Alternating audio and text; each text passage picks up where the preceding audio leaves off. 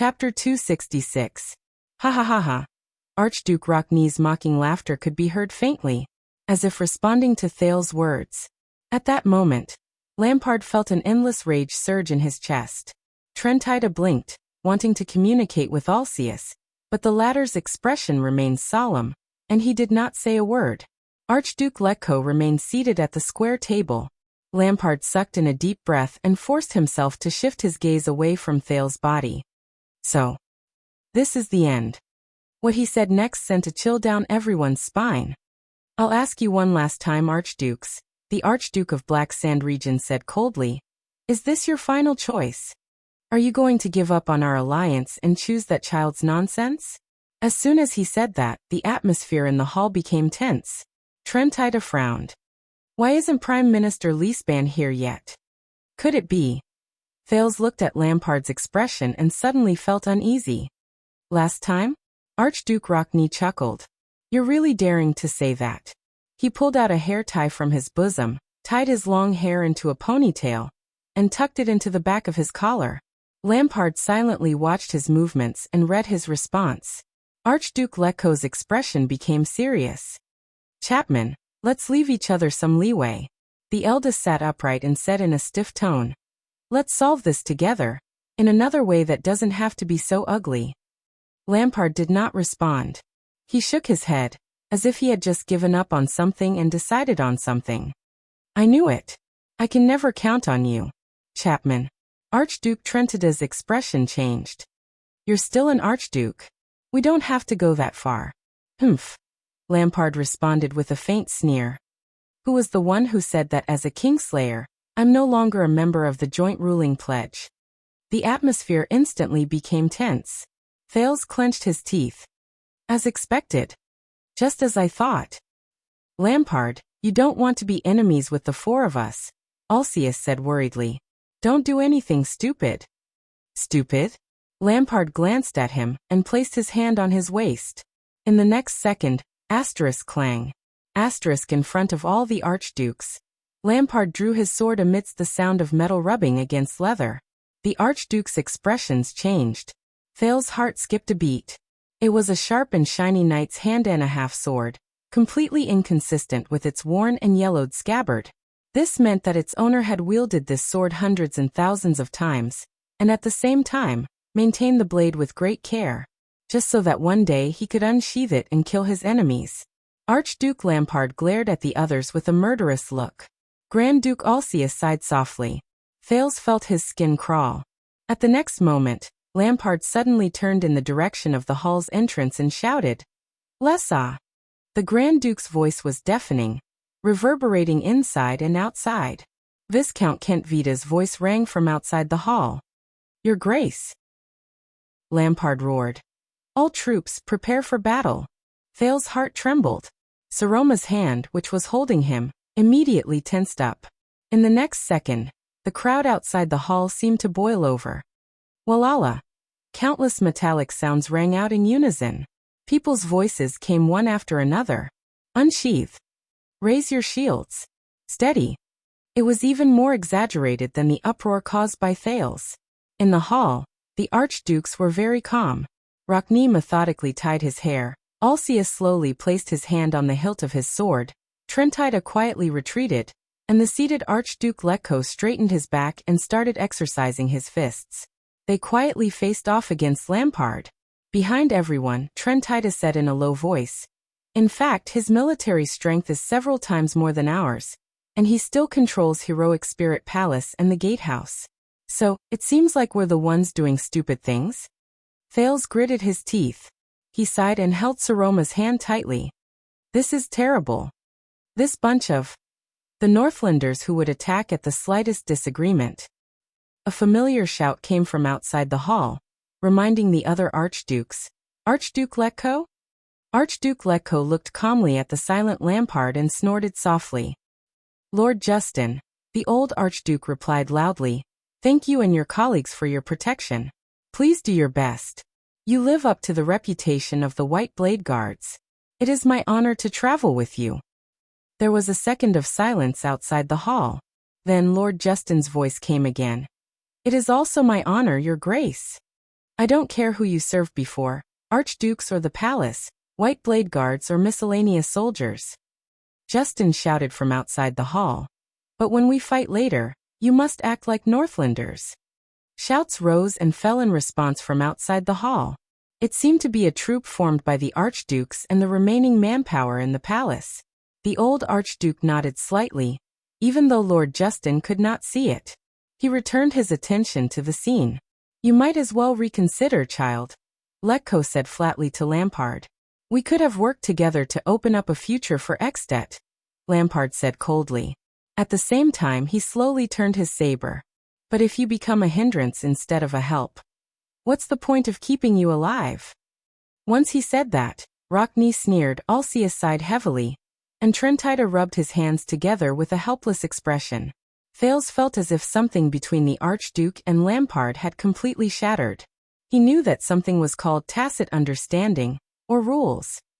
From now on, the situation were sliding in an unpredictable direction. Thales could not help but hold his breath. Chapman, think carefully about the consequences. Putting aside the fact that both sides are injured, even if you kill all of us here, how are you going to face Prime Minister Leespan, the current Dragon Cloud City, and all of Extet? Archduke Letko was calm and composed, as though the scene before him was just a training exercise. Lampard shook his head. This is not the outcome I want the most, but you have forced me into a situation where I have no choice. Asterisk clang. Asterisk Alcius unsheathed the two-handed heavy sword from his waist. He sighed. Not only will you become everyone's target, but Extet will also be in chaos after we die. Is this the outcome you want? Thales stared at the heavy sword that had almost slit his neck. His eyebrows arched slightly. Lampard said coldly, whether it's regicide or disrespect, once you walk out of here alive, no matter what reason you find, you will not let me go, whether it's because I broke the joint ruling pledge or because of that brat's nonsense. Even if I lose everything in the ruins, I will not be worse off than I am now. Coward. Archduke Rockney, who had tied up his hair, gave a simple answer. At the same time he drew his weapon, a sharp longsword that shone with a cold light. It was obviously not an ordinary weapon. He stood side by side with Alcius and faced Lampard with a solemn expression. Lampard turned to Thales, swung his saber, and narrowed his eyes. As for you, I will give you the ending that is most fitting for your status, Prince Thales Jadestar. Truly a good move. Thales exhaled in resignation. Stand behind me, Prince Thales, Lady Saroma. Archduke Letko looked at Lampard's expression and chuckled. I may be old, but I am still a Northlander. Before I fall, no one can hurt you. The old Archduke stood up slowly. There was an unquestionable might in his words. He drew a short knife, like a huge beast that had just woken up. Thales responded with a smile. Trentida sighed. Holding the short sword at his waist, he stood a little further away. I hate today. In the field, Rockney, Alcius, and Lampard were already at each other's throats. I heard that your brother stood still, and let you stab him 3 times before you killed him? Rockney swung the saber in his hand disdainfully, provoking Lampard without the slightest scruple. But we will not wait to be captured. Rockney snorted. 1 against 2. Are you prepared to die here, Chapman? Alcius held his sword with both hands. His expression was solemn, and he did not say a word. Are you joking? Lampard did not seem to be affected by the words at all. He was abnormally calm when he entered battle mode. Since that day 12 years ago, I have been prepared for every second. The tips of their swords were pointed at each other. Like the most sincere Northlanders, they showed no mercy. At that moment, Thales subconsciously glanced at Saroma. The girl's face was pale, but she was no longer as timid and panicky as before. She only looked at him calmly with a questioning gaze. It was as if the words she said in front of the archdukes had given her a lot of courage. Looking at her expression, Thales suddenly felt a lot less nervous. At this moment, Asda's voice rang in Thales' ears. Do you need me now? I will only ask one last time. The Soul Slayer Pike has discovered me. I must leave immediately. With a heart full of frustration, Thales also let out a long sigh. Beside him, Saroma gave him a strange look. Thales gently closed his eyes. He clenched his fists. That's enough. You. The next second, Alceus and Rockne got into their battle stances and were ready for battle. Lampard slowly opened his mouth with a ferocious glint in his eyes. The Archduke of Black Sand region roared. Kill them all. At this moment, a young male voice suddenly rang in the hall. Is that enough? The voice was so loud and piercing that it even cut off Lampard's words. The archdukes were stunned and turned their heads. Under everyone's dumbfounded gazes, the second prince of Constellation, Prince Thales Jadestar, had climbed onto the long table at some point in time. At this moment, with a head full of charcoal dust, the prince stomped his feet and waved his small fists. His face was contorted, and he yelled at the people in the hall through gritted teeth. Listen up, all of you. At that moment, the archdukes, who had been scolded in an unprecedented manner, could not seem to react. They all looked at Thales in shock. The prince yelled out the words in one breath. He bent down and pressed his hands on his knees. He panted in pain. The sin of Hell's river faded from his vocal cords. Under the table, Saroma stared at him in a daze. Thales took a deep breath and straightened his back again. He pained his chest, which was aching from yelling too much. I have an idea. Compared to the ending where both sides get hurt, it's much better. The title of the chapter is a tribute to you resurrected corpses. P.S. How can a diligent person like me stop updating? I'm updating every day for 48 hours a day. Chapter 267. Fong pushed it. Being banned on the homepage was a form of official recognition of the author's achievements. Being able to show my work here meant, damn. When I said this, Bourdieu's speech about speech kept popping up in my head, and I couldn't continue. In short, I was very happy. Along the way, although there were many obstacles, I was proud and touched that the readers were always by my side. When the number of favorites was less than 100, 9 readers had joined the group. They discussed the plot and chatted with each other. They gave me a lot of motivation in my monotonous life. They supported me in recording and presenting the next chapter of the story. Until now, there were more than 500 people in the group. There were even more readers who didn't join the group, but they used all sorts of ways to support this work, this world, and the lives of these characters. It is my honor to fight alongside you. I don't dare to say how fast I can write, or how many chapters one can update, but I will try my best to write every chapter. I don't have the confidence to write 10,000 words a day, but I have the determination to polish 3,000 words in 7 hours. Also, I have to thank the editor of this book, Qing Mang. As mentioned before, he was the one who picked up this lousy book from the trash and signed it. I won't say anything like he recommended me, so I'm very grateful. I'll just say one thing. In these 10 months, Qing Mang incessantly provoked, encouraged, threatened, tempted, begged, and so on. She ruthlessly urged Swordless to update. That's right, the reason why Swordless could get to where he is today is largely due to the editor's persistent urging. Here, I excerpted a portion of what Qing Mang said on QQ. Don't stop updating. Can't you split the 6,000 words into 2 days? Try not to stop updating. If you have the time, you might as well write a few words. When you stop updating, I really want to curse. I haven't even started. You underestimate yourself. Right, well, XXXX was written with you, and your monthly royalties are already over 10,000. The income is quite good. You can focus on writing, don't stop updating. Let me calculate for you. You've updated 270,000 words in 2 months. That's an average of 4,000 words a day. You can definitely update steadily. Lousy sword. You can at least try updating for a week. Why don't you just become a eunuch for me? I get annoyed just looking at you. Can't you just write 3,000 words a day? If you think like this, I can't even recommend you. I didn't give up on you even when you fell like a dog. We've known each other for a long time. If you don't update, I won't get anything out of it. I just feel that it's such a waste for a book. You're finally updating steadily. I'm so touched.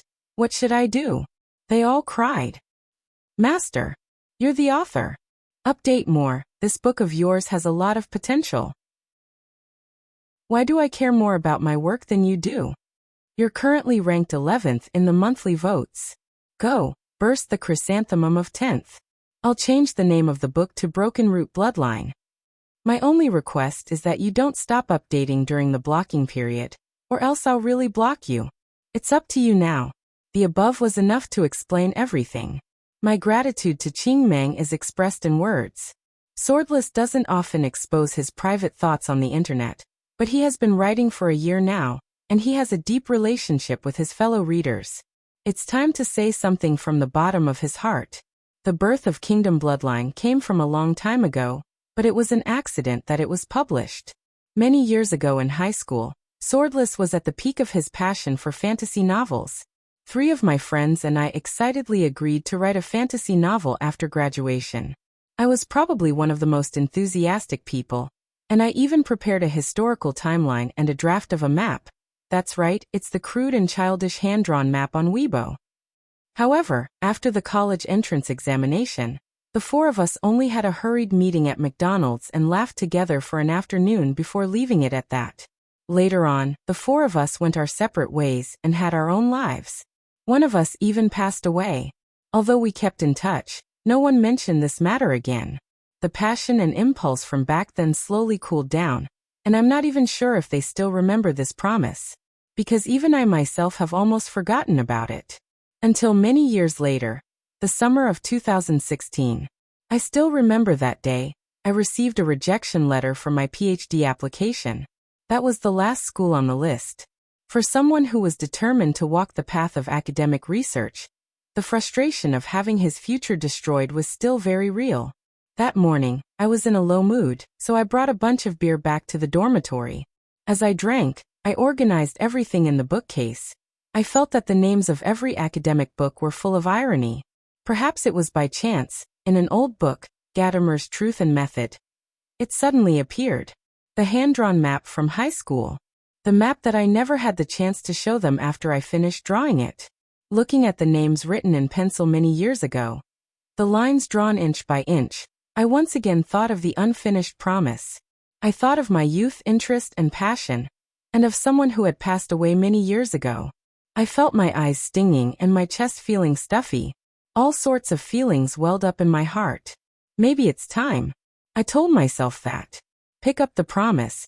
Pick up the dream of the past. Even if I'm the only one left. So, I pulled open the keyboard in my drunken state. In the early hours of the morning, the first 2 chapters of Kingdom Bloodline were published.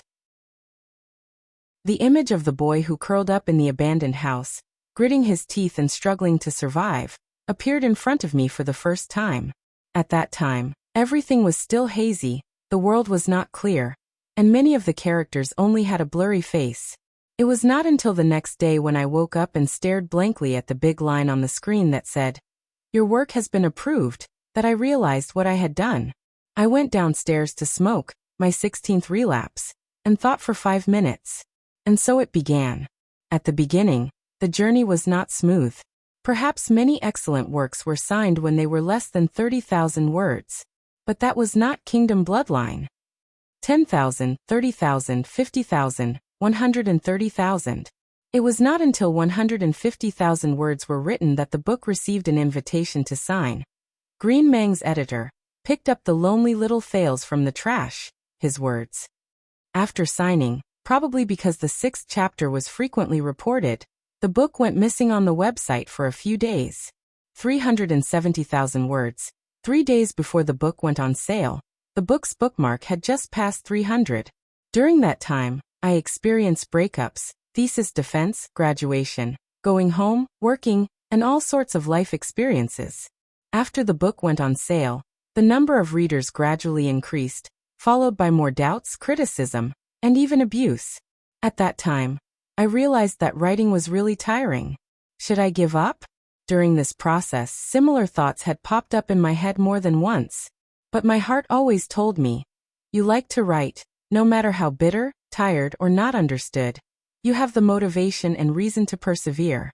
The author of Heart Demon, Qinji Huaqing, once said in the author group, "If you can realize your value while making a living, what could be more blissful than that?" I quite agreed. Just like what my acceptance speech said, bitterness is insignificant, happiness is needless to say. Every time I had the thought of giving up, leaving the book unfinished, watering down the word count, or escaping from the general outline, I would go to the author group to have a look and laugh with everyone. At the same time, I would convince myself, look, these pronunciations are all gathered here because of that fantastical and magnificent world, and they are full of hope for that world's future. You can't let them down. You can't. You have to continue writing. Continue writing. Until today's one. 3 million words. Back to the main topic. As the first work of a newbie, once Kingdom Bloodline was long, Wu Jian's writing strength was not enough, and the poor rhythm was obvious.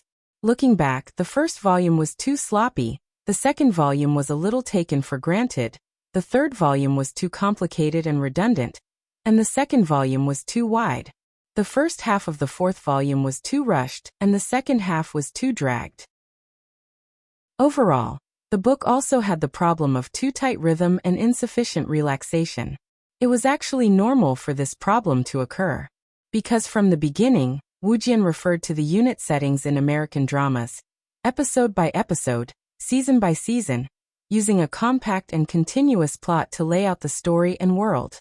Now it seemed that once this method of writing stretched out, all kinds of problems would occur, such as reading fatigue. Believe me, Wu Jian is trying to solve these problems, and Wu Jian is a person who likes to go back and change the text every few days. Smile. Well, readers, it's still the same old saying. I write well, you read well. I believe we can find resonance in the book and let each other think. This is more effective communication than many forms of discussion. I hope everyone will subscribe to the original version, especially Qidian or QQ reading. Believe me, buying the original version can be addictive. Finally, I will post a paragraph from the epilogue of Border Town Prodigal. To encourage myself, frowny face. The conflict of human nature is the real moving factor that can't be lacking in any novel. As a martial arts novel writer, of course, I am not opposed to using treacherous changes, surprising plots, and prominent heroes to attract readers. I just feel that, in addition to these, I should give readers something else, something that can inspire them, something that can make people admit that martial arts novels are also novels. But I also know that new attempts are not only risky, but also always strenuous and unrewarding. But I am willing. Because I am a martial arts novel writer. I always hope that people who write martial arts novels can also be called writers in the future, and be valued like other writers. I always hope that martial arts novels can also be called novels in the future, like other novels, can be placed in the living room with dignity. Gulong 1972. 9:20. Crouching with hands on head. Next, I am open to readers to throw bricks. Chapter 268. At that moment, Thales swept his gaze across the tense confrontation between the two parties. If he stopped here, perhaps Lampard's plan and goal would be destroyed, and the two countries would be able to avoid war. But it would also cost the prince himself and so many people who were fighting in Heroic Spirit Palace. Saroma stared at him worriedly under the table, and quietly asked him to stop. But Thales clenched his fist lightly. His battle was not over yet. There was still one last step left. During Constellation's national conference, when Thales fiercely rebuked the guardian duke of the Land of Cliffs, the one-eyed dragon Koster, Gilbert praised him, but also sighed and told him that the carefree counterattack that forced the opponent to a dead end was actually not a brilliant way of governing. Later on, Thales understood through his many experiences that in the game of power, only inexperienced newbies and hot-headed fools would act like the main characters in popular night novels who would seek revenge for the smallest grievance. They would be greedy for temporary benefits and use fierce, ruthless attacks to attack their political enemies. Take Thales as an example. At that time, he seemed to be winning, but in the end he forced Koster to become his sworn enemy.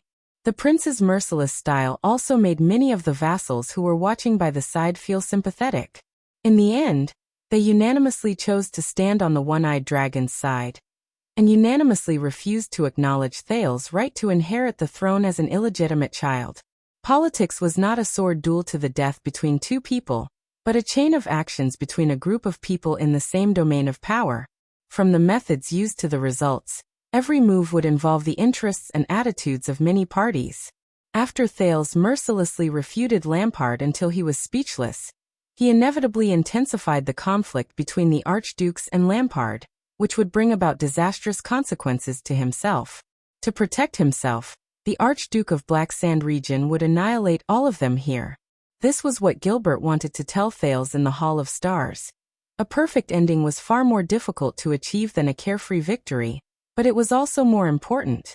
This was because victory often meant a further confrontation, and ending the battle required the greatest compromise. Thales took a deep breath. But he had to do it.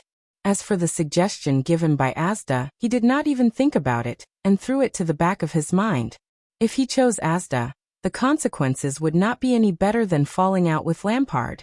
But just as he was about to speak, clang. The ear-piercing sound of metal resounded. No one knew who made the first move, but Lampard's half-sword had already collided with Ronnie's sword.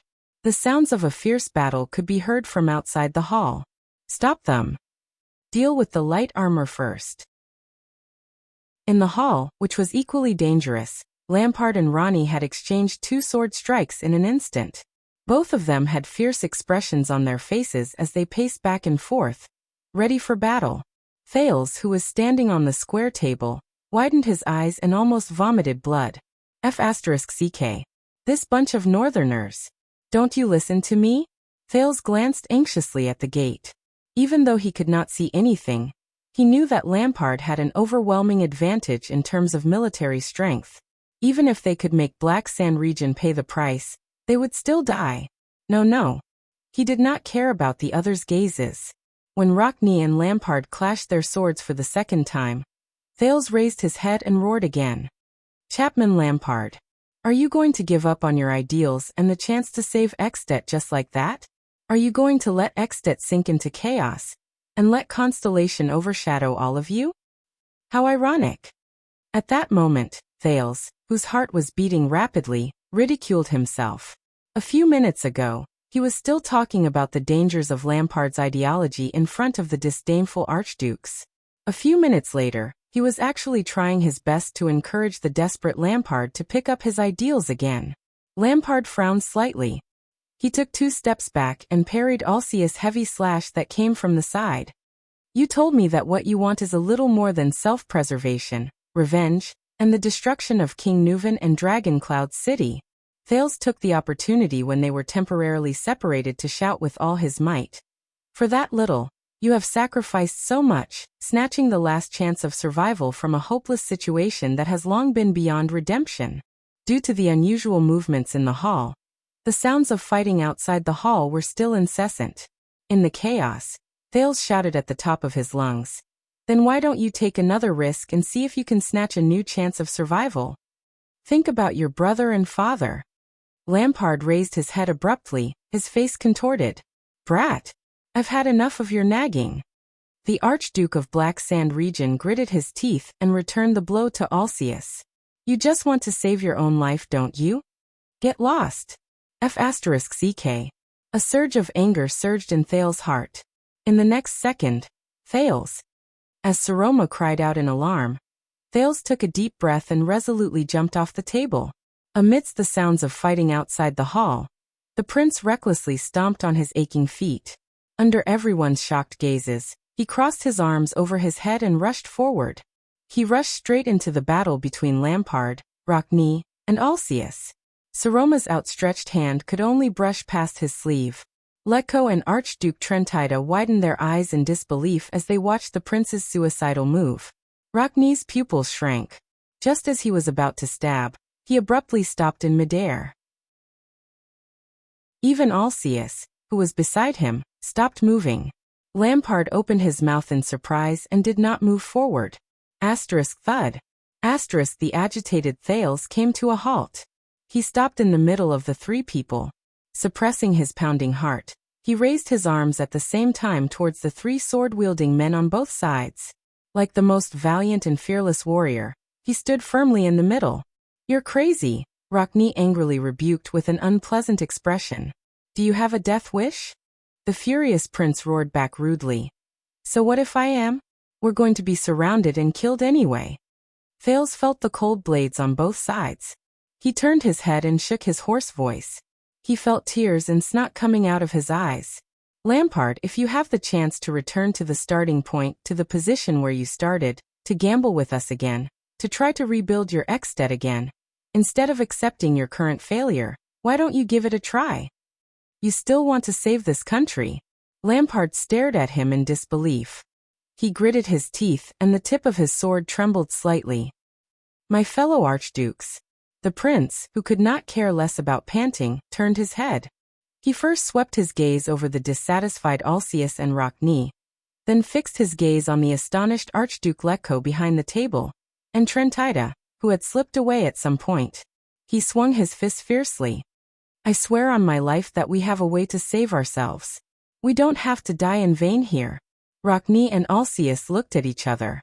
Their bulging muscles were still tense. The sounds of fighting outside the hall were still intense. No one knew how many casualties there were. The short confrontation was immediately broken by Lampard.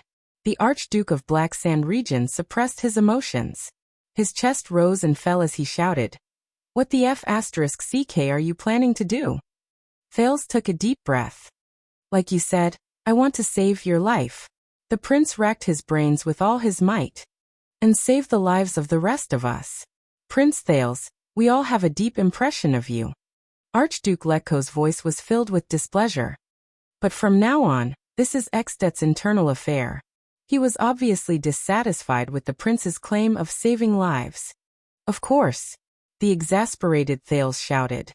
So, I am only responsible for making suggestions and trying to convince all of you. Thales said loudly. The choice is up to all of you. Can't we kill each other 2 minutes later? Northlander. No one knew whether it was his crazy actions that won respect and attention, or whether the insulting term Northlander had an effect, but the moment Thales finished speaking, the hall instantly fell silent. For a moment, only the sound of everyone's heavy breathing could be heard.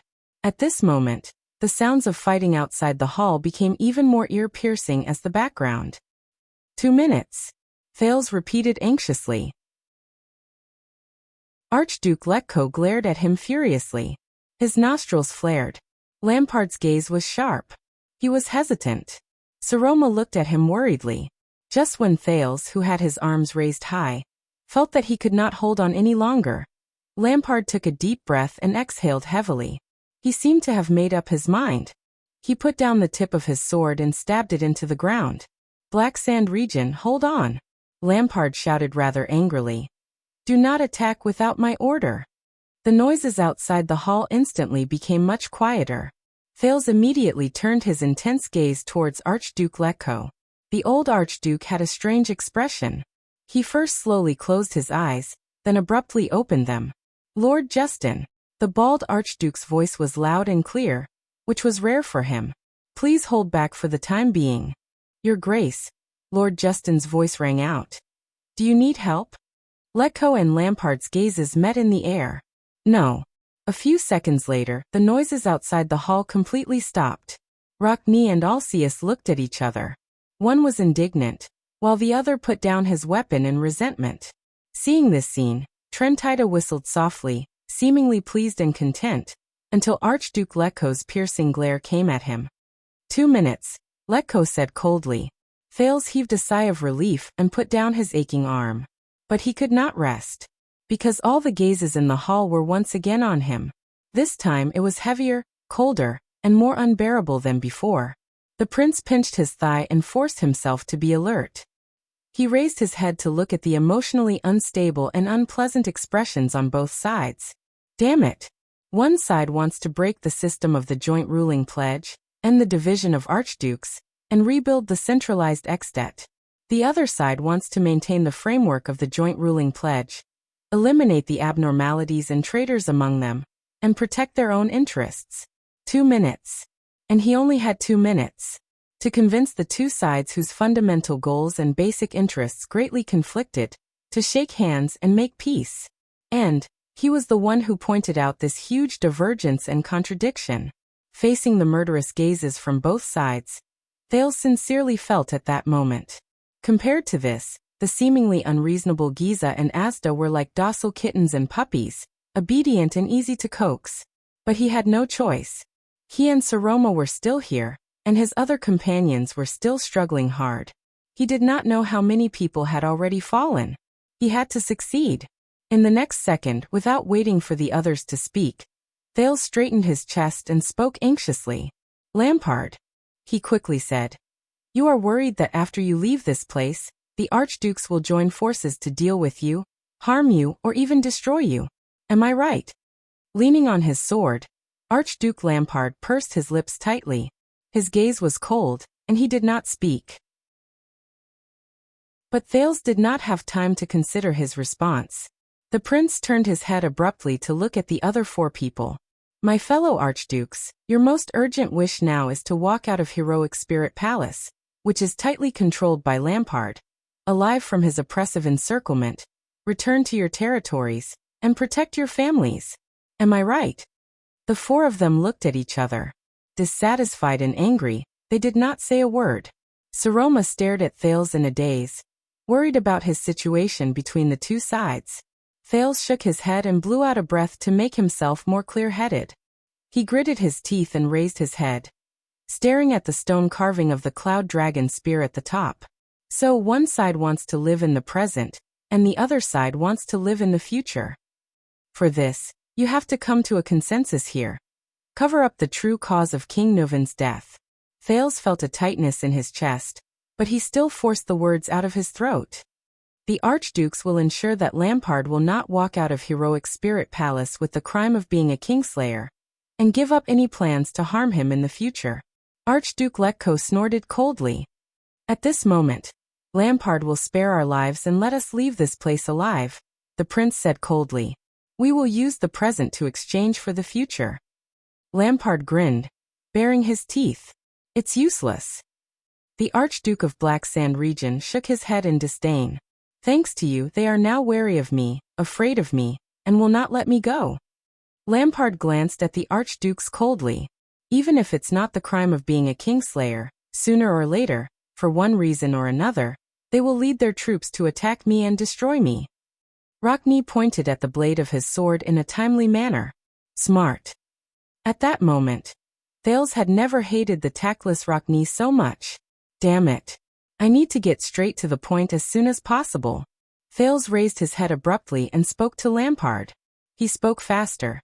That's right, they will not let you go, because you are the one who trampled on the joint ruling pledge by killing the king, and even tried to destroy the pledge with a revolution. To protect the joint ruling pledge, and for their own interests, the 4 archdukes will definitely join forces to destroy you. Looking at Lampard's increasingly hostile gaze, Thales' expression became solemn, and he changed the topic. Unless, under everyone's gaze, Thales said seriously, unless Chapman Lampard's life is already tied to the joint ruling pledge. Destroying you is equivalent to destroying the joint ruling pledge. As soon as he said that, what?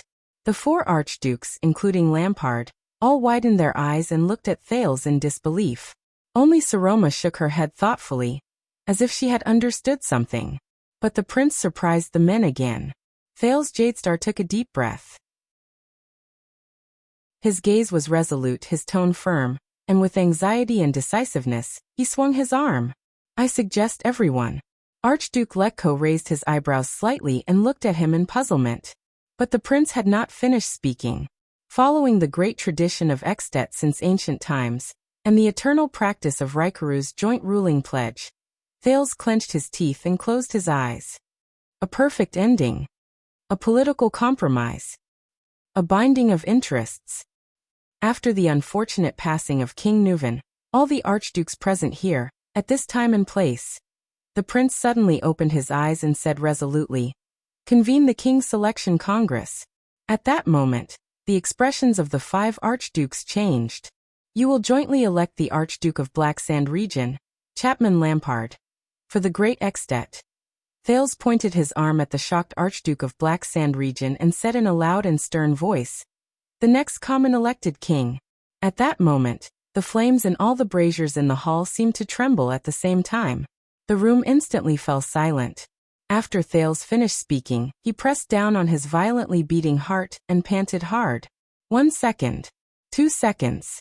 In the quiet hall, Trentida blinked in surprise and took 3 deep breaths. Rockne and Alceus were like stone statues, frozen on the spot. Only their gazes were fixed on the prince. Archduke Letko was expressionless, but his eyebrows and upper lip kept twitching, and his wrinkles rose and fell. The hostility from their life-and-death duel seemed to have been dispelled in an instant. Even Saroma, who was deep in thought, forgot to think for a moment. She stared at Thales with wide eyes. As for Chapman Lampard, the person Thales was pointing at, he stared at the Prince of Constellation with a strange gaze that had never been seen before. This, the Archduke of Black Sand Region, who was brimming with killing intent, gulped with difficulty. This boy, he just said. What did he say? The common elected king? I keep feeling that little Thales could not finish talking in those 2 minutes. What do you think? Chapter 269. What the F***ck are you talking about? Archduke Rockne snapped out of his daze. He could no longer hold back his anger and shouted at Thales. Thales calmed his breathing and stared at Rockne calmly. They don't like this suggestion. The prince observed everyone's expressions and came to this conclusion. It was not just Rockne. Almost all the archdukes except Lampard were extremely dissatisfied. Even the slippery Trentida snorted to express his disdain. However, Thales had long since anticipated their reaction. Next, in my opinion, Archduke Alceus raised his heavy sword again, his eyes blazing. Shall we kill this viper first, then kill each other? Prince Thales. Archduke Letko's deep voice was now filled with sternness. I advise you. Thales took a deep breath. Saroma shook her head at him from afar. It's not 2 minutes yet. The prince put on the most serious expression he could imagine. Keep your promise. Let me finish. After that, you can cut me into as many pieces as you want. Archduke Letko stopped talking. His face was filled with disgust and anger. Thales immediately turned his head. Lampard was looking at him with a complicated expression. I have to find something they care about, Thales told himself. If you become their new king, Thales said firmly to Lampard. Even if you let them walk out of here alive, the archdukes will not be able to do anything to you in public. They will not be able to fabricate a reason to attack their own king, because this is a violation of the joint ruling pledge. Aside from getting rid of their threat to you, you will also obtain the status, prestige, and taxes of the king. You will be able to continue fulfilling your ideals in Extet, and you will not have to face the wrath of Dragoncloud City after the Archduke's death. Lampard's brows furrowed and relaxed. He wanted to say something but stopped. Impossible. Archduke Rockne interrupted them with gritted teeth. In this lifetime, I will never choose a kingslayer as king. This in itself is the greatest violation and insult to the joint ruling pledge. I knew it, Thales said in his heart. Thales could only close his eyes again, inhale, and turn to them. This is a necessary compromise. The prince said firmly. Archduke Rockne, I know that your vassals have always been unstable, and Nuven has also used this as an opportunity to interfere with you. Think about it. If your city of faraway prayers lost its suzerain today, think about the current Dragoncloud City. Ronnie was speechless. Thales looked at the others with an anxious expression. Everyone, please put aside unnecessary emotions and think carefully. This is already much better than your original ending. If I didn't show up, think about what would have happened to all of you. You would have fallen into Lampard's trap of the virtuous king without knowing what was going on. You would have fallen apart in wars and benefits. You would have been weakened by his successive schemes. You would have become a stepping stone for the Archduke of Black Sand Region's power. You would have sacrificed your own families to be buried with the joint ruling pledge, to lay the foundation for the new Extet kingdom without the existence of archdukes. Thales panted. And to wait helplessly for their families and territories to be destroyed. Alceus straightened his face and stared straight at the Archduke of Black Sand Region. Lampard lowered his head when he heard that. His eyes narrowed and his brows twitched as if a storm was brewing. But now that all of you have successfully avoided that ending and obtained such important information, the prince's voice rang out again. Are you going to die in vain in heroic Spirit Palace, leaving behind an Extet with an unknown future, and plunge your families and territories into turmoil? If you accept my suggestion, At least all of you will be able to return to your territories and your families safely. You will be able to see your siblings, your wives, your children, your relatives, and your friends. You will be able to arrange everything in an orderly manner and stand together again to fight against your new king. Be wary of the new threat lurking in the dark. Archduke Trentida snapped his fingers in a baffling manner. His expression was subtle. Thales eagerly waited for the Archduke's response. You mean?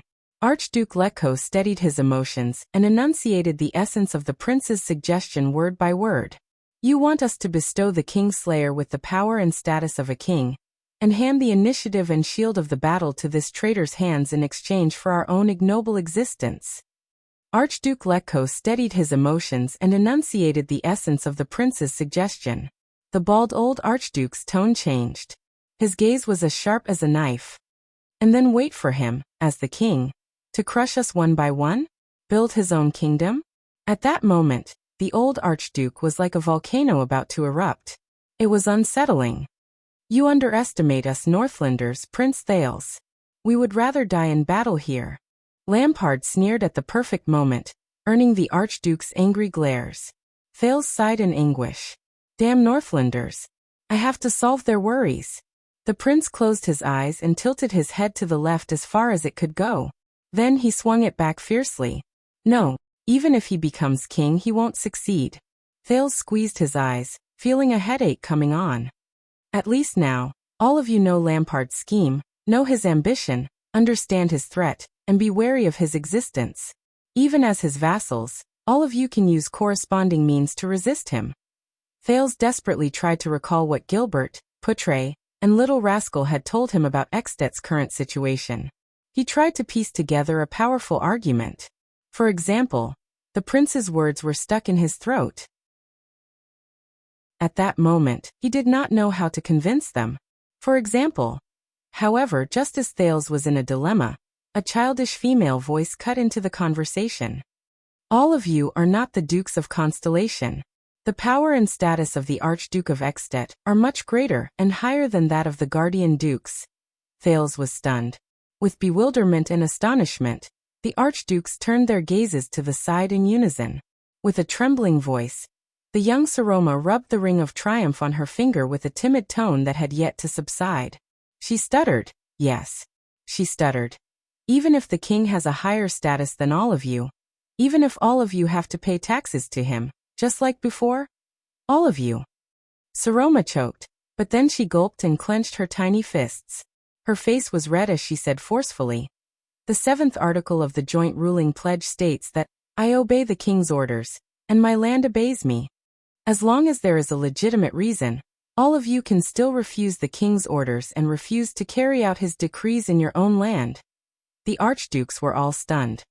There is also the 14th article. Do not refuse war in the name of righteousness. The reverse meaning of this article is that in the face of a war that goes against your principles and righteousness, as long as you provide a reason and convince your vassals and subjects, you have the right to reject the king's conscription order. Even if you have to send troops, the number of troops you send is also up to you. Lampard's expression became very unpleasant. Saroma continued to speak timidly. Also, there are precedents that are not written in the oath but are recorded. If the king wants to send officials to mediate the internal affairs of your territory or the conflicts between suzerains, they must be nobles of considerable status. All of you may have to pay taxes to him, but the ratio of payment is usually decided by your own internal meetings, and according to the annual harvest and income. This is the practice after Tannun's civil strife. It was first proposed by the first Archduke Alcius. Archduke Alcius' expression immediately became very interesting. So, all of you do not have to be afraid of the king. Saroma took a deep breath. In Extet, the king and the archdukes are both the owners of the land. This is the power that the archdukes tacitly acknowledge under the joint ruling pledge. Lampard shut his eyes tightly. So, this is why the joint ruling pledge must be destroyed. With such a restriction, Extet can only be a great dragon with 10 heads forever. Saroma continued. But for the past 90 years, under the pressure of Dragon Cloud City, many archdukes have not dared to bring it up publicly due to all kinds of pressure. But Black Sand region is not Dragon Cloud City. He does not control your trade routes, nor does he control your grain production. He is also not your blood relatives or in-laws to interfere with your internal problems. Saroma exhaled softly. Her small face was flushed.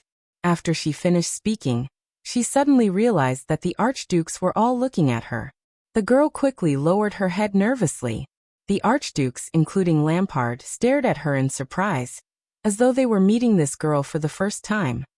That girl? What exactly is she? Thales heaved a sigh of relief and cast a grateful glance at Saroma. Yes. Thales resolutely clenched his fists and pumped them in front of his chest. Just like how all of you resisted King Nuvan's pressure with your dignity as archdukes. So what if he is the king?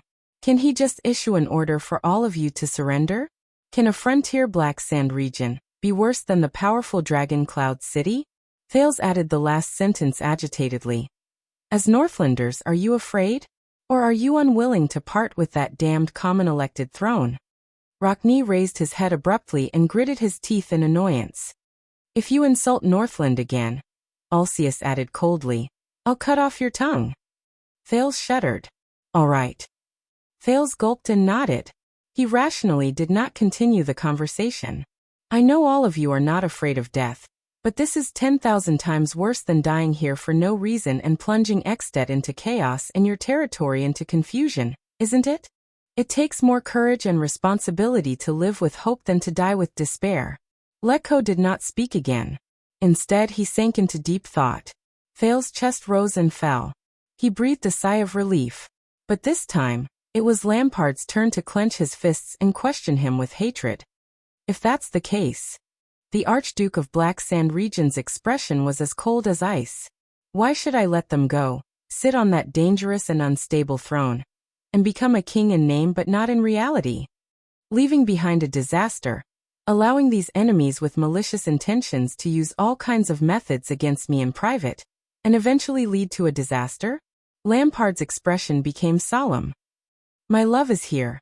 I'll take their heads. I don't want to play cat and mouse with them. As soon as he said this, the three people who were confronting each other immediately looked ferocious. They immediately showed signs of fighting again. Thales raised his hands in agony and scratched his hair hard. Arg. These bastards. Lampard. Thales sucked in a sharp breath. If you don't do this, prepare to say goodbye to your future. 6 archdukes died in Heroic Spirit Palace in one day. You who came out with an army, tried to explain to Prime Minister Lisbon's army and the angry Dragon Cloud City that this was all done by the Constellations, and that I was just passing by? Lampard snorted coldly. He tightened his grip on the hilt of his sword. This brat, this damn it. As for the Archduke's threats to you, aren't you Chapman Lampard? Thales suppressed his inexplicable anger and said in a low voice, Renaissance Palace, Broken Dragon Fortress, Shield District, and now, we've fought against each other so many times. You who never yielded, always managed to fight for hope in a hopeless situation. Don't you dare to take the risk again, for your ambition, for your ideals, for your Extet, to sit on that dangerous and unstable throne, and to continue your dangerous game on the second battlefield?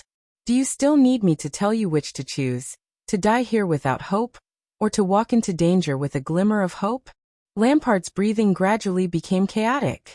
Thales remembered Lampard's past and subconsciously added, Believe me, after killing a few archdukes in a row, your ambition will come to an end.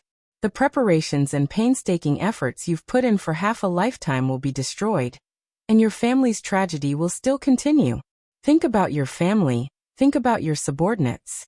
Are you willing to accept this? Lampard froze on the spot. He stared at the saber in his hand in a daze, and did not speak for a long time. Harold, kid. Archduke Alcius's expression was solemn. One moment, the other. Whose side are you on exactly? Thales had no choice but to turn towards the 4 archdukes again.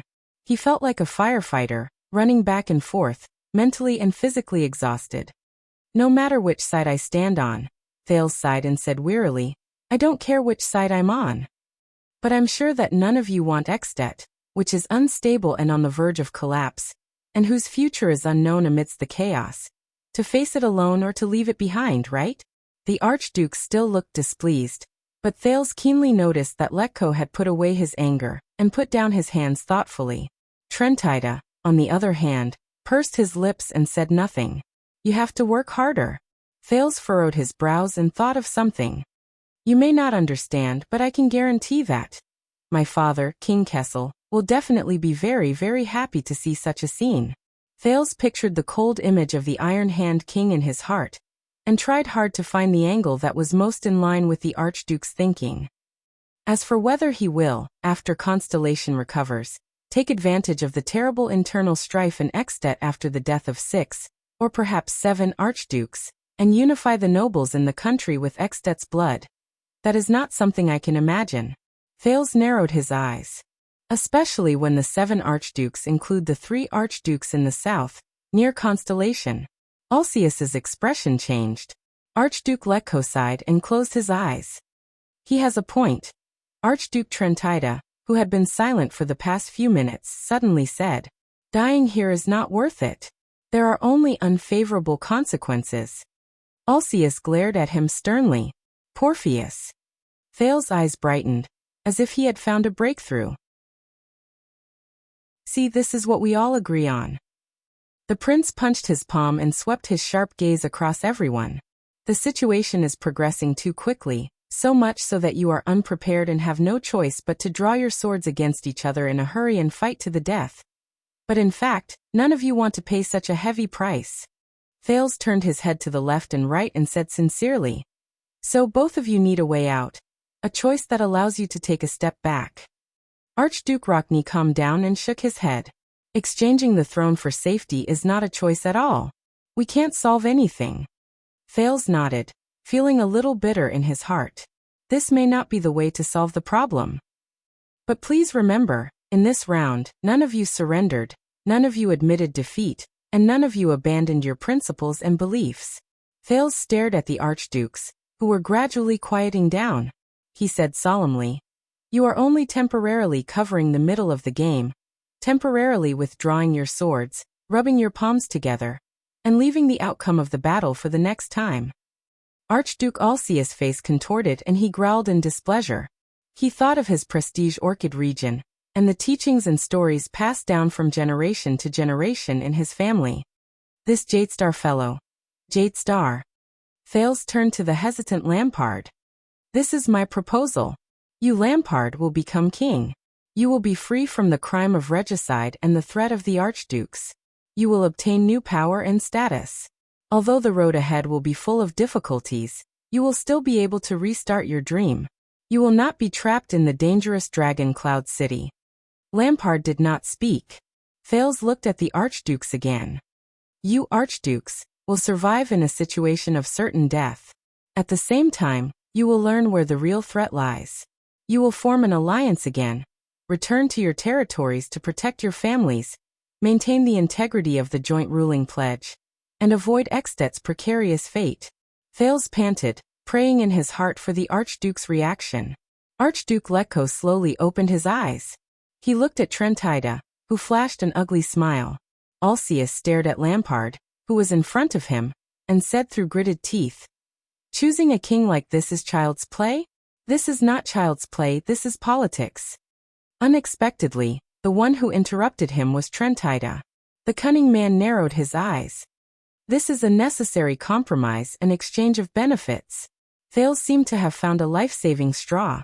He nodded gratefully. You're right, this is another way of fighting. And when you know that there is a better choice, you still blindly charge forward and sacrifice your soldiers. That is the behavior of a fool. Rockney turned to their traitor, Trentida. His expression was unpleasant. So you're on his side. If we are all killed by Black Sand region here, then we don't have to take sides anymore, Trentida said gloomily. It's the same for Chapman. He will kill us, and then Leespan will kill him. Archduke Rockney growled, seeming rather indignant. Going against our wishes, bowing to a regicide and choosing him as king. The Archduke with his long hair tied up clenched his teeth. His expression was gloomy. And covering up his shameful act of regicide. Can you imagine anything worse than this, an act that tramples on the joint ruling pledge? The Archduke's expressions darkened. They looked at each other. The atmosphere was very heavy. Thales could only bite the bullet and speak again. Weren't you prepared to do the same when you took the oath? Thales steadied his breathing and felt his palms sweating. When you were facing the threat of Constellation, you made a painful but necessary decision. I can understand. Now when you are facing Lampard's threat, you also have to make a painful but necessary decision. This is the responsibility of a suzerain. Thales felt like he was about to collapse from exhaustion. His brain was not enough to process it. This is what you have to bear when you stand in this position. Thales shook his head helplessly and said something that even he found ironic. For Ekstedt. Hearing this, Lampard exhaled and looked elsewhere. A soundless, mocking smile appeared on his face. After Thales said the last sentence, he felt sweat all over his body. He was about to collapse. He had tried his best. If this was still not enough, then what next? It has been far more than 2 minutes. Archduke Letko, who had not moved for a long time, opened his tired eyes, as though he had gone through an intense duel. Prince Thales, Alcius and Rockne subconsciously raised their swords and looked at Lampard, who had also become vigilant. I'm sorry. Thales swallowed painfully. His mouth was dry. Perhaps my flow of time is different from yours. Chapter 270. But none of you interrupted him, did you? Trentida put away his dagger and crossed his arms. He sighed and said, Look, sometimes even though his mouth is stubborn, his body will always reveal his inner thoughts. He raised his gaze. What do you think? Alcius frowned. His gaze moved back and forth between Lampard and Thales. Ronnie, on the other hand, observed Alcius' expression. Lampard only raised his sword expressionlessly. No one could guess what he was thinking. Just as Thales was getting anxious, Archduke Letko broke the silence again. The old Archduke's voice was hoarse. You know, the King's Selection Convention needs the High Priestess of the Temple to bear witness. Thales shuddered and spoke almost instinctively. High Priestess Holm is now outside the gatehouse. She will be waiting for your summons within a 5-minute journey. Her status is extraordinary. Even Prime Minister Leespan can't stop her. The Archdukes frowned. You planned this beforehand? Archduke Letko asked in surprise. Thales shrugged. He was drenched in sweat. There was silence. Archduke Letko and Trentida looked at each other. 2 seconds later, the old Archduke closed his eyes and let out a bleak laugh. Trentida glanced at Thales and also laughed involuntarily. Thales was baffled by what he saw. Rockne and Alcius looked at each other, seemingly shocked by their companion's decision. Lampard sighed. That's impossible. Archduke Rockne clenched his teeth and shook his head fiercely. There are only 5 of us here. The King's Selection Convention can't be held when there are not enough people. This is against convention. He looked at Alcius, as if trying to seek support. However, that familiar female voice rang again. Actually, the King's Selection Convention can be held when there are not enough people. The Archdukes moved and turned their attention back to Saroma. The dirty girl said carefully. In year 346 of the calendar of eradication, the King of Wrath died in the Nightwing King's army. Dragon Cloud City fell into the enemy's hands. Without a leader, the war-ravaged Ekstedt could not gather the Archdukes to choose a king. Saroma's words gradually became smoother. Her voice was clear and pleasant. Therefore, the Grand Dukes of the Sentry region, the Grand Duke of the Glacier Sea, and the Grand Duke of the Defense City all gathered together and cast their votes. At the same time, they informed the remaining 6 territories to send in their choices using messenger crows. Saroma lowered her head and stole a glance at Archduke Rockne. That was how Rockne got 4 votes and sat on the throne during the war, the girl said softly. And he is one of your ancestors, Archduke Rockne. Ronnie was tongue-tied and at a loss for words. As he listened to Saroma's timid explanation, Thales felt as if he had met his savior. However, there were still people who raised objections. Archduke Alcius shook his head. That was just an exception. Besides, we don't even have the time to wait for the other archduke's votes. Once Leespan takes over the gatehouse, The illusion of peace you've created will be shattered. In the end, we'll still end up fighting to the death. Lampard looked up. My men are stronger than you think. They can hold on for long enough. For example, after my army kills all of you. Alcius and Lampard's gazes met in midair, and it seemed like sparks of hatred and anger were about to erupt. Thales quickly raised his hand. We don't have to inform the other archdukes, he said anxiously. As long as we can ensure that all of you have an overwhelming number of votes, and that the other archdukes' choices won't affect the outcome, we can decide on the common elected king. Overwhelming number of votes? The bearded Alcius shook his head in disdain and pointed at Lampard. Including him, there are only 5 of us archdukes here. Even if all 5 of us choose Lampard to be the king, we still lack. When he said this, he suddenly froze. The other archdukes, including Lampard, were also stunned. In the next second, they turned their heads in unison. They looked at the same person. That's right, everyone. Thales felt as if a huge burden had been lifted from his heart. His arms trembled. We need 6 votes among the 10 archdukes to decide on the next common elected king without any objections in the absence of the other archdukes. His pupil shrank slightly. Only 6 votes. Under all the archdukes' disbelieving gazes, Thales took a few steps forward and walked to the side of the girl who was at a loss for what to do and did not even know where to put her hands. Allow me to introduce her again. Thales grabbed the girl's hand and solemnly raised the triumph on her finger. Saroma, Alex Soria Walton. The archdukes looked at each other. She is the legitimate descendant of the Dragon Spear family, and the next of Dragon Cloud City. Thales gritted his teeth and paused for a second before he slowly opened his mouth. Archduchess. The hall was greeted with a silence that lasted longer than any other moment. Saroma was dumbfounded as she met the Archduke's shocked and puzzled gazes. What? How could this be? The girl only felt fear in her heart. She subconsciously turned to the prince beside her. But Thales grabbed a handful of her hand and stopped her words in her mouth. The second last brazier slowly extinguished in the silence. No. Alcius stared in shock at Saroma, who was about to cry. He shook his head in disbelief. She is a girl. There has never been such a precedent in Ekstedt, no, in all of Northland. Have all of you not broken enough precedents today? Thales exhaled. Plotting to assassinate the king, covering up the truth, dividing up territories, archdukes drawing swords against each other in the Hall of Heroes. In comparison, the appearance of an archduchess is simply too conservative. Lampard stared at Saroma with a strange expression. He seemed to have thought of something and actually flashed a bitter smile. Archduke Letko sized up Saroma with difficulty. He wanted to say something, but stopped himself. A woman. Archduke Rockney narrowed his eyes. Neither the commoners nor the nobles of Ekstedt will acknowledge an archduchess. Thales said seriously. So she needs all of your support. She needs the acknowledgement and affirmation of the 5 archdukes of Ekstedt in the kingdom to secure her position and suppress opposition and dissent. And her status as an archduchess will ensure that we. Thales stopped in time and changed the way he addressed the archdukes. Ensure that your king's selection is successful, and we can solve the dilemma of both sides. Whether all of you die in the chaotic battle, or Lampard dies under the Prime Minister's sword, we can avoid both. At the same time, we can compensate for Dragon Cloud City's loss and fill the vacancy left by King Nuvin's death.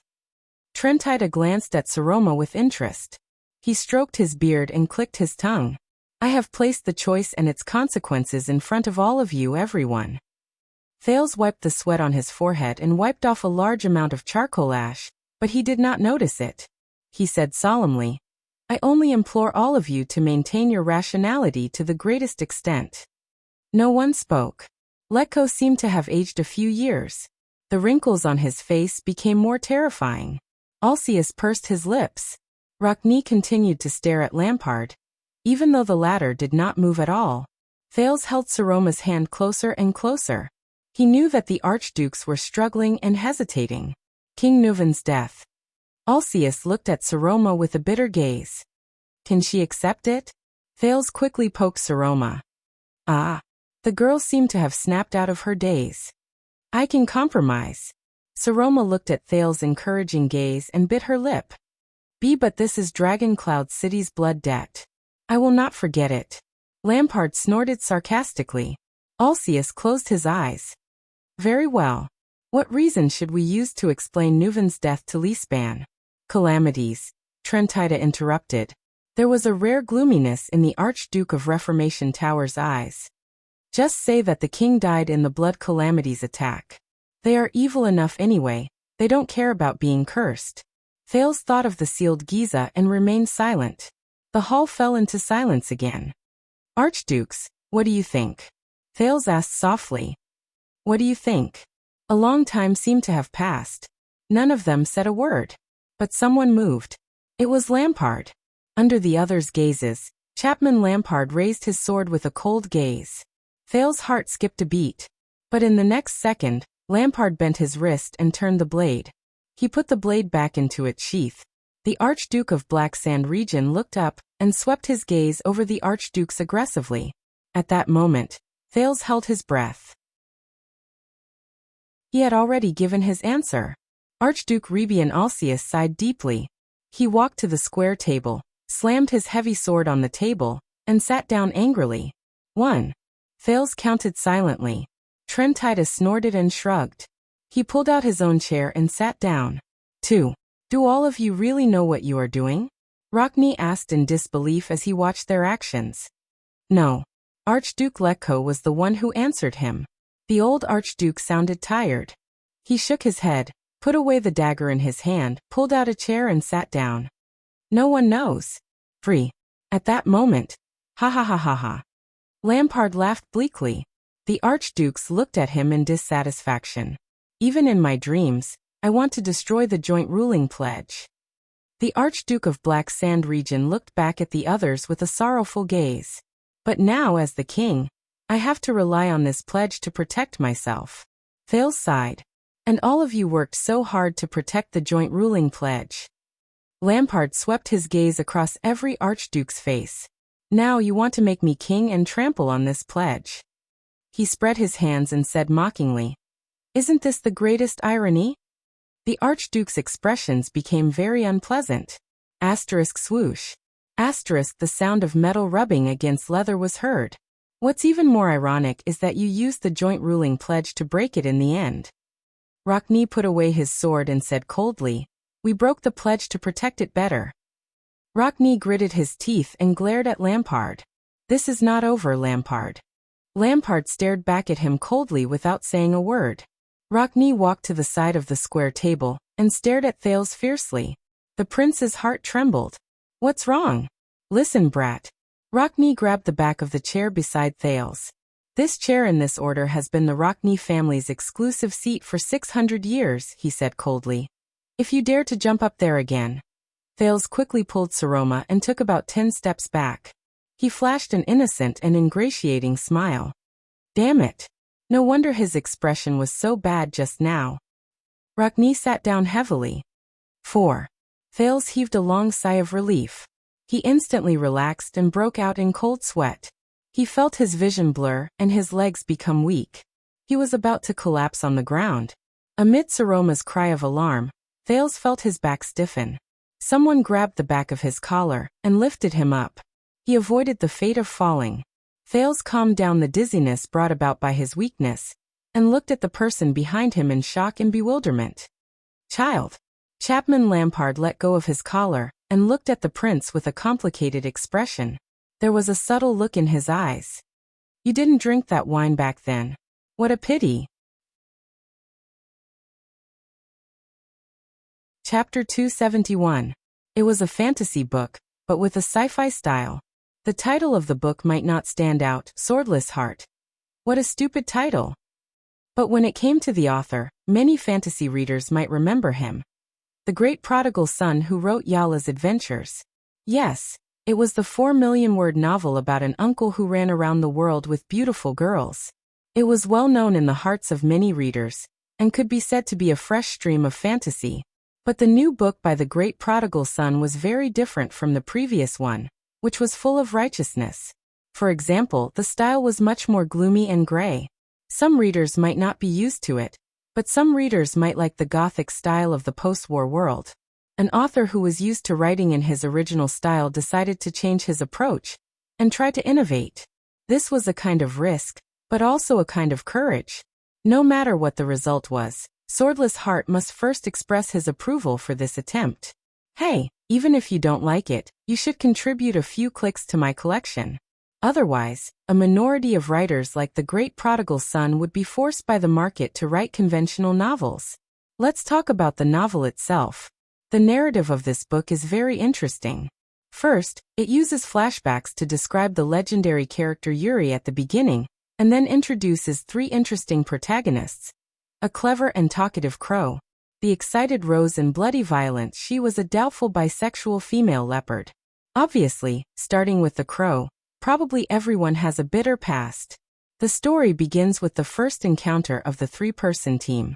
I believe in the skill of the characters in this book. Although there are not many words, the previous book is proof. The characters in Yala's adventures are vivid and real, and they seem to be at your fingertips. There are very few dry paper dolls and vases. The writing style of this novel was also okay. After all, it was written by an old writer who had written Yala with 4 million words. The writing style was smooth, and the narration was concise compared to a novel with 1.4 million words in which the protagonist was only 7 years old. There was no difficulty in reading it. Secondly, the prodigal son's ability to change the world setting is obvious to all, as can be seen from Yala. This time he chose a dark, gloomy and gothic post-war world, in fact more of a sci-fi style. And in the beginning of the preface he dug a big hole, the door to change the world. I don't know what surprises he will give us.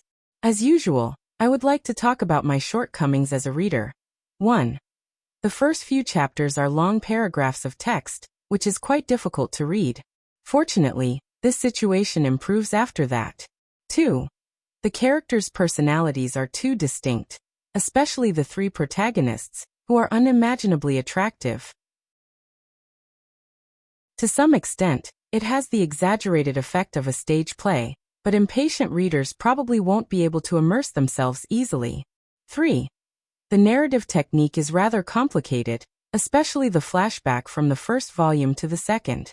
From the present to the first encounter, it is easy to make people feel lost. As for whether this is the case, you can judge for yourself. One sentence of evaluation. A refreshing old author's gothic and precious creative experiment.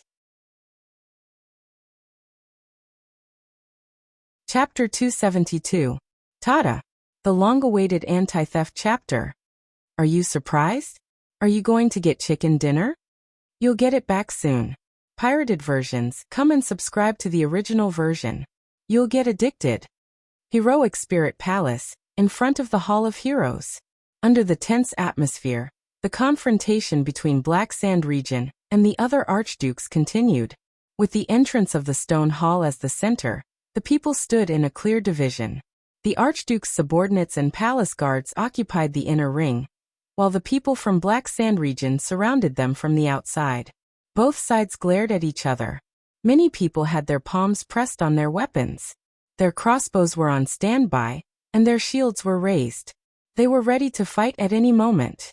And all of this depended on the crucial conversation between the 5 archdukes in the stone hall.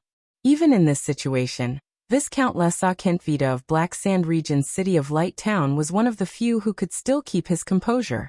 At least, compared to the swordswoman Croche beside him, who had a fierce glint in her eyes and was flicking her fingers. Viscount Kentvita appeared calm and not nervous at all. Then a scout sent the latest news into his ears, causing Kentvita to furrow his brows. The Viscount pondered for a moment, then waved at Croche. With a solemn expression, he walked to a corner and sent someone to summon the Fire Knight, Tolja. The 3 of them gathered together. Kentvita took a deep breath and carefully told them what he heard. Viscount Kentvita lowered his voice and said in a deep voice, "The sentry post at the palace gate sent news that someone has broken into the gatehouse. It's very likely that they've already invaded Heroic Spirit Palace." The moment he said this, Croche's expression changed slightly. Her gaze flickered, while Tolja put on a contemplative expression. "Broke into the gatehouse?" the swordswoman asked worriedly. "Is there something wrong with our defense?" Kent Vita shook his head. I don't know, but the gatehouse is still in our hands. How interesting. Tolja raised his head. There was a hint of anger in his voice. Count Levon is indeed overconfident at times, but Vlad should be able to make up for his shortcomings. This is what I'm worried about. Kent Vita sighed. A count of noble birth and a disciplinary officer who's a civilian captive. They can't possibly get along too well. Krosh's gaze flickered. How many invaders are there? Kent Vita's expression was subtle. He seemed uncertain. Not many. I heard that there are no more than a dozen of them, or even fewer. The other two were stunned. So few? Krosh furrowed her brows. What do they want? Kent Vita shook his head to show that he did not know. The Fire Knight snorted coldly. We have a large group in the palace. There are nearly 500 of them. Most of them are heavy infantrymen and heavy axemen. There is no need to worry. The Lord narrowed his eyes. The identity of the intruder? Location? The moment this question was asked, Viscount Kent Vita took a deep breath. He put on his most polite smile and spoke cautiously. He seemed embarrassed by the question. According to the sentry's description, it's very likely that they are the remaining White Blade Guards outside. Perhaps there are also the Star Killer, or even those Constellatiates. The Viscount shrugged and casually said, I guess they came back after kidnapping the prince. As expected, after the words White Blade Guards and Star Killer slipped out of his mouth, Tolja's expression became extremely terrifying. It was as if he had heard a great humiliation. Kent Vita observed his expression and said carefully, as for their location, they disappeared not long after they broke in. They only left a carriage at the palace gate. There was silence. Even Krosh did not say a word after Kent Vita signaled her with his gaze. Finally, Lord Tolja took a deep breath. I'll go look for them. Give me a guard. Even just 4 squads, 100 men. At this moment, the Fire Knight's eyes seemed to be really ablaze. This time, I will wipe them all out. When Kent Vita heard this, he could not help but sigh deeply. Krosh raised an eyebrow. Tolja quietly waited for his answer. The Viscount crossed his arms, turned around, and glanced at the entrance of the hall. Look at these people in front of us, Kent Vita said softly. Following his gaze, Tolja turned towards the hall, and saw countless soldiers from both sides confronting each other nervously. He furrowed his brows. Kent Vita said calmly and in a manner that allowed no room for doubt. The palace guards, White Blade Guards, and the Archduke's attendants add up to more than 200 people. These are not like the leaderless warriors outside. They know very well what they have to protect. If the situation changes, they will fight with their lives on the line. And His Grace is right here. Kent Vita paused for a few seconds. Tolja did not say a word. He seemed to be thinking. In this game of chess, the Archduke's location is the key. Kent Vita looked at Tolja's expression and nodded. We must maintain an absolute advantage in the Hall of Heroes. 500 people against 200 people is already very difficult. We cannot take the risk of splitting our forces. And those 4 archdukes are not fools. Any of our actions will reveal unnecessary information to them, which will then hinder His Grace's plan. Tolja took a deep breath and closed his eyes. The Viscount continued to speak. As long as we have a large number of soldiers and control the hall, neither the invaders nor these people will have a chance to take advantage of us. On the other side, the swordswoman Krosh narrowed her eyes and spoke in a timely manner. Why can't we bring more people here? Perhaps it would be easier to fight? Kent Vita threw her a look of approval. The more people you mentioned are regular soldiers and not recruits, my lady. Kent Vita turned to her and said politely, besides, we did not come here to defend the palace in the first place, nor do we plan to take down the gatehouse.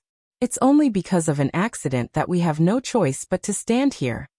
He lifted his gaze and glanced at Tolja, intentionally or otherwise. Our only mission is to protect His Grace. Tolja snorted coldly. Krosh curled up the corners of her lips and stared at the Viscount with a subtle look in her eyes. Then are we just going to watch and let those dozen flies run amok in the palace? Kent Vita shook his head. His Grace is fighting alone inside, and I am very confident in him. He nodded. What we need to do is to stand behind him and prevent any accidents from happening. As soon as he finished speaking, Kentvita and Krosh looked at Tolja. A few seconds passed. Tolja finally opened his eyes and heaved a long sigh. You are the temporary commander appointed by His Grace, and your rank is also higher than mine, the Fire Knight said coldly. You decide what to do. Hearing Tolja's answer, Kentvita finally smiled. Very good. Viscount Kentvita nodded. His tone was sincere and convincing. That's right. We can indeed wait here, rely on a large number of soldiers, and wait for our enemy to exhaust themselves. He then changed the topic. Kentvita exhaled and said with a faint smile. But I think that if the opponent is that Lord of Constellation, he won't be so foolish as to fight the weak against the strong and come here with a weak military force to die. Krosh stared at him and smiled. Your lordship, honorable lady, and even that person. Kentvita's gaze flickered slightly, and his words were profound. If you stay in the army with combat power like yours, you will not be much more useful than a few ordinary class warriors who work well together in a chaotic battle. So, the Viscount's tone was thick with mockery. Are you ready? Tolja's eyes brightened, while Krosh narrowed her eyes. No matter what those people want to do, be it a desperate assassination, a reckless attempt to stir up trouble, or even a sneaky sneak attack. Kentvita looked at the corridor, at the path illuminated by the braziers, and smiled faintly. We have to keep them busy. No time to split. No place to hide. No way to get close. In another part of Heroic Spirit Palace, Thales and the others waited cautiously in a remote corner. The remaining White Blade guards were anxiously cleaning up their wounds from the chaotic battle, while the Constellatiate soldiers spread out to report the movements in front of them. Nicholas is just standing there? Thales leaned against the wall and frowned, recalling the unbelievable scene just now. Holding back those hundreds of enemies? Merc looked up. If he wants to maintain the effects of the Severing Soul's blade, yes. The former administrator with a crew cut nodded. His expression was solemn, and his tone was somber. The conditions for that legendary anti-mystic equipment are very harsh. On the other side, Putre sighed. I think we've lost a Supreme Class fighter. The only Supreme Class fighter. Thales furrowed his brows. Beside him, Little Rascal said dejectedly, he'll be fine. After the chaotic battle just now, Nicholas turned around and ordered them to continue forward with a fierce look. He continued to stay in the circle of yellow light, resisting Black Sand Region's pursuit. Indeed, with Nicholas' extraordinary performance, they managed to break into Heroic Spirit Palace. But then Thales took a deep breath. Let's continue. The prince clenched his teeth and clenched his fists. Let's go find Lampard and the Archdukes. Let's end this damn farce. Raphael's voice came from behind them. For now, it seems to be a little difficult. Raphael flashed a relaxed smile. We've just scouted the situation in the two corridors in front of us. Although there are no enemy defenses, but Raphael stopped talking and swept his gaze across everyone. His smile did not fade. Everyone furrowed their brows and waited for his words. We've caused too much of a commotion. It's very likely that we've alerted the enemy's sentries. Miranda walked up from behind him and said flatly, the people in Heroic Spirit Palace, Lampard probably already knows of our existence. Thales sighed. How many people do they have in the palace? Not more than the gatehouse. After all, the pressure on the gatehouse is greater. Miranda looked at the prince. Her gaze unconsciously tensed up and revealed a hint of guilt. But the worst-case scenario is, as many as the gatehouse. Everyone's heart sank. So we're still in danger. Even if I followed Shilesen, the situation won't be any better? Thales thought of those fearless Black Sand Region soldiers, and their wave-like pursuit. He felt extremely irritated. About that. Cohen raised his eyebrows and rolled his eyes. That Uncle Star Killer. Can we call him back? You want to play that trick again? The White Blade guards glared at him. Merc also cast him a sideways glance. His meaning was self-evident. Cohen's expression froze. He shrugged and smiled awkwardly. I'm just asking. Just as everyone was frowning, a familiar yet strange voice rang out. It was the veteran Janet. They did not form a defense line in front of the palace gate, nor did they split up their troops to patrol the corridors and passageways. The veteran from Starlight Brigade narrowed his eyes. The new recruit, Willow, leaned against the wall beside him. Under the gazes of so many important people, he seemed very nervous. Duke John once said, "Where the enemy is what the enemy thinks." On the battlefield, this can explain a lot of things.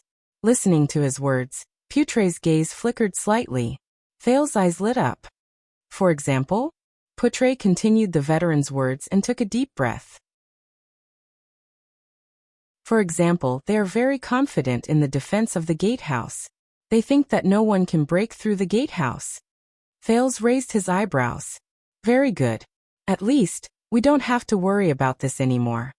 Putray pondered. His gaze could not help but flicker. Secondly, they must have something more important to do. They cannot afford to disperse their forces. For example, deploying a large number of troops to protect the most crucial and vital places. The most crucial places. Thales's heart skipped a beat. He understood something. Just now, the commander said that the hall. The prince recalled the chaotic battle just now.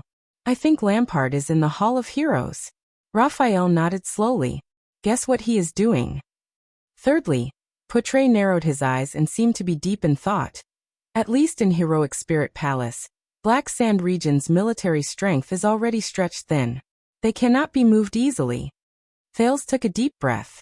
I understand, the prince said, a little moved. They are confronting the 4 archdukes. Thales raised his head abruptly. So they cannot disperse their forces, nor do they dare to take the risk. Because to them, the attitude of the 4 archdukes is more important. He had to think this way. He had to think this way. Putray nodded with a firm expression. So while our current situation may seem bad, the vice diplomat said softly, but compared to just now, it's a world of difference. We have indeed caught their vital point. Putray raised his head and revealed a smile. From now on, even though we are few in number, as the third party who suddenly entered the battlefield, we have the initiative.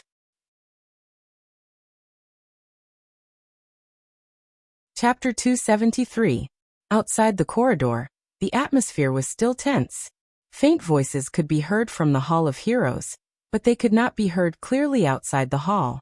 Thales was so tired that he did not even have the strength to activate the Sin of Hell's River. Nicholas let go of Merc's hand and let him rest on his own. The latter stared in pain at the female warrior on the stretcher among the Black Sand region crowd. Boss. Lord Justin of the White Blade Guards came forward and looked at the Star Killer in surprise. You've been missing since last night. How, Justin? Nicholas' expression was gloomy. He waved at his deputy commander from afar. You did well. At least you protected the palace. You left us a chance of survival. Justin was dumbfounded. Nicholas walked towards Thales with a complicated expression.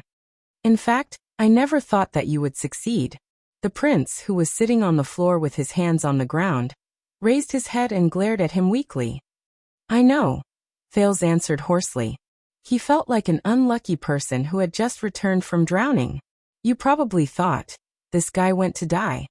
Nicholas stared at him. His eyes narrowed slightly, as if he was thinking. I have to admit.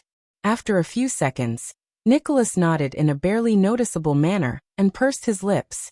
You do have some tricks up your sleeve. Young prince. Once he finished speaking, the Star Killer turned around and walked towards Prime Minister Leespan. Thales exhaled and rolled his eyes. Would saying thank you kill you? He said impatiently behind the Star Killer. Nicholas extended his hand to the back of his head and waved it nonchalantly. What an awkward guy. Thales criticized in his heart. Under the strange gazes of the 2 groups of people in front of the hall, their people returned one by one. Wyatt felt ashamed and guilty. He apologized for not being able to fight by His Highness' side. Ralph took off a prosthetic limb and revealed a knee that was bleeding from the abrasion. He gestured at Thales that it was really bad. Cohen excitedly and happily told him that he was honored to fight with him. Thales could only smile at them over and over again. On the other side of the wall, Raphael helped the weak Miranda sit down slowly. But Miranda grabbed Raphael's hand. The swordswoman raised her head weakly. enduring the pain in her abdomen. She looked at the expressionless Raphael. A second later, Miranda, whose eyes were slightly red, reached out and wrapped her arms around the man's neck. She exerted a little force, trying to pull him toward her. Raphael was slightly shocked and his heart tightened. No. He subconsciously held Miranda down and shook his head with an ugly expression. We are still in the enemy's territory.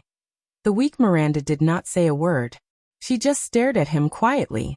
This idiot. The next moment, Miranda suddenly tightened her grip on the man's neck. Raphael was slightly startled and was pulled forward by Miranda. The two of them were only a few inches apart. The swordswoman looked at him solemnly. Those eyes, just like many years ago. The girl who told him seriously in the snow, smile. Listen to me word by word, Miranda said to him softly but sternly, as if lecturing her own recruits. I almost died there today. I almost couldn't make it back. Did you hear me clearly? Miranda's gaze pierced straight into Raphael's eyes. It made his heart ache, and he did not know how to react. Raphael sighed. He looked at Miranda's stern expression with mixed feelings. That girl in the snow has grown up. The two of them stared at each other quietly. So, she said resolutely, when I want to kiss you, Raphael Lindbergh. The young man from the Secret Intelligence Department stared at Miranda in a daze. He watched her face get closer and closer, and the black hair on her forehead that was wet from her sweat. Miranda slowly smiled. Then I want to kiss you. The next second, the swordswoman raised her head and kissed his lips without hesitation. She completely ignored the gazes around them. At that moment, Raphael's heart trembled. The pain and bitterness that he had been suppressing in his chest seemed to have disappeared in an instant, leaving only the thundering of his heart. It drowned out the other throbbing in his crippled body. Even the things in his body had unknowingly quietened down. On Black Sand Region's side, Viscount Kentvita came to a stretcher with a frown and looked at the injured person on it. How is it, Esh? The Viscount asked faintly. Ankle. On the stretcher, Croche withdrew her gaze from Miranda and Raphael, who were kissing each other. She then glanced at the dejected Merc and the gratified Cohen and smiled coldly. You'll have to lie in bed for a few months. At the last moment, both she and Miranda held back. Perhaps both of them knew that this would never be their ending. The next second, Croche's face twitched as she endured the intense pain. Also, don't call me Esh. That title doesn't belong to you. All right, Esh. Kentvita nodded in realization. Do you want some medicine to relieve the pain? Croche furrowed her brows. She stared at Viscount Kentvita in annoyance and snorted coldly. The Viscount stared back at her without a hint of guilt. A few seconds later, Croche tilted her head and said bluntly, You should stop mentioning medicine. I've had enough of your medicine. Kentvita could not help but laugh. You're still holding a grudge, huh? Kentvita rolled his eyes and curled up the corners of his lips. About me drugging you? Croche turned her head abruptly. She glared straight at Kentvita with a fierce gaze. Oomph. Croche snorted coldly. Kentvita patted his head in resignation. That night, I might have drunk too much, but other than taking off a few of your clothes, I didn't do anything else, did I? The Viscount of the City of Halting Light shrugged. He narrowed his eyes and swept his gaze over Croche's full bosom. You know, I'm not interested in big-breasted girls. Croche stared at him silently. The Viscount felt a chill run down his spine. Yes, you didn't do anything else. Croche said softly, but you destroyed my faith with your drunken talk that night. Lassa Kentvita. You destroyed my faith to live by the sword. You made me realize for the first time what I really am, and where my value lies. Also, Croche's gaze was cold as she stared straight into Kentvita's eyes. No matter what you're interested in, it has nothing to do with the size of my breasts. Kentvita smiled faintly. To be able to destroy your faith, those drunken talk were really worth it. Also, you think that the size of your breasts is only related to you. The Viscount sighed and extended his finger without any scruples. As if he was poking an ordinary piece of pork, he poked the leather armor on Croche's chest. But this world doesn't think so. Just when Croche's gaze could kill, the door to the Hall of Heroes opened. Everyone outside the hall turned their heads in unison. Following the sound of steady, light, heavy or anxious footsteps, a group of people filed out. The soldiers and guards immediately retreated respectfully and made way for them. Thales frowned. The Archduke of Black Sand region was walking at the forefront, while the other archdukes followed by his sides with different expressions on their faces.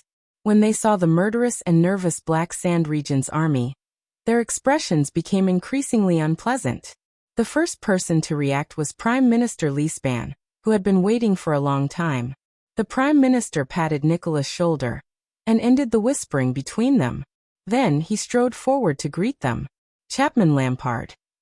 The old Prime Minister's footsteps were steady. His tone was unfriendly. What a surprise! Whether it was last night or today. Lampard's expression was very complicated. He pursed his lips lightly, and his face, which appeared to have gone through the vicissitudes of life, became increasingly solemn. Count Leespan. He ignored Lispan's greeting, which had a profound meaning. The Archduke turned around and nodded at Kentvita. Then he looked at the other people who came out with him. Alcius stepped aside with a solemn expression. Rockne, on the other hand, looked elsewhere in disdain. Under everyone's gazes, High Priestess Holm of Bright Moon Temple slowly walked out from behind them. Thales was nervous. He held his breath. Her face was still covered by a veil. Her gaze was melancholic and misty. She would only occasionally glance at Thales, which always made the prince feel anxious. The High Priestess held Saroma's hand. She appeared peaceful and quiet. On the other hand, Saroma was anxiously looking for something. When her gaze met Thales, the girl seemed to relax and exhaled. Thales responded with an encouraging smile. The girl was still in that disheveled state, but at least her small, dusty face had been cleaned, and her original appearance could be seen clearly. As a vassal of Dragon Cloud City, Count Lispan's solemn gaze was focused on Saroma. He seemed to be thinking about something. Lampard slowly raised his hands. The whispering crowd instantly quietened down. Lampard said flatly, "I hereby announce to all of Ekstedt. Last night, under the invasion of the Calamity, our respected king, King Nuvan VII, unfortunately passed away." His voice was not loud, but it was abnormally forceful. It echoed in the corridor with quite an imposing manner. At that moment, Thales clearly saw that other than the expressionless Letko, the other archduke's expressions were very unpleasant. Count Leespan, on the other hand, fixed his gaze on Lampard's face. There was silence. Even though they had been prepared for a long time, even though the rumor had spread like wildfire, even though the king's delayed return had already proved something. But the moment they heard the news, everyone's breathing still trembled. The expressions of Nicholas and the other White Blade guards were even more unpleasant than before. In an instant, the warriors of Black Sand region and the palace were in an uproar. They whispered to each other. At first, it was just whispers. Then, it turned into an increasingly loud uproar, as if an inexplicable panic was spreading. Then, Lampard raised his hand again. Silence. With a complicated expression, Lampard lowered his head and said faintly, "As his granddaughter and blood relative, Saroma Alex Soria Walton will inherit his position." Following the Archduke's gesture, everyone saw the bewildered, bespectacled little girl next to the High Priestess become the next Dragon Cloud City Archduchess. This time, compared to the gradual panic caused by the king's death, the entire hall was instantly in an uproar. That girl, Archduchess? Be it the soldiers of Black Sand region, the Archduke's subordinates, or even the palace guards who were originally loyal to King Nuvan and Dragon Cloud City, they were all shocked and looked at each other. If it were not for the fact that most of them were warriors, the situation might have long gone out of control. Only the White Blade guards, including Nicholas, appeared unusually calm. But the archdukes, including the ashen-faced Prime Minister Leespan, were not surprised at all. Watching Saroma's face turn from red to white as she endured everyone's gazes and panicked, Thales felt very uncomfortable. Lampard looked at the entire hall solemnly and did not move. At this moment, Prime Minister Leespan took a step forward. His action attracted everyone's attention. Count Leespan came before Saroma and slowly squatted down. "My lady, are you all right?" he asked softly. As if he was comforting a child. Saroma stared at him in a daze. The wrinkles on the Count's face trembled slightly. I am Seal Leespan. I was your grandfather's vassal and his kingdom's prime minister. Greetings, Saroma answered timidly, perhaps because of the High Priestess's signal. Your Grace, Leespan shook his head. His gaze was filled with love and sorrow. No, please remember, the Count said sternly. I am your vassal. I am loyal to you. Saroma was stunned.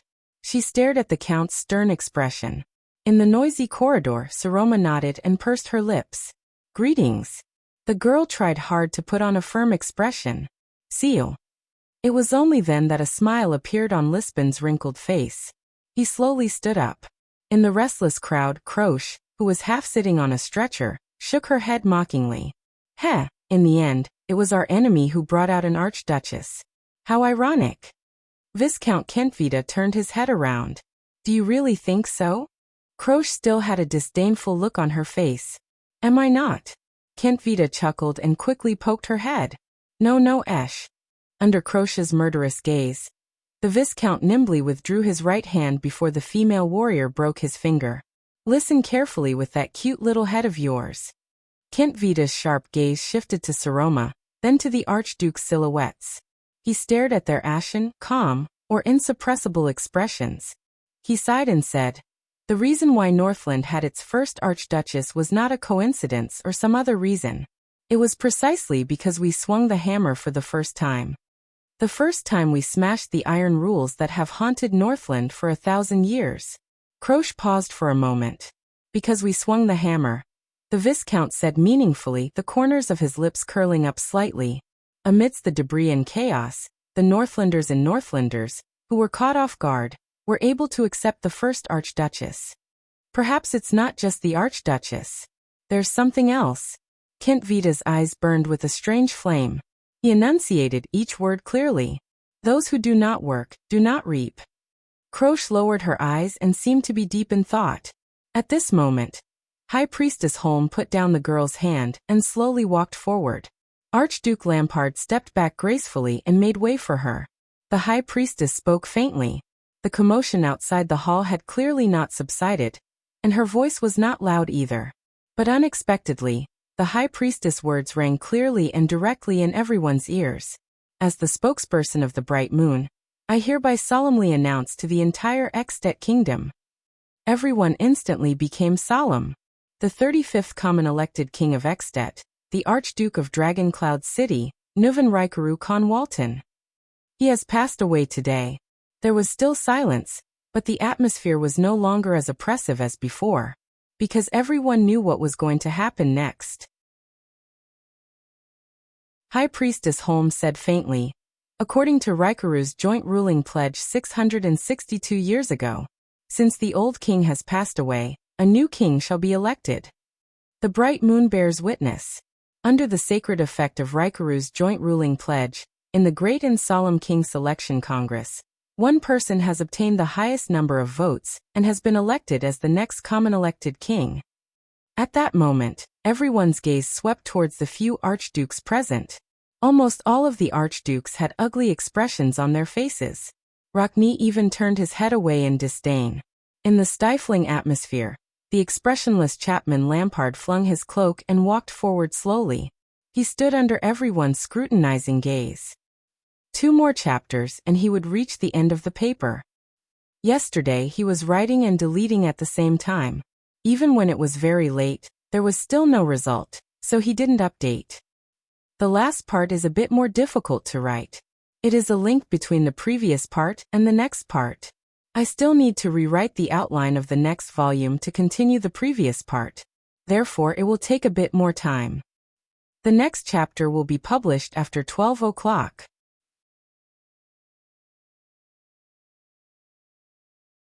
Chapter 274. Quite a number of people frowned. The breathing of the White Blade Guards and the Palace Guards gradually grew heavier, and they even clenched their fists. In response, the warriors of Black Sand region pressed down on their weapons, and their gazes were cold as a warning. The 2 groups of people were ready to fight again. Their nerves were taut, and the atmosphere in the hall became very oppressive.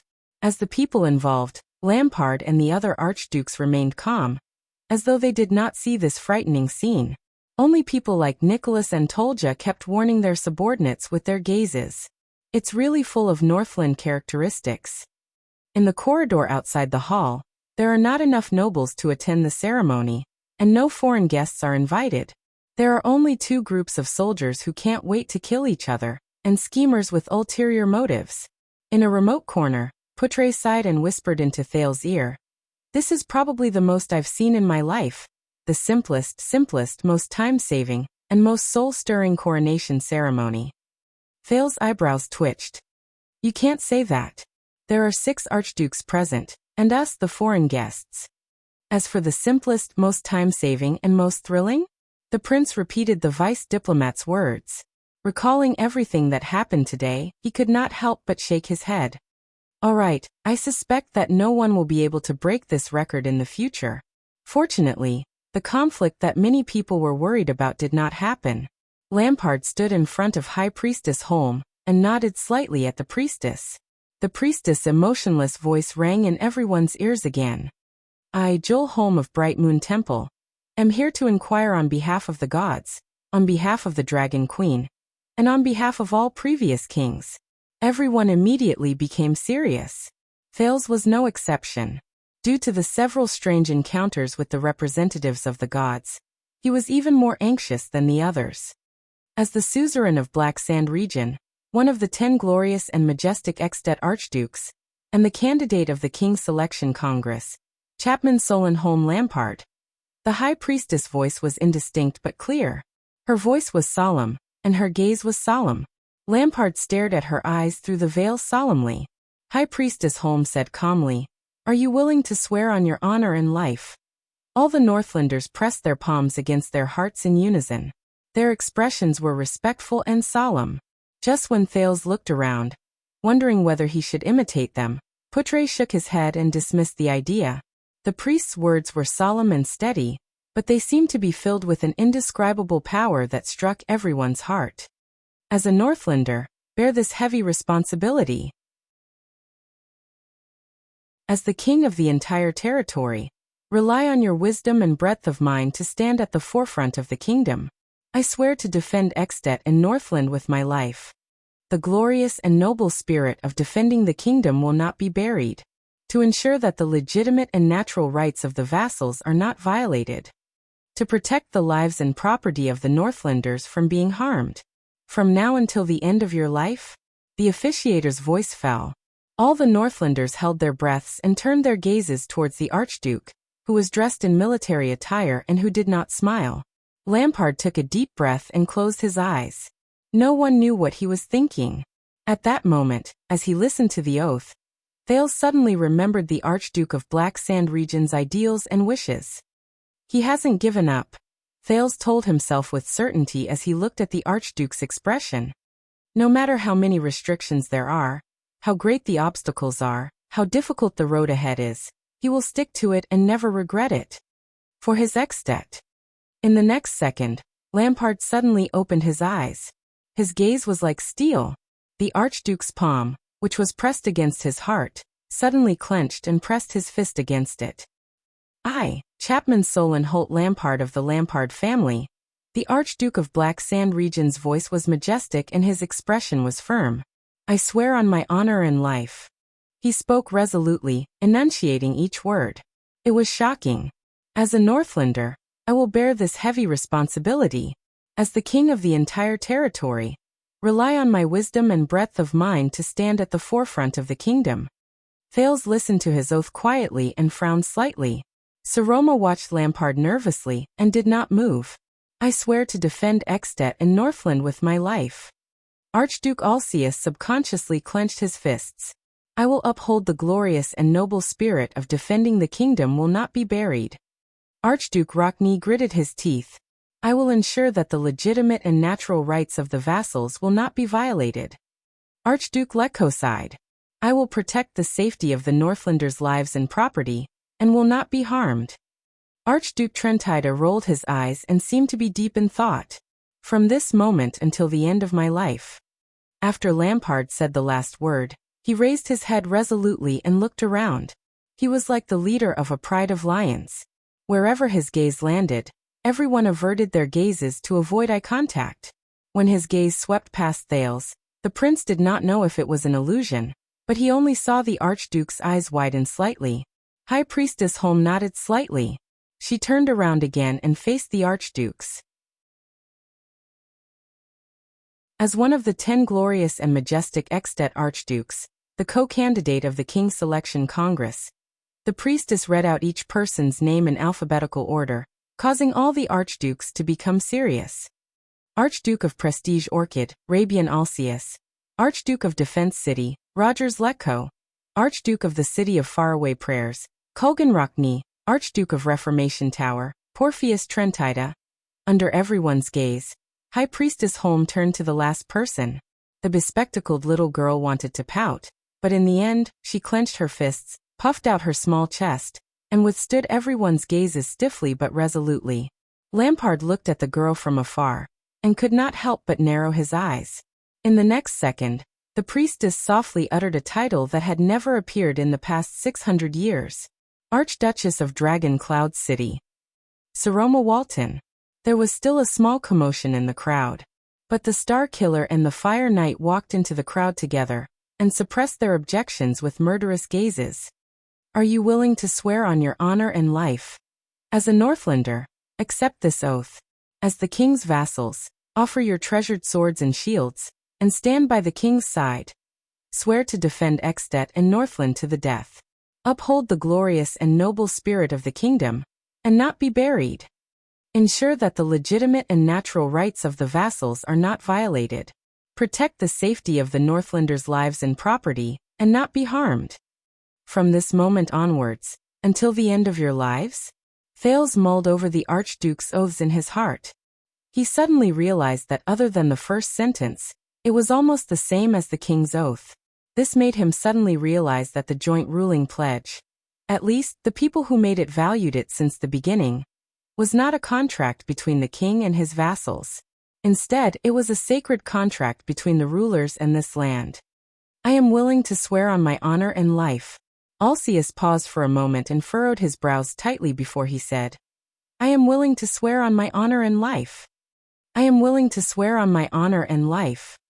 Archduke Letko's expression was calm, as if this was just a small wave in the long river of his life. I am willing to swear on my honor and life. Archduke Rockney gritted his words. His expression was unhappy, but he still finished speaking while suppressing his anger. I am willing to swear on my honor and life. Trentida appeared much more relaxed. He swept his gaze over his colleagues before he said in a composed manner, I am willing to swear on my honor and life. I am willing to swear on my honor and life. Mimicking him, Saroma stuttered in the beginning. Thales could not help but worry for her. But the girl still finished the oath fluently. Recalling the words and the promise he made with the girl, Thales sighed silently in his heart. As a Northlander, I will accept this oath. As the king's vassal, I will offer my sword and shield, and stand by the king's side. The 4 archdukes and an archduchess pressed their right hands on their chests. Although their expressions were different, they still repeated the oath just now respectfully. Everyone waited for the priestess' reaction anxiously and expectantly. A few seconds later, the high priestess nodded slightly. She turned around and stood beside Lampard, facing the crowd. Tolja's tall figure moved past the crowd and arrived beside the priestess. He was extremely respectful, holding something with both hands at his chest. Everyone's gazes were focused on that item. Their gazes froze. Thales stared fixedly at Tolja's hands. He recognized it. It was a hollow iron crown with a dark golden luster. It looked inconspicuous and even plain and shabby. There was only a dark red gem embedded in the forehead. That was the crown King Nuvan wore before he died. Wait a minute. Thales was slightly startled. His gaze focused on the dark red gem. He felt that it was unusually familiar. In the crowd, Nicholas snorted softly.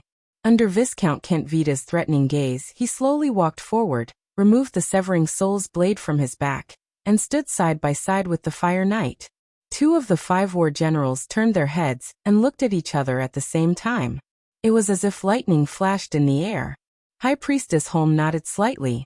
She reached out to take the crown from Tolja's hands, and turned to look at Lampard. The other archdukes also looked at him with different expressions.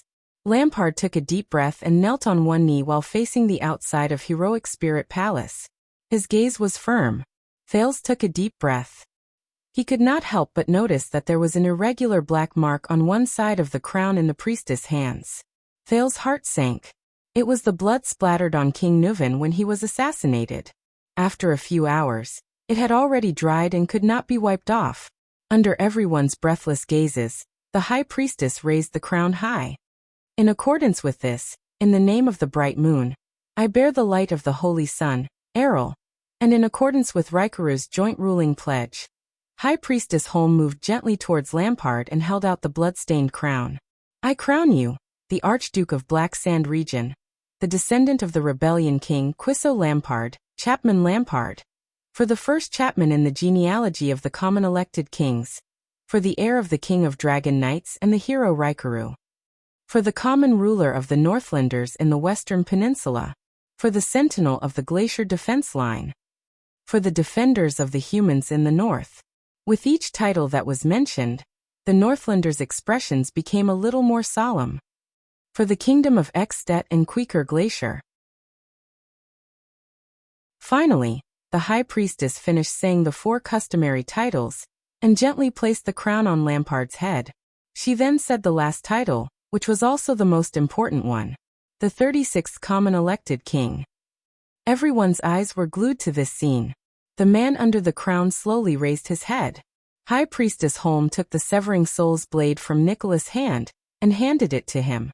As the symbol of the king's authority and status, may the dragon scale crown remind you of your identity, and the severing soul's blade remind you of your duty. The bright moon bears witness here. May the light of Errol bless Ekstedt forever. High Priestess Holm performed the bright moon goddess salute and retreated gently. Your Majesty Chapman. Hence, in the most oppressive and solemn atmosphere, Ekstedt's new king, Chapman I, slowly stood up with the blood-stained crown on his head and the severing soul's blade in his hand. His gaze, which was as sharp as a blade, swept across the entire hall again. It was even more imposing under the crown. He was like a great dragon who had slowly awakened from a long slumber in a cave, and opened his eyes. This thought flashed in Thales' mind, and he gave himself a shock. King Chapman turned around and looked at the 4 archdukes and 1 archduchess. With different expressions on their faces, starting from Archduke Letko, the archdukes bowed their bodies one after another and bowed their heads in greeting. At the same time, Viscount Kentvita looked around and spoke in a timely manner. The old king has passed away. He slowly bent his body and knelt on one knee. Solemnly and loudly he said, "Long live the king! Long live King Chapman!" His voice echoed in the palace. In the next second, with Tolja as the leader, the Black Sand Region warriors in the corridor knelt on one knee in unison. They pressed their right hands against their chests and lowered their heads deeply. Heroic Spirit Palace instantly erupted with the ferocious and orderly roars of countless warriors. Long live the king! Long live King Chapman! Amid the repeated shouts, even those who were willing or unwilling, such as Nicholas, Justin Merck, the White Blade Guards, and the Archduchess Guards, had no choice but to kneel on one knee and salute the new king. King Chapman only stood coldly in the middle of the crowd. His expression did not change as he listened to their shouts. Long live the king! Long live King Chapman! Among the people who saluted the king, the 4 archdukes stood out the most. They only pressed their hands against their chests and bowed slightly. No, my lady. Count Leespan stopped Archduchess Walton, who was about to kneel subconsciously. His expression was solemn and his tone was fierce. Remember, you are not us. You only need to bow. As an archduke who also rules Northland, you will never have to kneel to the king. Saroma stared at him in a daze and nodded. Then, she imitated the archdukes and bowed to King Chapman. They were not the only ones who were special. In the corner of the corridor, the people of Constellation stood on the spot with their backs against the wall. They watched the Northlanders who knelt on one knee around them with complicated emotions. They watched this special coronation ceremony with great sorrow. Tell me, my prince. Putre stared at the overbearing King Chapman and sighed softly. When you first saw him, did you imagine this scene? No, the prince answered without hesitation. But when I was captured by him for the second time. Thales's gaze stopped on King Chapman amid the shouts that filled his eardrums, and he frowned slightly. I suddenly thought, perhaps this man. Thales remembered the scene when King Chapman, who was still an archduke, stood outside the carriage and spoke to Stake of Shadowshield with anger and dignity. This man's face was as calm as water, but his eyes burned with raging flames. The prince said absent-mindedly, he is the most suitable king of Extet. Putre narrowed his eyes. What a pity, the vice diplomat said faintly. Yes. Thales nodded with complicated emotions. I'm starting to regret it a little. At this moment, while the people saluted and shouted, King Chapman's gaze suddenly swept towards him. It startled Thales. King Chapman slowly raised his left hand. Some people noticed the new king's gesture. They gradually stopped shouting and saluting, and stood up one after another. More than 10 seconds later, the corridor became quiet again. Chapman I looked around and said coldly, as your new king, I hereby issue my first order. Thales was shocked. It can't be. What does he want to do the first second he becomes king? But the other archdukes' gazes were very calm and their expressions were indifferent, as though they had expected it. Only Saroma looked at Thales worriedly. This made the prince feel uneasy. Everyone was solemn as they waited for the king's words. Extet's new common-elected king, Chapman I, slowly turned to the corner of the Constellations and said coldly, in the name of Extet's common-elected king, I hereby invite the Honorable Second Prince of Constellation, Thales Jade Star, as a witness to the friendship and relationship between the two kingdoms, to live permanently in Dragon Cloud City. At that moment, Thales felt as though he was struck by lightning. The Constellations looked at King Chapman in shock, then at the prince. Live permanently, Dragon Cloud City? Just as Thales was about to speak subconsciously, King Chapman said in an unquestionable tone, and he will accept this kind offer. He will live together with the people of Extet in Northland and bathe in the snow and ice. Until this honorable prince. At that second, Chapman Lampard stared at Thales with a cold gaze. To be crowned king. Thales stared blankly at the aloof King Chapman. His emotions were in turmoil. A few seconds later, the prince lowered his head subconsciously and sighed softly.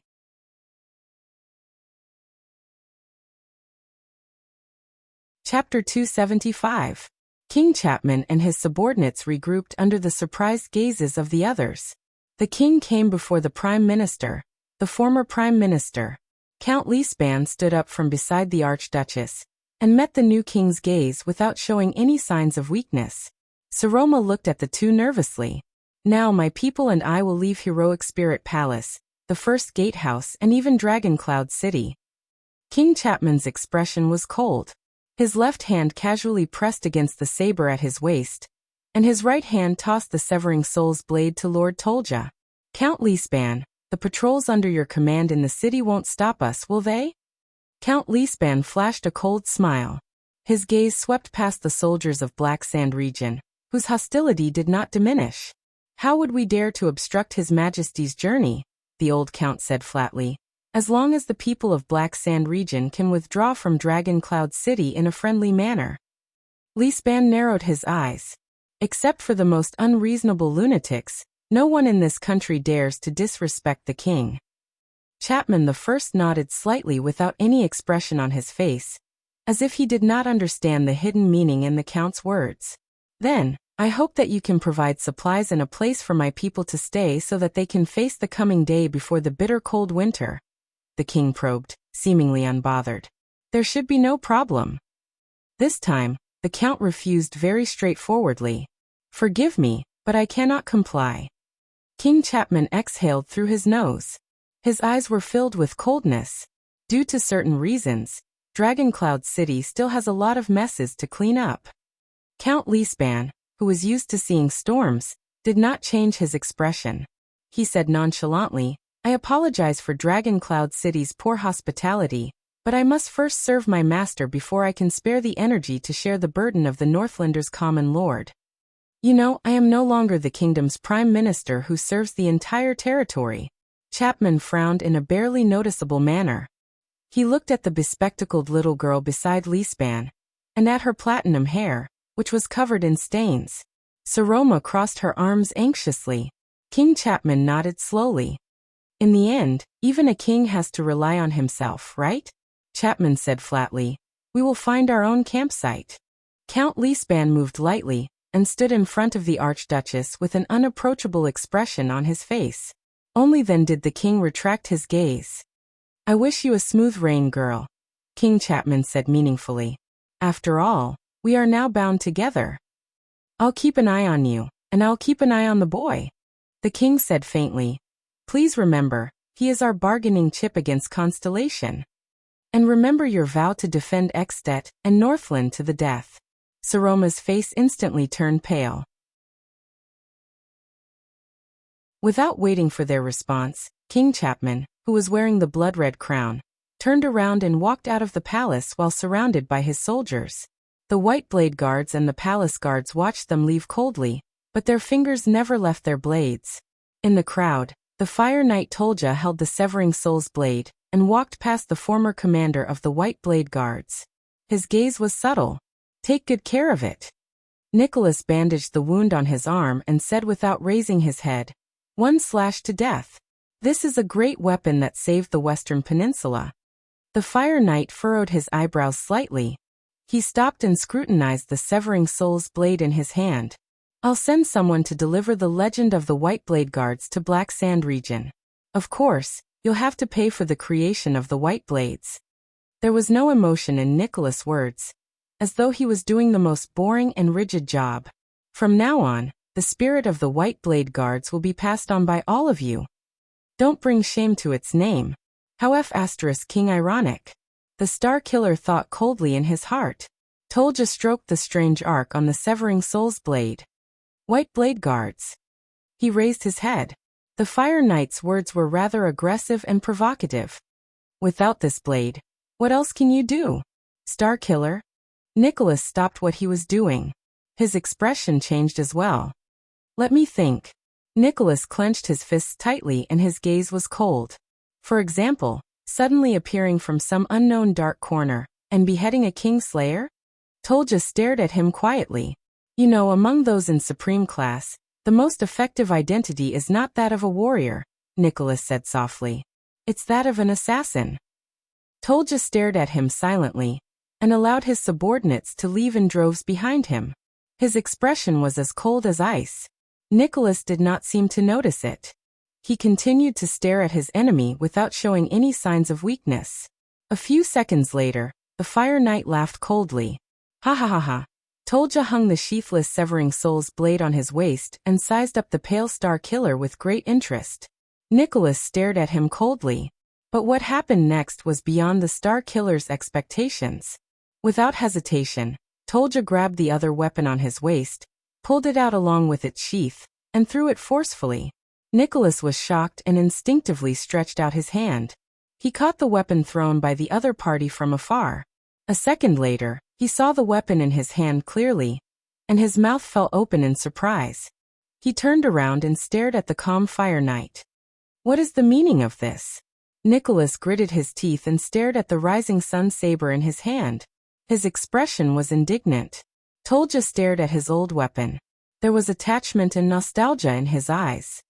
Take good care of it, the Fire Knight said softly. He seemed to be filled with endless emotions. Compared to saving the Western Peninsula, this is a great weapon that saved the world. Nicholas held the golden saber in his hand in a daze. He was momentarily at a loss for words. Remember Star Killer? Tolja turned around and tapped the Severing Soul's blade on his waist. His voice was firm, and his gaze was subtle. The victor between us has not been decided yet. Dressed in his damaged armor, the Fire Knight strode away with steel-like steps without any reluctance to leave. Nicholas stared at his retreating figure. He furrowed his eyebrows and clenched his teeth even tighter. Damn it. This guy. A good man. Merc came to his side with a walking stick. He stared at Tolja's figure and shook his head with a sigh. It's a pity that he's standing in the wrong place. Nicholas closed his eyes and exhaled heavily. The Star Killer turned to his old friend. I'm here to say goodbye. Merc patted Nicholas' shoulder. His expression was bitter. We'll meet again, my friend. He glanced at Archduchess Walton, who was surrounded by a crowd in the distance. His expression was hesitant. You know you can stay, Nicholas said in a low voice. No. My story in the legend of the White Blade Guards. In the end, Merc sighed. He looked into the distance, turned around, and left with his walking stick. It truly ends here. Nicholas stared at his back as he left, stumbling. He did not say a word. He just put his hand into his pocket and grasped an ordinary stone. Kentvita followed beside King Chapman among the crowd leaving Black Sand region. The Viscount watched the Fire Knight catch up to him from behind. His gaze swept past the lone severing soul's blade at the latter's waist, and his expression was one of displeasure. That's the Rising Sun saber we're talking about. Rumor has it that it's the first legendary anti-mystic equipment that changed the world, Kentvita said in dissatisfaction, but the latter ignored him. Hence, the Viscount could only turn to the king. You're just going to let him casually give away the sharpest weapon in the world as if it's a piece of trash, Archdukes, your majesty? Tolja snorted softly. King Chapman did not even turn his head around. He just shifted his gaze slightly. The sharpest, the new common-elected king muttered with his head lowered. But Chapman the First only paused for a second before he raised his head again, and regained his indifference and calmness. My sharpest blade. The king strode over the floor tiles of Heroic Spirit Palace in an imposing manner. He stepped over the simple and crude decorations and said slowly, My sharpest blade. Aren't you standing behind me? Kentvita's expression froze for a moment before he furrowed his brows. Behind the king, the tall and strong Lord Tolja lifted the corners of his mouth, almost imperceptibly. The Viscount slowed down his footsteps and allowed the others to overtake him. When Tolja passed by him, he nodded slightly at him. What a wastrel. Viscount Kentvita stared at the king and the lord's backs. He closed his eyes and sighed softly. But it's precisely because of this that I'm willing to follow him and serve him as my king. Until the end of my life. He crossed his arms. His expression was indifferent, but his gaze was sharp. The corners of his mouth curled up into an amused arc. You deliberately posed for me when I came. Then threw out such a cool sentence. Croche happened to be carried past Kentvita on the stretcher. The female warrior snorted coldly in disdain. Isn't this too old-fashioned? Kentvita furrowed his brows. At least cooperate with me a little and say something along the lines of, that's the reason we fight. The Viscount strode forward again and followed Croche's stretcher in dissatisfaction. Stop it. Croche interrupted him coldly. Because of that boy, the joint ruling pledge became even more stable. In the end, we're still back where we started. Nothing has changed. Toiling without gaining anything. Viscount Kentvita raised his eyebrows and put on an amused expression. Toiling without gaining anything? Returning to where we started? Nothing has changed? The Viscount looked as if he had heard something funny. He turned around and stared at the archdukes who were discussing something in low voices in the distance. Only those who live in the past and are unwilling to wake up would think that way. Croche stared at him, puzzled. Kentvita turned his head again and chuckled softly. In fact, everyone, including King Chapman, the archdukes, and that prince, they have changed everything. The female warrior stared at Kentvita's profound expression, and suddenly felt that this man had become a little scary. Believe me, from today onwards, the harsh cold will arrive. Kentvita sneered. His gaze swept past the countless decorations and furnishings in the palace that had a long history. He gently stepped on the floor tiles under his feet, which were unknown how many years old. Extet. We can no longer return to where we started. Archduke Letko stood in front of the Prince of Constellation and stared at the listless boy. He sighed and said, Rejoice, Prince Thales. If it wasn't for that young lady's insistence, you would have been staying in Black Sand City for a long time. Always being by the king's side. What a wonderful experience. Thales' expression changed slightly. He turned around and stared at Saroma, who was talking to Lisban in the distance. The prince took a deep breath and turned around again. King Chapman raised this order during the King's Selection Congress. As one of his conditions? Oh no. Archduke Letko shook his head. His murky eyes shone with interest. It wasn't him who raised the condition. It was all of us who thought that this would be safer. Your Honorable Highness. Thales, who was preoccupied, was instantly rendered speechless. A second later, the prince lowered his head as if he had deflated. All of you. Is that so? He closed his eyes. His mood was gloomy. Yes. After I did that, regardless of the consequences. Archduke Letko stared at him quietly. You know, Prince Thales. After today, aside from the threat of constellation that Chapman mentioned, there will also be many people who will be wary of you, just like how they are wary of the Jadestar family, which has produced many talented people over the years and has never declined. Of course, it's not just talented people who have produced many talented people, Archduke Letko added silently in his heart. And lunatics. The old Archduke's eyes brightened. His expression became lively. But I am also looking forward to you. Thales opened his eyes. Looking forward to me? Archduke Letko nodded quietly. I don't know how Chapman became like this. The old Archduke watched the king's back slowly being drowned by the soldiers. He said solemnly, but we can all feel that he is becoming more and more dangerous. The day before the bitter cold winter is coming, he sighed. Thales pondered over this sentence. Perhaps one day, we will need to borrow your strength to fight against him. Archduke Letko stared at Thales sternly. Just like today. Thales, whose emotions were in turmoil, did not know how to respond. Is it over? Archduke Alcius walked forward coldly and glanced at Thales. I've had enough. I don't want to stay in this damned place for even a moment longer, and put my life in someone else's hands. In the distance, Archduke Rockney and Trentida watched them quietly. One was silent, and the other was grinning mischievously. Letko looked at the gradually departing Black Sand Region army, and exhaled. We shall meet again. Take care of yourself, Prince Thales. The old Archduke said flatly, be careful of the king, and be careful of the Archdukes. He winked meaningfully. And the Archduchess. Thales was immediately speechless. Poutre watched the Archdukes and their personal guards leave. Frowning, he came to Thales' side. Your Highness, about your future. The vice diplomat wanted to say something, but stopped. I know, Thales answered calmly. I am a bargaining chip, and a threat. Poutre put on an inquiring look. Amidst conflicts and compromises, the Archdukes also have to hold on to their bargaining chips to contain threats. Thales thought through the cause and effect, then shook his head absent-mindedly. Restrain Constellation and restrain Chapman, and restrain Dragon Cloud City. Raphael came forward. In terms of effect, you made the 10 Archdukes wary of each other. This is very close to the Secret Intelligence Department's desired goal, and even more so. Perhaps you are more suitable to work in the Secret Intelligence Department. The cadre of the Secret Intelligence Department smiled mysteriously. We shall meet again. Thales rolled his eyes. Poutre did not know what to say. He could only pat the prince's shoulder. I will report to the kingdom as soon as possible, and come up with a countermeasure. He turned to the weak Raphael. You know what to do, right?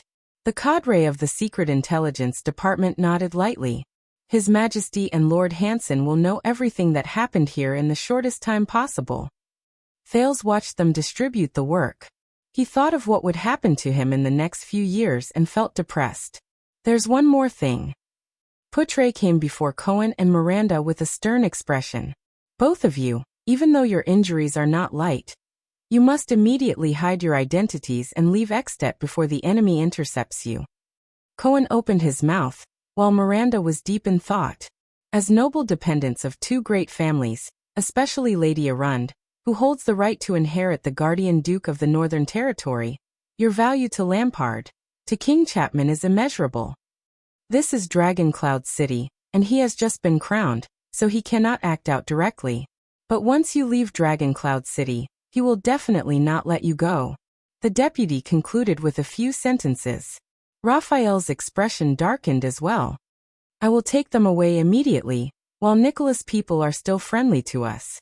Raphael coughed and said, I know a secret passage from the pine forest back to the kingdom. We can hide it from Black Sand Region's eyes and ears. Putre nodded at him. Go. Hence, under Cohen's resentful sighs and Miranda's troubled expression, they left with Raphael. When they passed by Thales, Miranda glanced at him. Take care, Your Highness. The swordswoman's expression was a little conflicted. She frowned slightly. Don't give up. She endured the pain and said meaningfully, You are a good prince, unlike the others. Putre turned his head and pretended not to hear her. Thales scratched his head. He was so embarrassed that he could only respond with a smile. The others? Cohen, whose face was bruised, moved closer to Thales. Your Highness. The police officer's robe was burned to the shoulder, and there was a terrible burn mark on his neck. Although he had used the power of eradication to treat it, it still looked very hideous. He seemed to be a little hesitant at first. I just want to say. Cohen's mouth opened and closed many times. After a few seconds, he pursed his lips and nodded heavily. Thank you. Thales, who was feeling complicated, forced a smile. I should be the one thanking you, Cohen Caribbean. Thank you for fighting endlessly. The police officer blinked.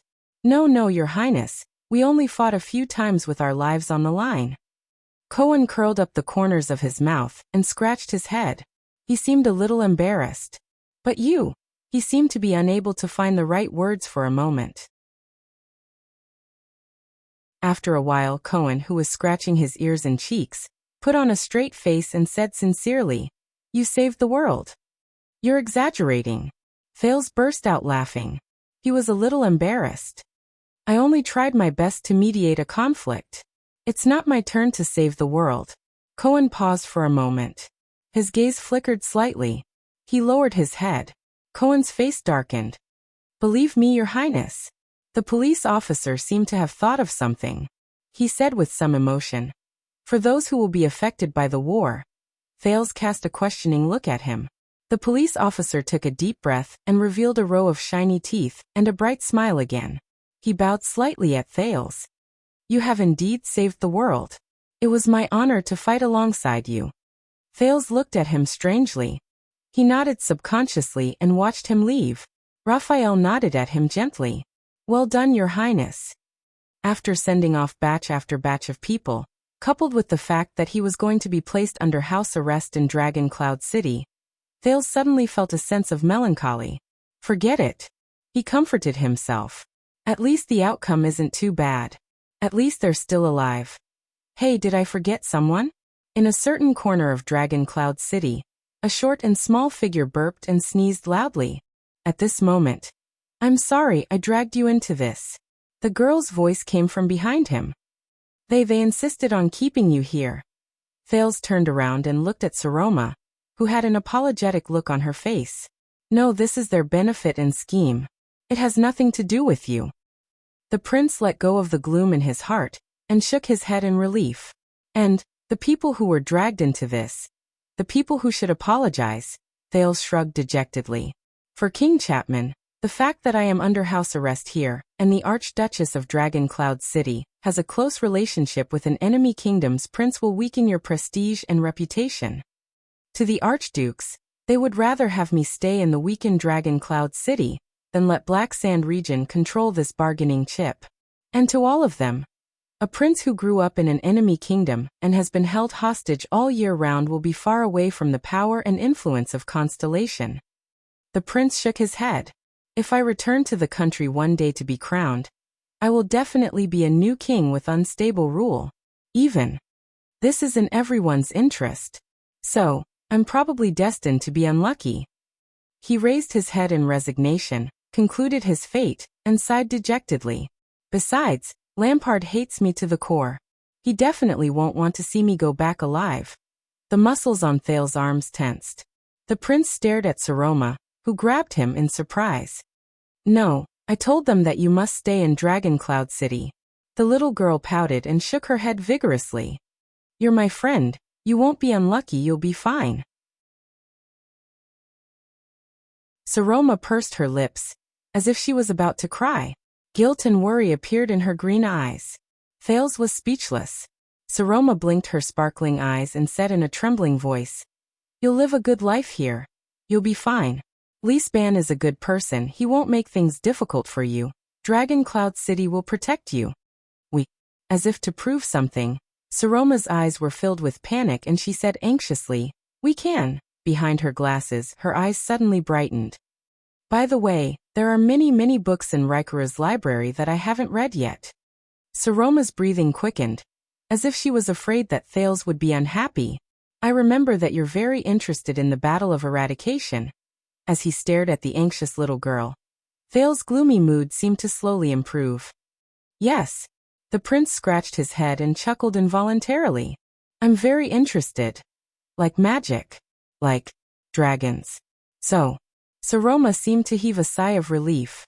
She asked carefully, "You'll be fine, stay in Dragon Cloud City and follow me?" Thales exhaled. "Ah yes." With a smile, he placed his hand on his chest and bowed slightly.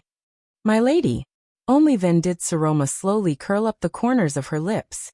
As Leespan urged her to hurry, she turned around and left, occasionally looking back. The Phantom Wind follower came before Thales. "How do you feel?" Thales flashed a smile at the dispirited Ralph. "For the past month or so? Compared to your career as a gangster?" The eyes on the half of the Phantom Wind follower's silver mask moved slightly. He gestured laboriously with his right hand, which was in the splint. "Very bad." Thales raised his eyebrows. Ralph shrugged and gestured again. "But it's also very good." Thales chuckled softly.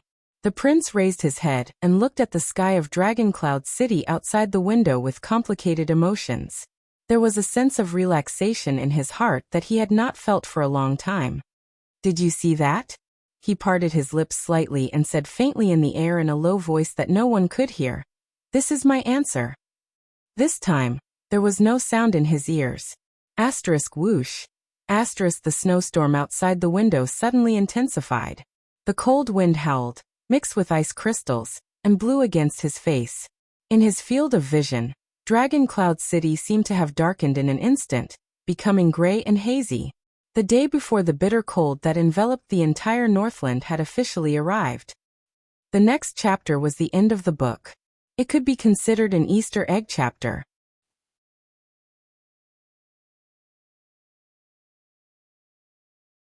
Chapter 276. Dragon Cloud City, Spear District. Old Brook extinguished the everlasting lamp he had lit to attract customers. He lamented about another bad day without any business. Spear District was an interesting place. It was not as poor and backward as Shield District and Hammer District, nor was it as honorable as Axe District and Arrow District. In fact, it was not as lively as Bow District, Sword District, and Armor District. However, the slope of Dragon Cloud City was relatively high. Most of the people who lived here were the family members of the king's loyal servants who held official positions but could not get their titles, or the commoner merchants who were rich but could not live in the nobles' district.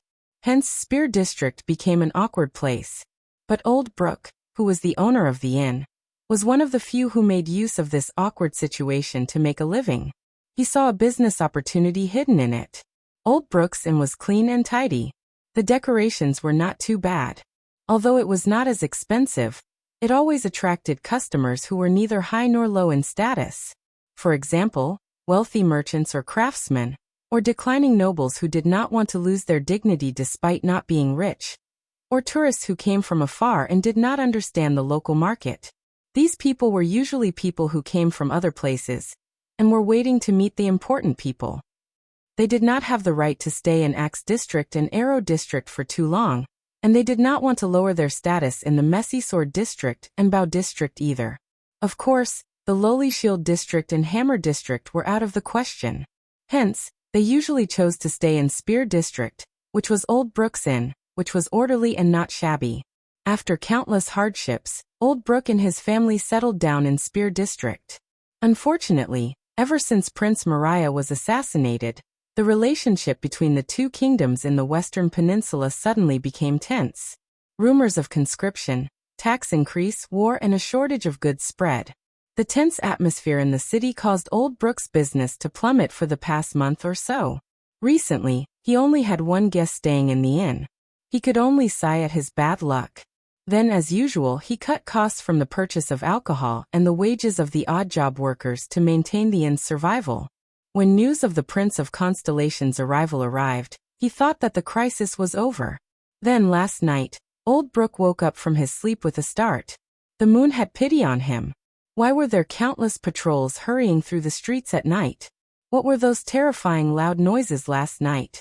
What were those thunderous booms in the latter half of the night?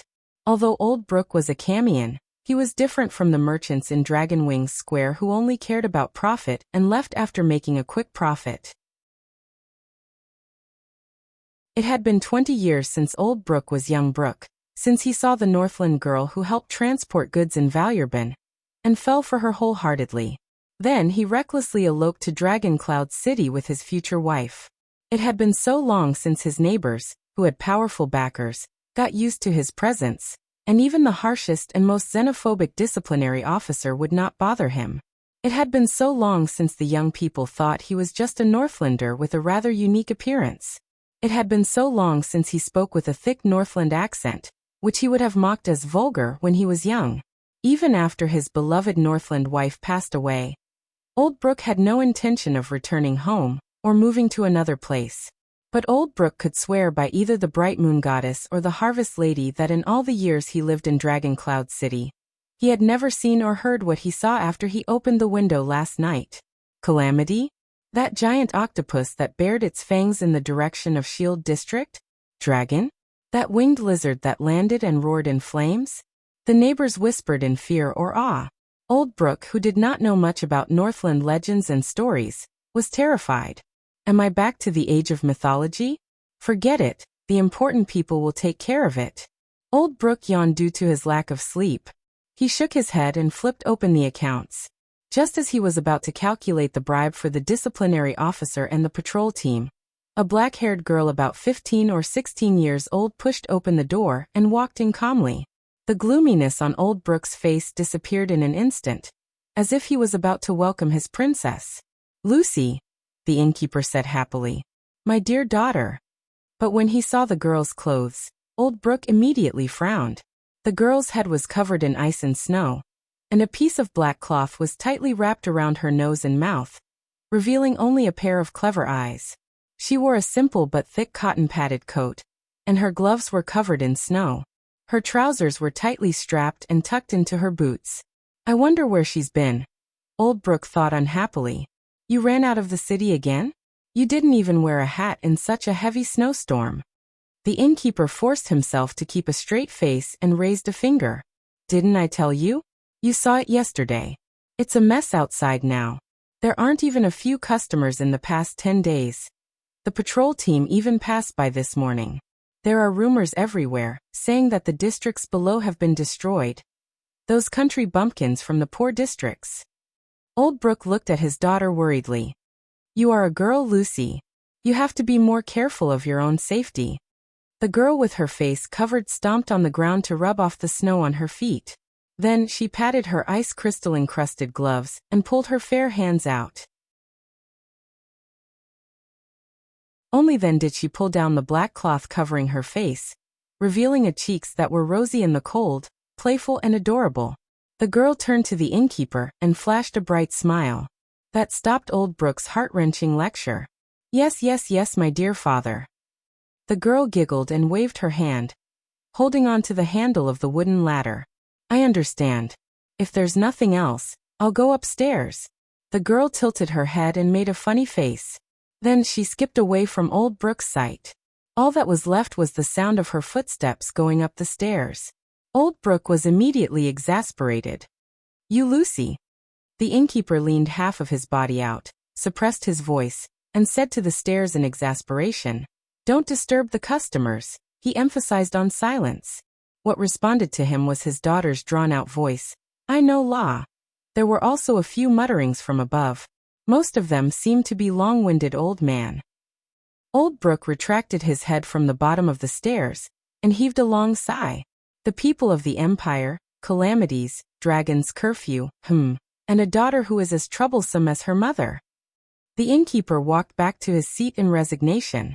He took a sip of his late wife's favorite ale and shook his head. God knows what's waiting for me. But, old Brooke rolled his eyes and curled up the corners of his mouth. As long as Lucy is fine, as long as Lucy is happy, life isn't too bad. Old Brooke's originally gloomy mood instantly brightened. But what he did not know was that the moment his daughter disappeared from his sight, the girl's youthful and playful expression suddenly turned cold. It was as if frost had suddenly descended. A faint chill emanated from the bottom of her body. Her light and happy footsteps immediately became silent, like a black cat walking on tiptoes. The girl pushed open the wooden door of a room, and coldly walked into the narrow, dark room that smelled of medicine. On the wooden bed in the room, a man sitting against the wall slowly opened his deep eyes. His expression was gloomy. He was wrapped in a close-fitting and tight gray robe, which did not make him feel cold in the cold weather. His sleeves were pulled up to his upper arms, and his left arm and right shoulder were wrapped in thick bandages.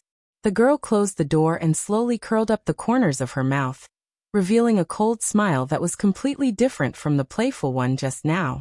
She spoke softly to the man and respectfully and patiently called out a strange form of address. "Father."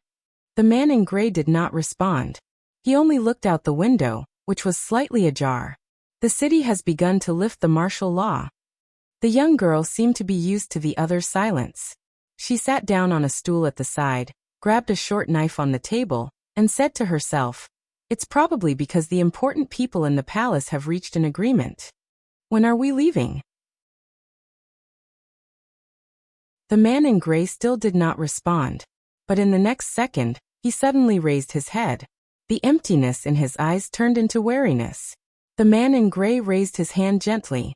A short knife jumped up from the table 2 meters away in a strange manner, and flew into his hand. He said calmly, "We have a guest." The girl's pupils moved. She stood up and instinctively moved. She stretched out her fair and slender fingers, which were rarely seen among Northlanders, and pulled out the black cloth tied around her neck from her collar. She pulled it all the way to her nose and covered half of her face like before. It was like a professional mask. Not only did it cover her face, but it also covered her breathing. She had just pulled up the mask and held the dagger in her arms when a shrill voice came from outside the door. "Long time no see, old friend." A middle-aged man pushed open the door and walked in. His smooth face was full of smiles. This guest wore a thick coat commonly seen among Northlanders.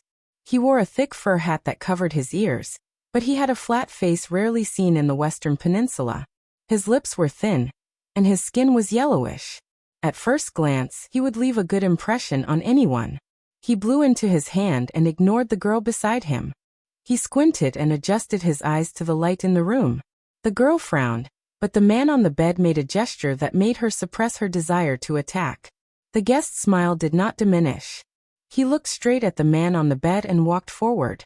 At this moment, the man in gray suddenly raised his deep eyes. His gaze was cold.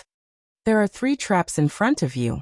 The guest's smile froze on his face, just like the right foot he had just lifted. The man in gray's words were direct and emotionless. "2 of them are fatal." The guest with the flat face took a deep breath, blinked, and shrugged. He seemed to have no choice but to put his raised right foot back on the spot. The girl beside him curled up the corner of her mouth and sneered in her heart. But the guest's smile seemed to be plastered on his face. It glowed again amidst the awkwardness. "Now you are truly a regicide family." The guest smiled obsequiously and rubbed his hands together.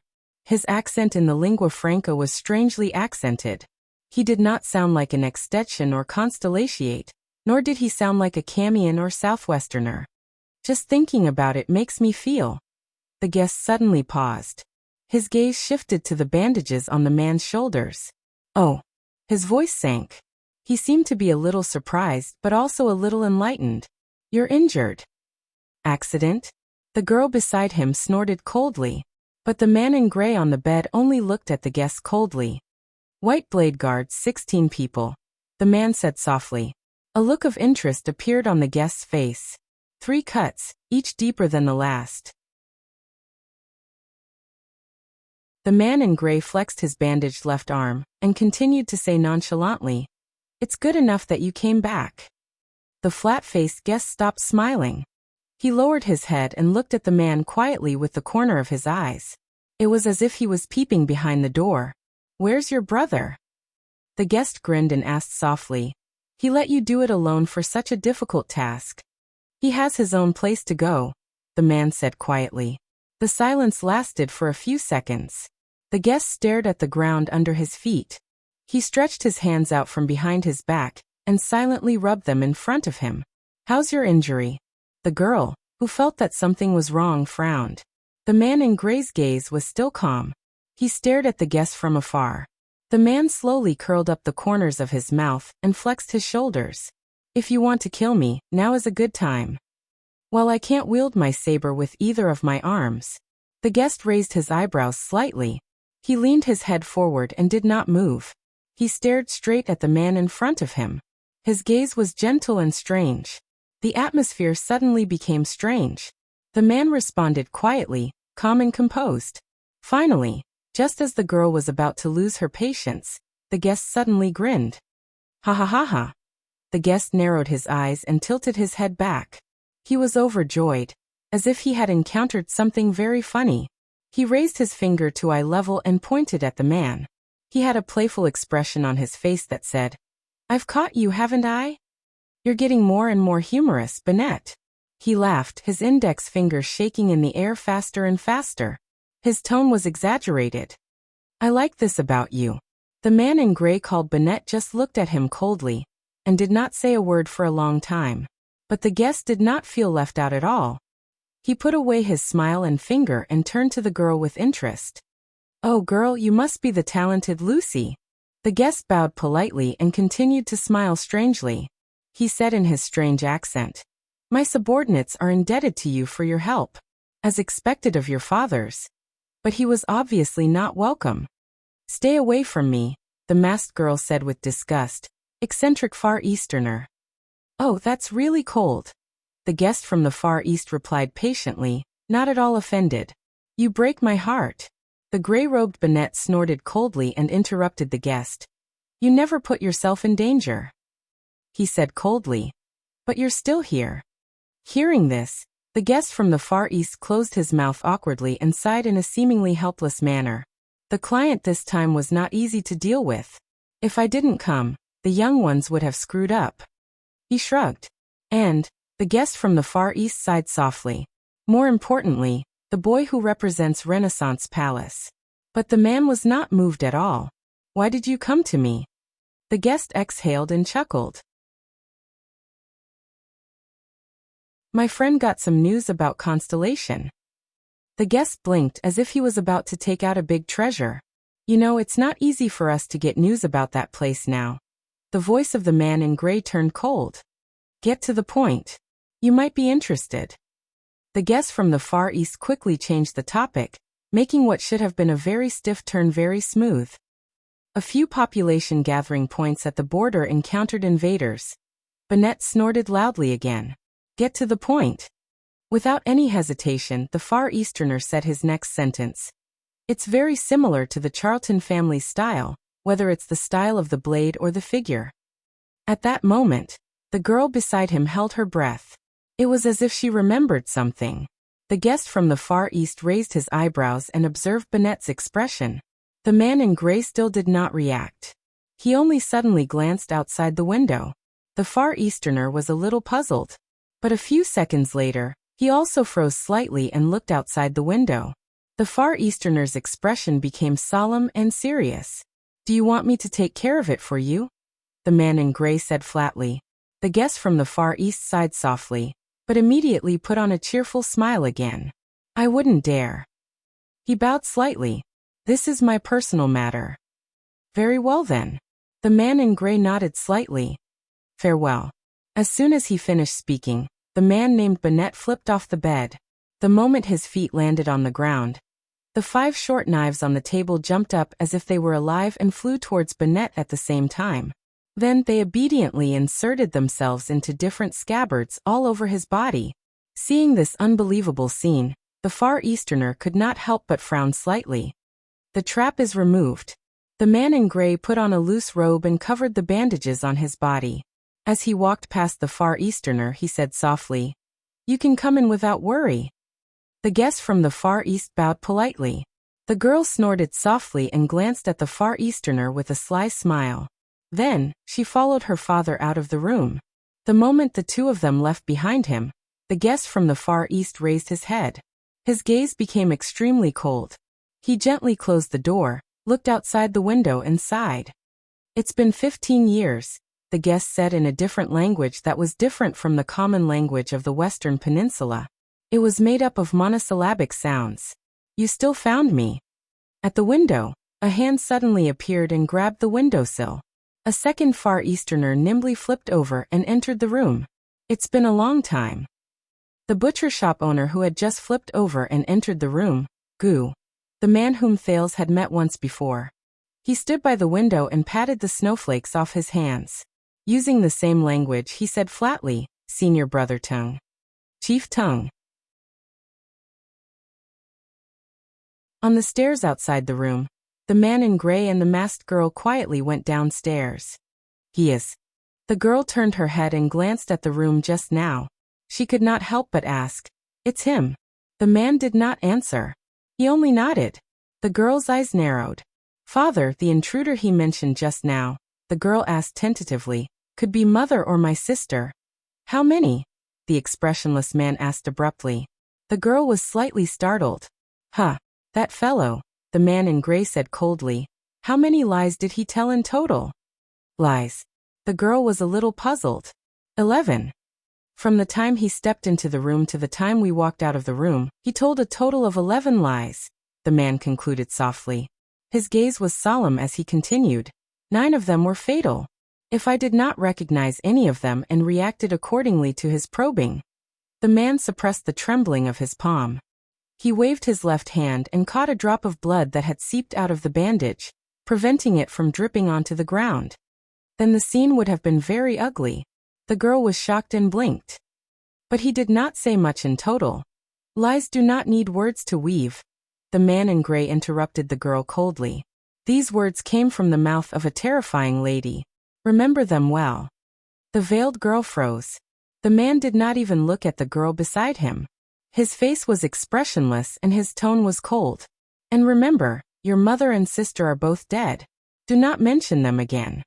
Upon hearing that, the girl's shoulders trembled slightly and she clenched her fists slightly.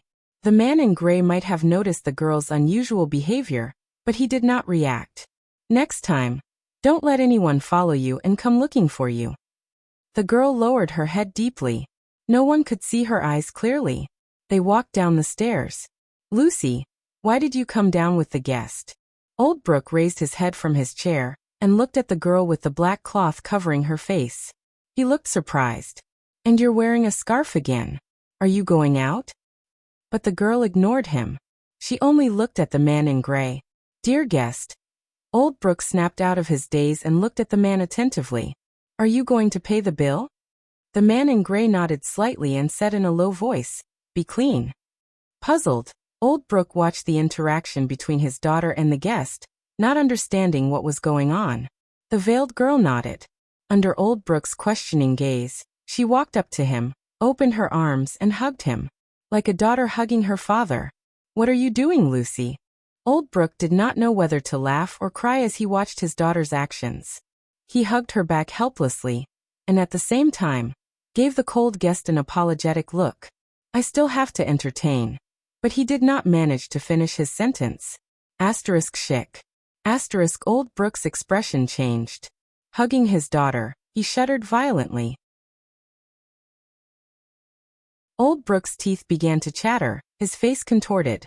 With great difficulty and shock, he lowered his head and looked at his daughter in his arms. "Lucy, you." Oldbrook's trembling grew stronger, as though he was enduring great pain. But nothing could compare to the disbelief, pain, and despair in his eyes. Puff. Puff. Puff. Oldbrook shuddered 3 more times, each time more terrifying than the last. His eyebrows were twisted into a bunch, but he could only find coldness and indifference in his daughter's eyes. The girl loosened her arms and gently pushed Oldbrook away. Thud. Oldbrook fell limply to the ground, his face filled with despair. With trembling lips, he looked at the bloody dagger in the girl's right hand. Dampness and warmth spread from the owner's aching back, soaking his robe and the ground. No, Lucy. No. Oldbrook, who was lying in a pool of blood, pursed his lips and stared at the dagger in the girl's hand. Amidst the intense pain that almost blurred his senses, he extended his powerless right hand to his beloved daughter. In a daze, he said in a sobbing tone, "Lucy." "No." "Why?" But the girl only looked down at him coldly. Her eyes were filled with disdain and disgust. "Listen up, my dear father. My name is not Lucy. That's just my working name." The veiled girl squatted down gently and moved closer to Oldbrook's ear. "My real name is..." Using a voice that only the two of them could hear, she said, "Jessica Charlton." Oldbrook's gaze froze. But he could no longer say anything. The man in gray stood quietly behind them, not saying a word. Jessica stood up quietly, glanced at her dagger, and gently shook off the blood on it. On the dagger, 2 words appeared on the blood-soaked blade. "Wycie." "Sorry, the next chapter is the last chapter of the book. P.S. In fact, this chapter is a foreshadowing."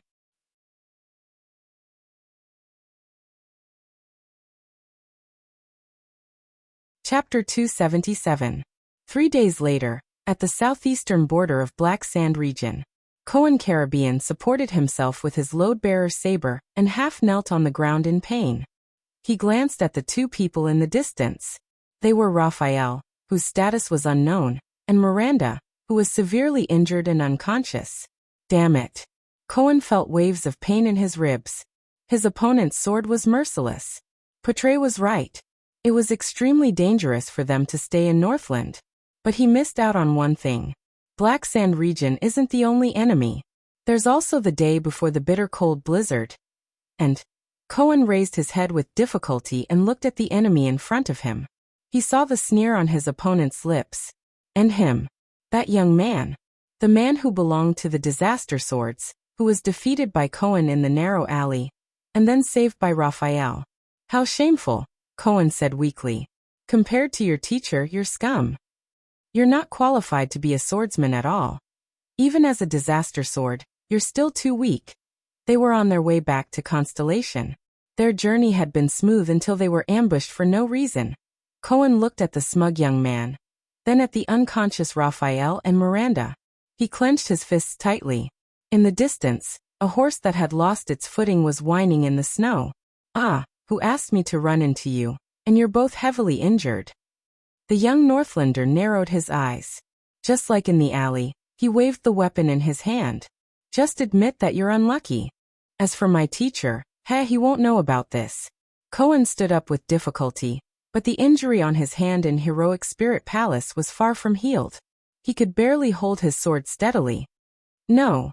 Raphael's condition is far more serious than I expected. Miranda's injury is not to be underestimated either." The police officer clenched his teeth. "I'm the only one left now." Oh. The young man from the Disaster Swords laughed and glanced at Miranda. "That girl looks pretty good."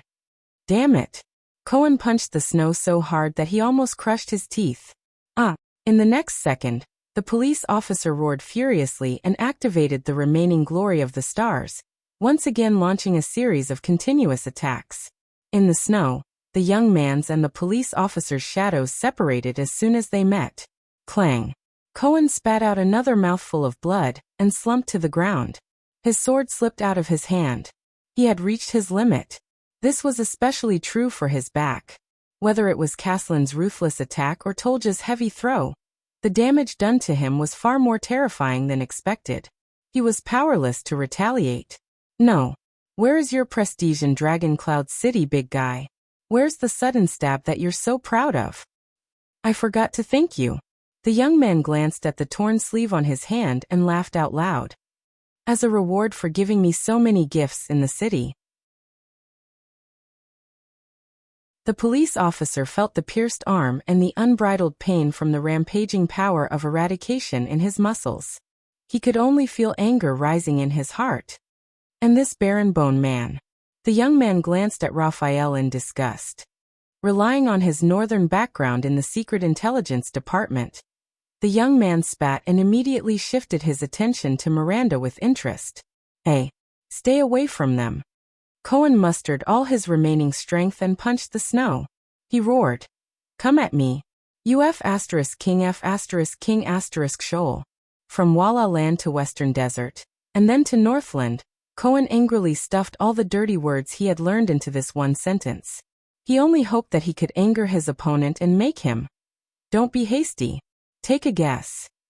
The young man's gaze was cold, but he stretched his neck and licked his lips. He did not seem to be angered at all. How will I deal with this beautiful girl? It will definitely leave a deep impression on you. This is to let you remember. The young man walked to Miranda's side and put on an expression that was both angry and amused. When you provoke the wrong person. Unable to move, Cohen watched with remorse as the young man walked towards Miranda in a show of force. He only felt despair. I can't do anything. Nothing. Cohen lay on the snow in pain. He had never hated his own incompetence so much. No. At this moment, whoosh, there was a rapid sound of something cutting through the air. The young man's expression changed. He suddenly turned around, and a sword light exploded in front of him. Ding! His hand and half-sword struck a weapon in the air, making a sharp sound of metal colliding. The flying weapon was easily deflected by the young man, and fell weakly to the ground. It was a dagger with a strange curve. Cohen, who was lying on the ground, stared at the dagger in a daze. For a moment he forgot to react. That dagger. A clumsy sneak attack. Is it your helper? The young man curled the corner of his mouth and looked around, searching for the sneak attacker. What the hell? This level of sneak attack is too simple. But in the next second, the young man's expression changed. From the blade he used to deflect the dagger, a strange tremor suddenly came. The tremor penetrated deep into his body, causing half of his body to instantly go numb. The young man wanted to raise his right arm, but found that his right hand could no longer move. He panicked. No, this tremor. What is it? He had no chance to regret. Whoosh! The wind whistled. A graceful figure moved at an astonishing pace, broke through the wind and snow, and instantly appeared in front of him. In the vast expanse of white snow, the sword light suddenly appeared. In the strange numbness, the young man mustered all his strength to shift the blade of his sword to the position where the enemy was coming from. But it was useless. The nimble enemy only tilted his body slightly in the air and dodged the sword. Then he slashed with the dagger. Cheek. The defenseless young man opened his eyes wide in disbelief as he watched the enemy's dagger slash into his neck. Although we are both holding swords, but in comparison, the enemy said in a pleasant voice, pushed his body and pulled out the blade. You are really tasteless. You can't even compare to Ching Pai. Scum. Warm arterial blood gushed out from the young man's neck. In endless fear, the young man's eyes focused. At that moment, the panic-stricken him saw the dagger in his opponent's hand again. It was a dagger from the tip to the hilt. The angle was crooked, like a dog's leg. That kind of dagger. If I can react. If I can display my strength. But there are no ifs. He fell limply, and his lifeless eyes met Cohen's shocked expression. The police officer stared blankly as the graceful figure squatted down in the snow and inserted the two daggers into her boots. Then, step by step, she walked towards him. Puff! A pair of thick snow boots appeared in front of him. Looking up, he saw a pair of long legs that were also wrapped in thick clothing. Cohen raised his head in a daze. The other party slowly squatted down. She took off her thick fur hat, revealing a head of neat brown hair. Cohen could not say anything. He only blinked, as if he could not believe what he saw. Huh. The other party fanned herself with the fur hat in her hand, and exhaled a breath of hot air. The girl in front of him pushed her goggles up to her forehead, leaving red marks around her eyes from the weight of the glasses. A few strands of hair stuck to her forehead, making her look a little mischievous. Her nose and face were dotted with tiny beads of sweat. Her face was ruddy, and she looked rather healthy. Cohen did not know why this thought popped up in his head. The old man is completely wrong. It's not that cold in the north. I'm already sweating after running a few rounds. while she complained to someone in a bad mood. She curiously stared at the dying Cohen with her big, bright eyes, as if she was sizing up a puppy by the roadside. "Yo, lost boy," the female bartender of the underground street, who was dressed thickly but did not lose her elegance, pretended to learn from the police station's rules, and jokingly saluted the police officer with a very non-standard salute. "We meet again." Jayla Charlton, who was crouching in front of him, curled up the corners of her mouth and smiled. Silence. Cohen continued to stare at her blankly, not saying a word. It was as if he was born with this appearance. Jayla scratched her head in exasperation and blinked when she saw his expression. Has he become stupid from the beating? The next moment, the police officer stared blankly at his two companions in the distance.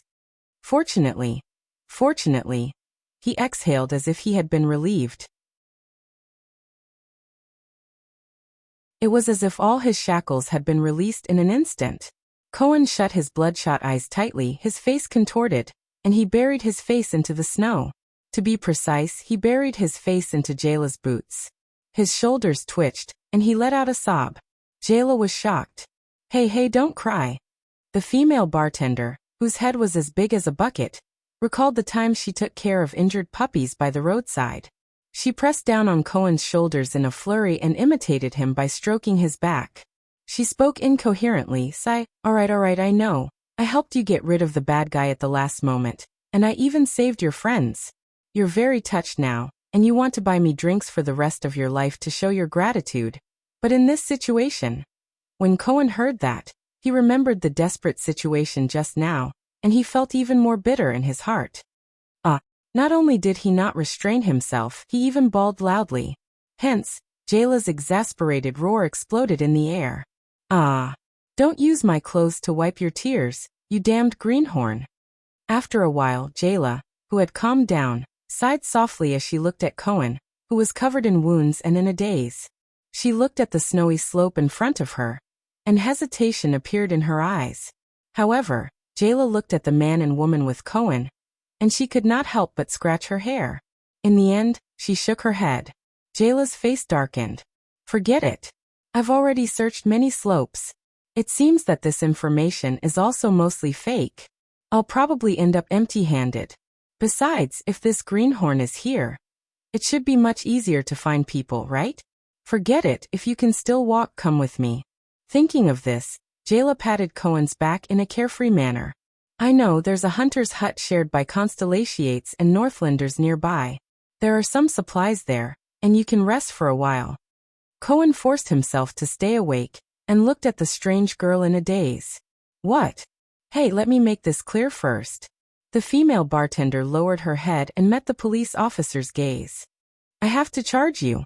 What Cohen and Jayla did not know was that on the other side of the snowy slope, in the pine forest a few hundred meters away, a group of people wrapped in thick clothes were quietly waiting. One of the 13 generals of Blackstreet Brotherhood, Thunder Axe, Oskow, looked at the sky and frowned slightly. "It's already half an hour past the scheduled time," Oskow said in dissatisfaction. "They haven't appeared, whether it's that old ghost or that arrogant brat." A few of the Brotherhood members who were traveling with him also voiced their impatience and agreed with his words. Maybe they're used to working with Blood Bottle Gang." One of them shook his head in disdain. "They probably look down on lowly people like us." At the front of the group, a middle-aged man with a face full of scars turned around. His gaze was sharp and frightening. As he turned around, everyone quietened down. "Wait a little longer. This is one of the secret passages that Prince Horus purposely opened in the Pine Forest to launch a sneak attack on Extet." Ironheart Shandaroda, the Brotherhood's leader in arms smuggling, said coldly, "Now, it's the day before the bitter cold in Northland. Visibility is not good. They might not be able to find this passage. It's all thanks to the tense relationship between Constellation and Extet. Otherwise, it would not be easy to find such an opportunity." Oskow sighed and looked behind him. There were a dozen or so children tied up with thick ropes. They were curled up in a corner, shivering. Oskow frowned. He saw that one of the cowering children had a broken hand, and a more delicate and pretty young girl even had a scar on her face. These people, Oskar walked to Rhoda's side and glanced at the others, telling them to stay away.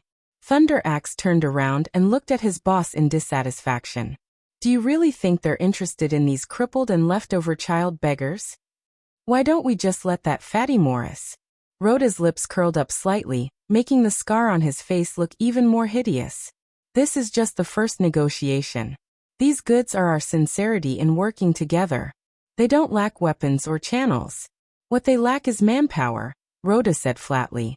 Besides, Morris won't agree to it. Oskar put on a puzzled expression. He looked at the group of children.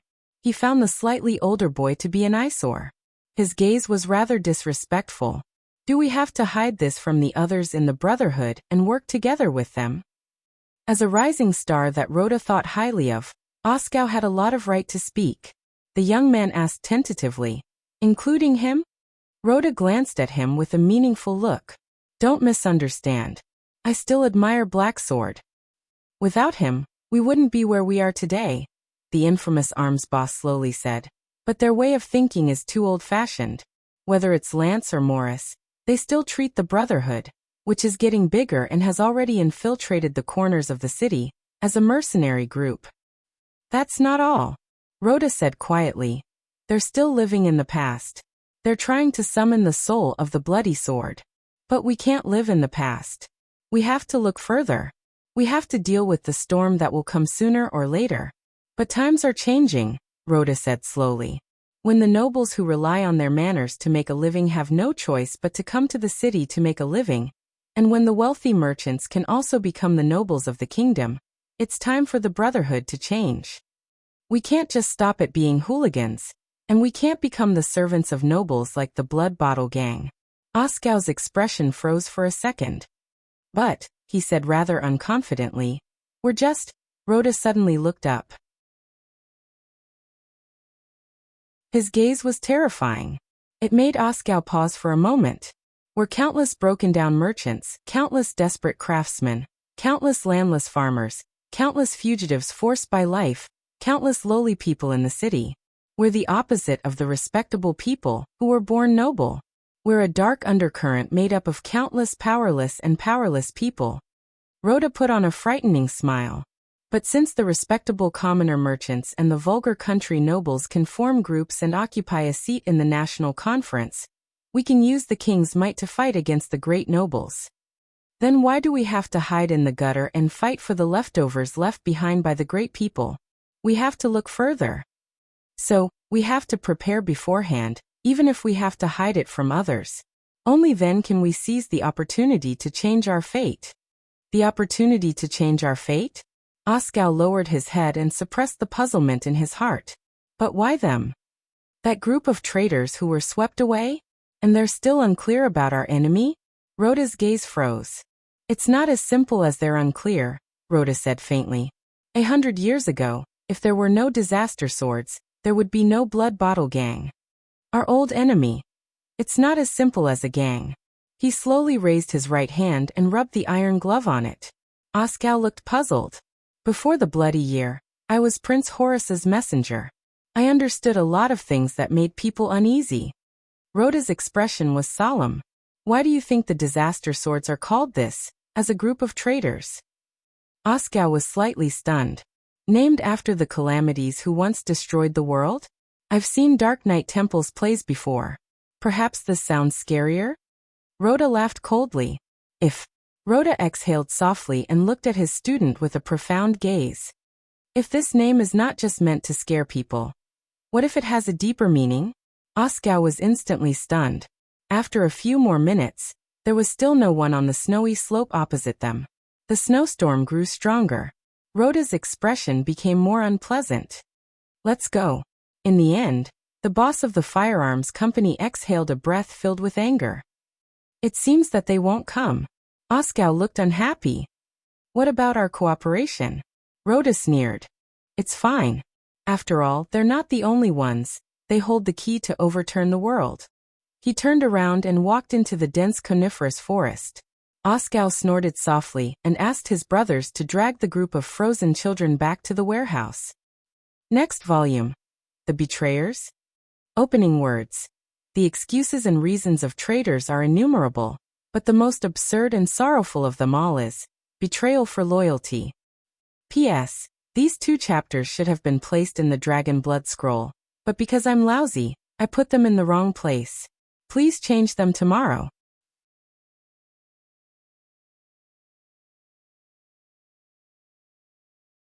Chapter 278. The sun shone brightly.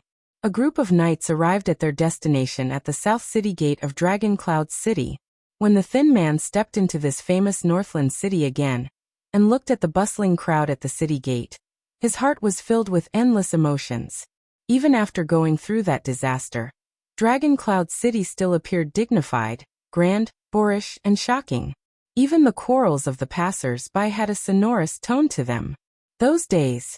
But he still forcibly suppressed the surging thoughts in his heart, and retracted his gaze from the towering statue of Raikuru. He still had things to do. The thin man lowered his head and pulled the reins to urge his horse forward. The thin man calmly said to the dozen knights behind him, "Get ready, we have a long slope to climb." The knights seemed to be used to his indifferent tone. They did not say a word, and just followed quietly. This was a low-key group. There were no flags, decorations, or emblems to show their identity. There were only luggage and miscellaneous items on the horses, as well as the hurried expressions on everyone's faces. It was obviously the first time a few of them came to Dragon Cloud City. They looked around in surprise. "This is Dragon Cloud City?" a young attendant asked, puzzled. "Didn't they say that it was almost destroyed by the calamity? Why is it so complete?" What destroyed Dragon Cloud City was a rumor, not a calamity. The thin man replied in a relaxed manner. "Wash your brain, Mark." A few minutes later, a Northland noble with a military aura came up to welcome them with a few cavaliers. After a brief meeting, he led them away from the queue to enter the city. They walked past the empty space in front of the city gate, and began to ascend the slope. "I'm flattered that the chief garrison officer personally came to welcome us." The thin man greeted them faintly. "Viscount Lysden." "Unfortunately, the Archduchess is in the Hall of Heroes. Today is the day of her council hearing. Regent Leespan is also inside." The Northland noble named Lysden appeared to be very capable and courageous. With a few gestures from him, the patrol team began to operate in an orderly manner. He nodded slightly at the thin man on his horse. Lord Putre Nemain, who came all the way from Constellation Kingdom. Constellation's Lord Putre nodded in response. Viscount Lysden, Count Lispan's trusted old subordinate, who remained as Dragon Cloud City's garrison officer after the Archduchess succeeded to the throne, looked at the group of travel-worn Constellationates and nodded slightly. "But I believe that all of you must want to meet the prince first." Constellation's attendants looked at each other. Their eyes were filled with anticipation and curiosity. That prince? The legendary second prince. Exactly. On the bustling Northland street, Putre's thin face revealed a smile. "Please bring us directly to the Blood Court." Lysden raised an eyebrow. Blood Courtyard, of course. The Blood Court, the most remote and dilapidated corner of Heroic Spirit Palace, houses a special guest. Lysden sighed softly. "Please follow me." The Viscount frowned and waved his hand. A messenger immediately understood and set off. 10 seconds later, a patrol team in front of them immediately changed direction and headed in the direction of Heroic Spirit Palace. "You are a sensible man. I admire you, unlike your former receptionist." Putre nodded approvingly and took out his pipe. Viscount Lysden snorted and rode beside Putre. "Former receptionist?" Lysden's lips curled up. "I heard about him secretly obstructing the diplomat group from contacting the prince. After that, he was found to be in close contact with a count from Black Sand region. That's why I took up the post myself this year." Lysden coughed with an unpleasant expression. After he was hanged, a hem replaced. Putre took a puff of his cigarette and watched the smoke ring change on his horse. He said with a sigh, "Thank you for understanding our anxiety." "It's my pleasure." Lysden nodded slightly as if he was deep in thought. "This is Dragon Cloud City, after all, not Black Sand City." Putre narrowed his eyes and said, "King Chapman still sends a special envoy to offer his condolences." Speaking of the common elected king, disgust and disdain appeared on Viscount Lysden's face. 3 times a year and never late. If it's possible, he probably even wants to bribe the messenger crows flying above Dragoncloud City to monitor our every move. Lysden glanced at Heroic Spirit Palace, which was located at the side of the mountains. Especially the whereabouts of those two. Putre exhaled a smoke ring. But I heard that your king has been in big trouble recently? Isn't that so? Lysden snorted softly, as if he was very happy. Chapman Lampard's troubles have never stopped since he was crowned.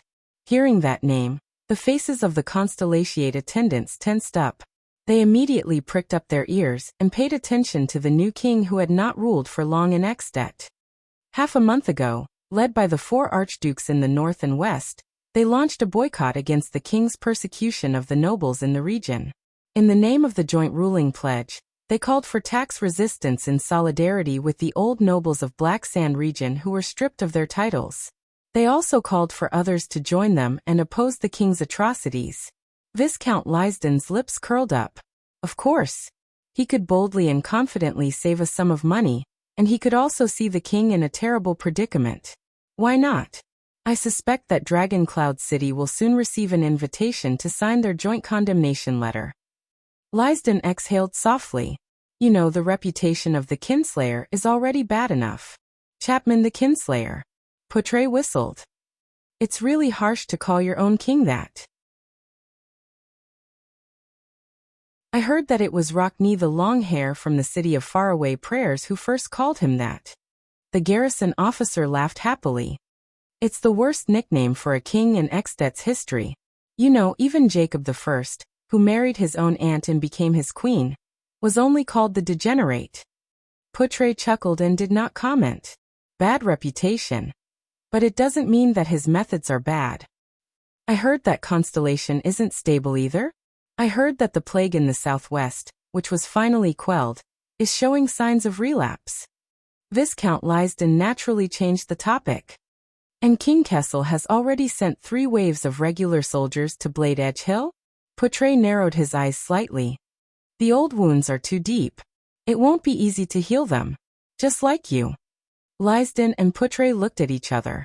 The dragon and Constellation duo nodded with their own thoughts in mind. The group of people walked past the lively Dragon Wings Square, the messy Bow District, Axe District and Spear District where the upper-class people stayed, all the way to the upper part of Dragoncloud City. Finally, the first gatehouse, which separated Axe District and Heroic Spirit Palace, appeared before the group of people. Putre looked at the towering gatehouse and sighed again. Viscount Lysden negotiated with the patrols guarding the gatehouse for a few minutes with a serious expression on his face, before the Constellatiates were allowed to enter the gatehouse. Immediately, many patrolling soldiers walked forward with hostile expressions, and searched them from their bodies to their luggage. This made many Constellatiates feel indignant. Calm down, this is a necessary procedure. Oh, the gift for the Archduchess is in that box. Please put it carefully. Putre habitually raised his hands, and waited for the body search. He comforted the unhappy Constellatiates, and asked them to endure the Northlanders' murderous aura and brutality. Then he said to Lysden, who was waiting by the side, "Looks like your security measures have been improved a lot." Lysden's expression tensed. We added 3 more passwords, and built many more sentry posts in front. Even if it's an emergency warrant issued by the Archduchess herself, there are corresponding safety measures. We even tried to recruit psionics, which are rarely seen in the Northlander army. It was said that it was the prince's suggestion. Lysden's tone became very stiff, as if he was suppressing something. The gatehouse is always a strong wall that separates danger. The story of being tricked into opening the gatehouse by a reputable high-ranking officer, and a traitor among the soldiers will not repeat itself. Putre sighed in response. Finally, after a complicated search, the group of Constellatiates passed through the gatehouse, and arrived at the empty space in front of Heroic Spirit Palace. Putre looked at the 8 big furnaces that were both familiar and unfamiliar at the same time in front of the palace gate with complicated emotions. He remembered the scene of that small figure walking through the palace gate alone, and could not help but let out a long sigh. Groups of palace guards on patrol looked at them in an unfriendly manner. They got off their horses and allowed the guards to lead their mounts away. The blood court is this way. Please follow me. Viscount Lysden led them away from the grand palace gate of Heroic Spirit Palace and into a remote winding corridor. The road under their feet became narrower and even overgrown with weeds. However, the number of guards on the road gradually increased. How is he doing? Putre looked at the guards coming and going. His emotions were complicated. The Constellation's attention was attracted by this question. Lysden furrowed his brows. How is he doing? This question. Everyone has a different evaluation of him. The garrison officer chose his words carefully. But if you ask me, that prince is very quiet. The Constellation's nodded at each other. This was in line with their judgment of the prince's youth and maturity. Only Putre was shocked. What do you mean? That guy. Putre recalled the image of that young adult who spoke with fervor and assurance and made people speechless from time to time. Quiet? He found it unbelievable. Most of the time, he sits quietly and reads by himself. Sometimes he talks to himself or even recites in a low voice. It can be said that he forgets to eat and sleep. And every time his position is different, from the corner of the courtyard to the cliff of the sky, worrying his guards. Every month he goes out of the palace to Spear District to play chess. He likes to stay in his private room and play chess with himself. He sits there for a few hours until his attendants remind him that the Archduke's personal guards need to eat. He does not care much about the disputes in Dragon Cloud City. Whether it is palace banquets or hunts, he declines all of them, even if the nobles' eyes are on him. Instead, he is very familiar with the servants in the palace. I heard that he likes to smile, and even greets messenger crows when he sees them. There are many teachers who have taught him and the Archduchess. Half of them did not last for 2 months, saying that they could not agree with the prince's style. Count Lysden is very troubled. Ah. Putre shook his head, not knowing whether to laugh or cry. I am here to solve this problem. Viscount Lysden's expression was strange. But his relationship with the Archduchess is very good. The two of them often stay in the library from morning to afternoon. This has made him many enemies among the nobles in Dragon Cloud City. When he said this, Lysden lowered his voice and said, Count Lysden is very dissatisfied with him because of this. That's not all. It has also attracted a lot of dissatisfaction and protests from the Archduchess. Lysden said quietly. Putre knew what was going on, and nodded slightly. After passing through countless porches and layers of guards, they finally arrived in front of a dilapidated and old 3-story building that almost didn't have a hall. There were still many palace guards standing there, scanning them with vigilant and fierce gazes. It's like being in a prison. There are prison guards everywhere.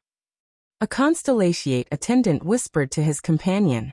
A man who was obviously the leader of the palace guards walked out. He was tall and had a sharp gaze. At his waist was a long sword. Viscount Lysden greeted the captain of the guards. Lord Justin. The Viscount nodded politely. He extended his hand to the Constellations behind him and introduced. This is the former deputy commander of the White Blade Guards, Lord Justin, who once defended the palace under Black Sand Region's attack, nodded with a calm expression. His gaze circled the guest. Putre Nemain. I recognize him. Putre smiled. It's a pleasure to meet you. However, Lord Justin obviously did not like to talk too much. He remained expressionless and cut straight to the point. I know why you're here. He is in the backyard. Follow me. Putre smiled slightly, thanking him for his understanding. I will wait for you here. Lysden put his hands behind his back and stood on the spot. He pursed his lips and nodded. The Archduchess' hearing will take a while. With anticipation, the Constellation attendants looked at each other and followed Putre through the first floor of the building to the backyard. Even under the sun, the backyard, which was shrouded by a canopy of trees, still looked gloomy and dilapidated, as if no one had lived there for a long time. The tiles were uneven, and the ground was covered in broken tree roots. The pale tree trunks and the cracked walls of the courtyard were almost one. The walls were desolate, and shadows were everywhere. There was an ominous atmosphere in the air, making people feel gloomy at first sight. More than 10 Constellatiate soldiers stood in the dilapidated courtyard, guarding the entrance and exit. A young Constellatiate man in his 20s saw them from afar. His eyes immediately brightened, and he hurried over to welcome them. Oh, what a surprise! The young man was tall and straight. His face was ordinary, but he had a pair of sharp eyes. His Highness said, "I thought you would only arrive a week later." The young man came before Putre. The Constellatiate attendants could not help but notice that there was a long sword without a sheath at his waist. It was single-edged. "It's a pleasure to meet you." Putre exhaled a smoke ring without hesitation and raised his eyebrows. Attendant Wyacasso. Hearing this surname, the guests from Constellation cast a strange look at Wya. So that's the cunning foxes. But the prince's attendant did not seem to like this kind of gaze. He turned to the side and revealed the scene behind him. The guests were immediately attracted by the strange man leaning against the wall with his arms crossed. He had light, short hair and a silver mask that covered the area from his throat to his nose. Only the upper half of his tattooed face was exposed. He sized up the guests with a cold and vigilant gaze, as if they were intruders. It made them feel uncomfortable. He's probably not very friendly, many people thought. Bang. A muffled sound was heard. The guests from Constellation immediately shifted their gazes to the source of the sound. The two people who were practicing swordsmanship in the field. The one who caught their attention was the 7 or 8-year-old boy. He held a sword in one hand and a shield in the other. He was drenched in sweat, but his expression was firm as he gritted his teeth. He withstood the guards' attacks again and again. "Raise your arms. Pay attention to the rise and fall of my shoulders. Predict the next attack and defend in time." The guard who was training with him was not tall to begin with. He deliberately lowered his posture to take care of the boy's movements and height. The wooden sword knocked on the boy's joints from time to time, forcing the boy to retreat. Bang. Another muffled sound was heard. The boy fell to the ground in a sorry state. He bit his lower lip, wiped the sweat off his forehead, rubbed his aching knees, and looked at the guard in dissatisfaction. "Do you have to do this? Stand up." The guard shook his head. His tone was stern and uncompromising. "Raise your sword."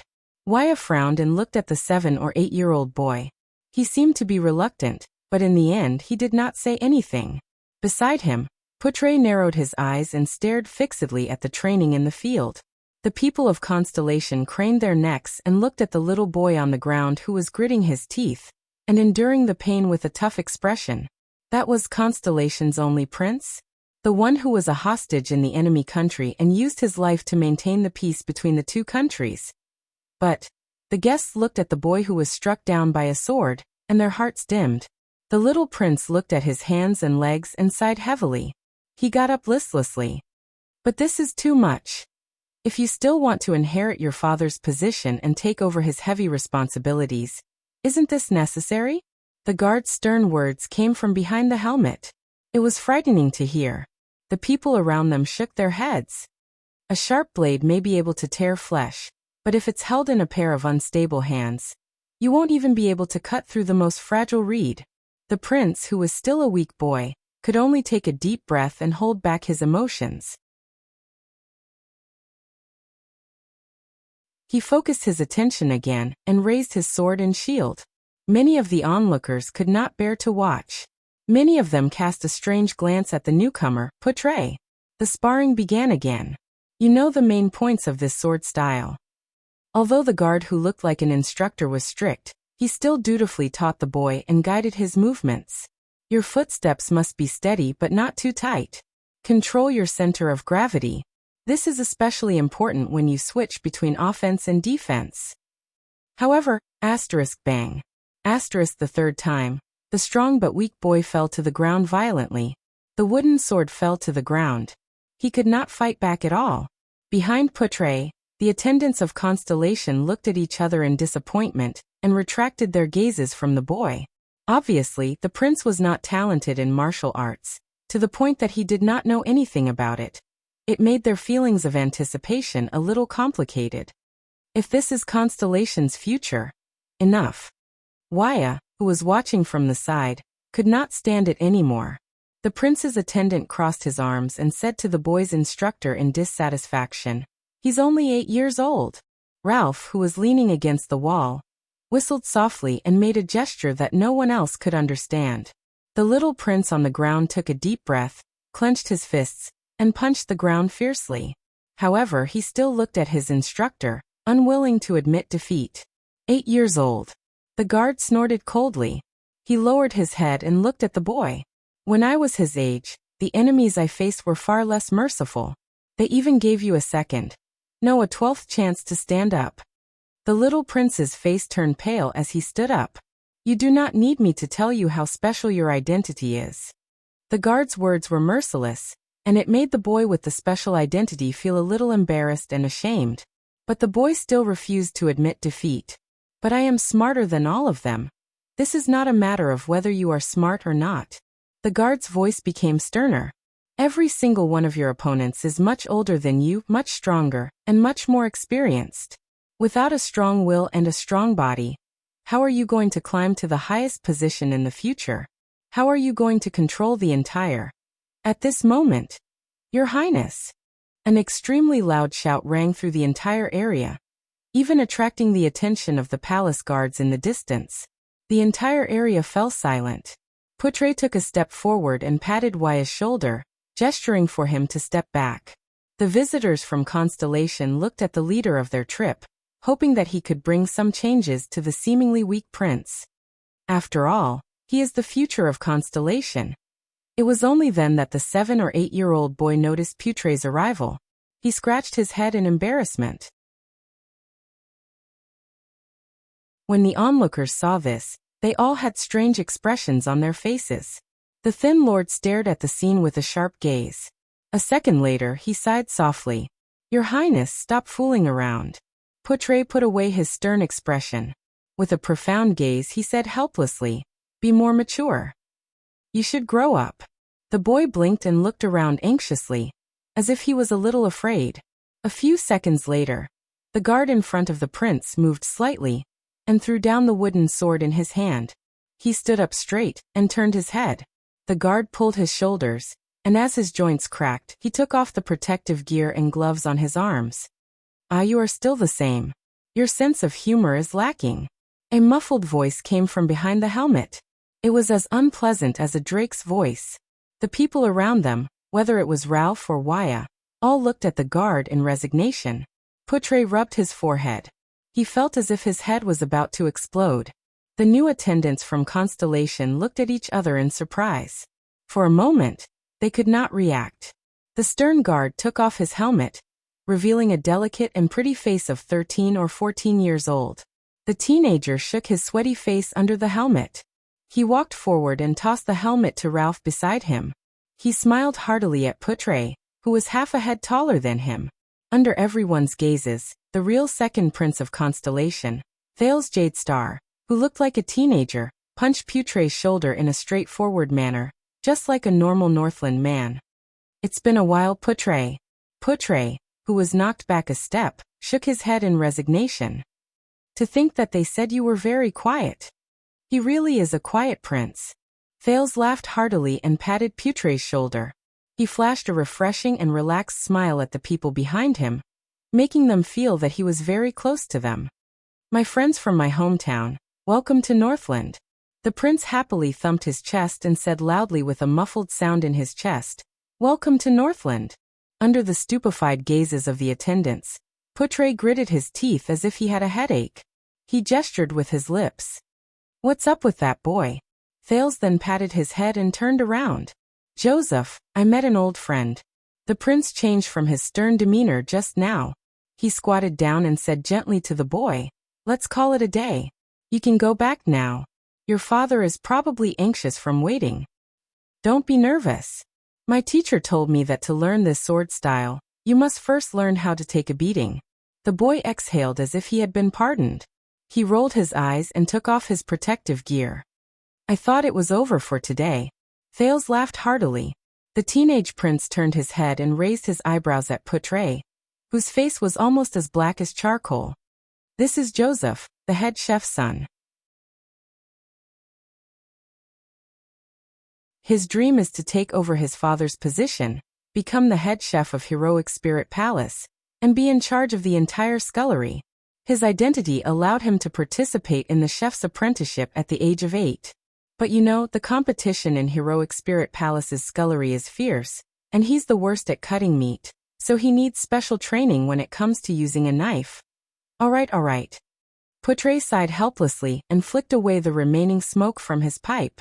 I'm glad to see that you have become more cheerful in the past 6 years. Your Highness. He was no longer the damn child with a stern face in the past. Thales's expression froze for a second. He stood up and stopped smiling. As the prince's expression changed, the atmosphere among the guards and attendants also turned cold. No, he said faintly. It's not 6 years. Portray responded with a puzzled look. I remember it very clearly. The prince raised his head and said with a slightly sentimental tone, Today is the 14th of June, year 679. Thales looked at the sun in the sky and sighed with a complicated gaze. It's 6 years and 167 days. I'm already almost 14 years old. Boo. Thales. Boo. You've finally grown up. I thought. Boo. Hurry up, everyone. Those who tipped, those who voted, those who left messages, Swordless, who was sobbing uncontrollably. Otherwise, what if he woke up in the next chapter and realized that he was still 7 years old?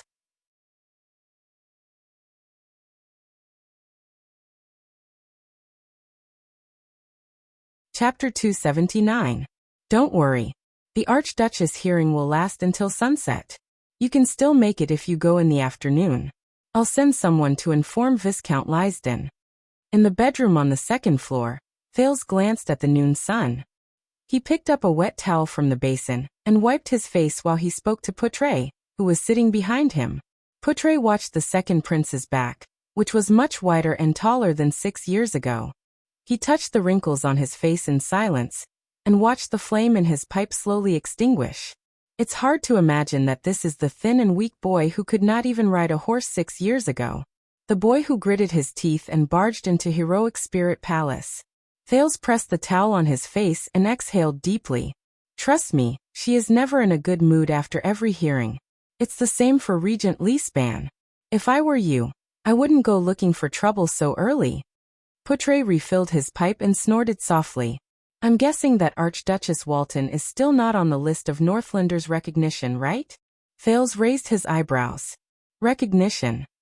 He recalled what he had seen and heard in the past 6 years, and could not help but shrug.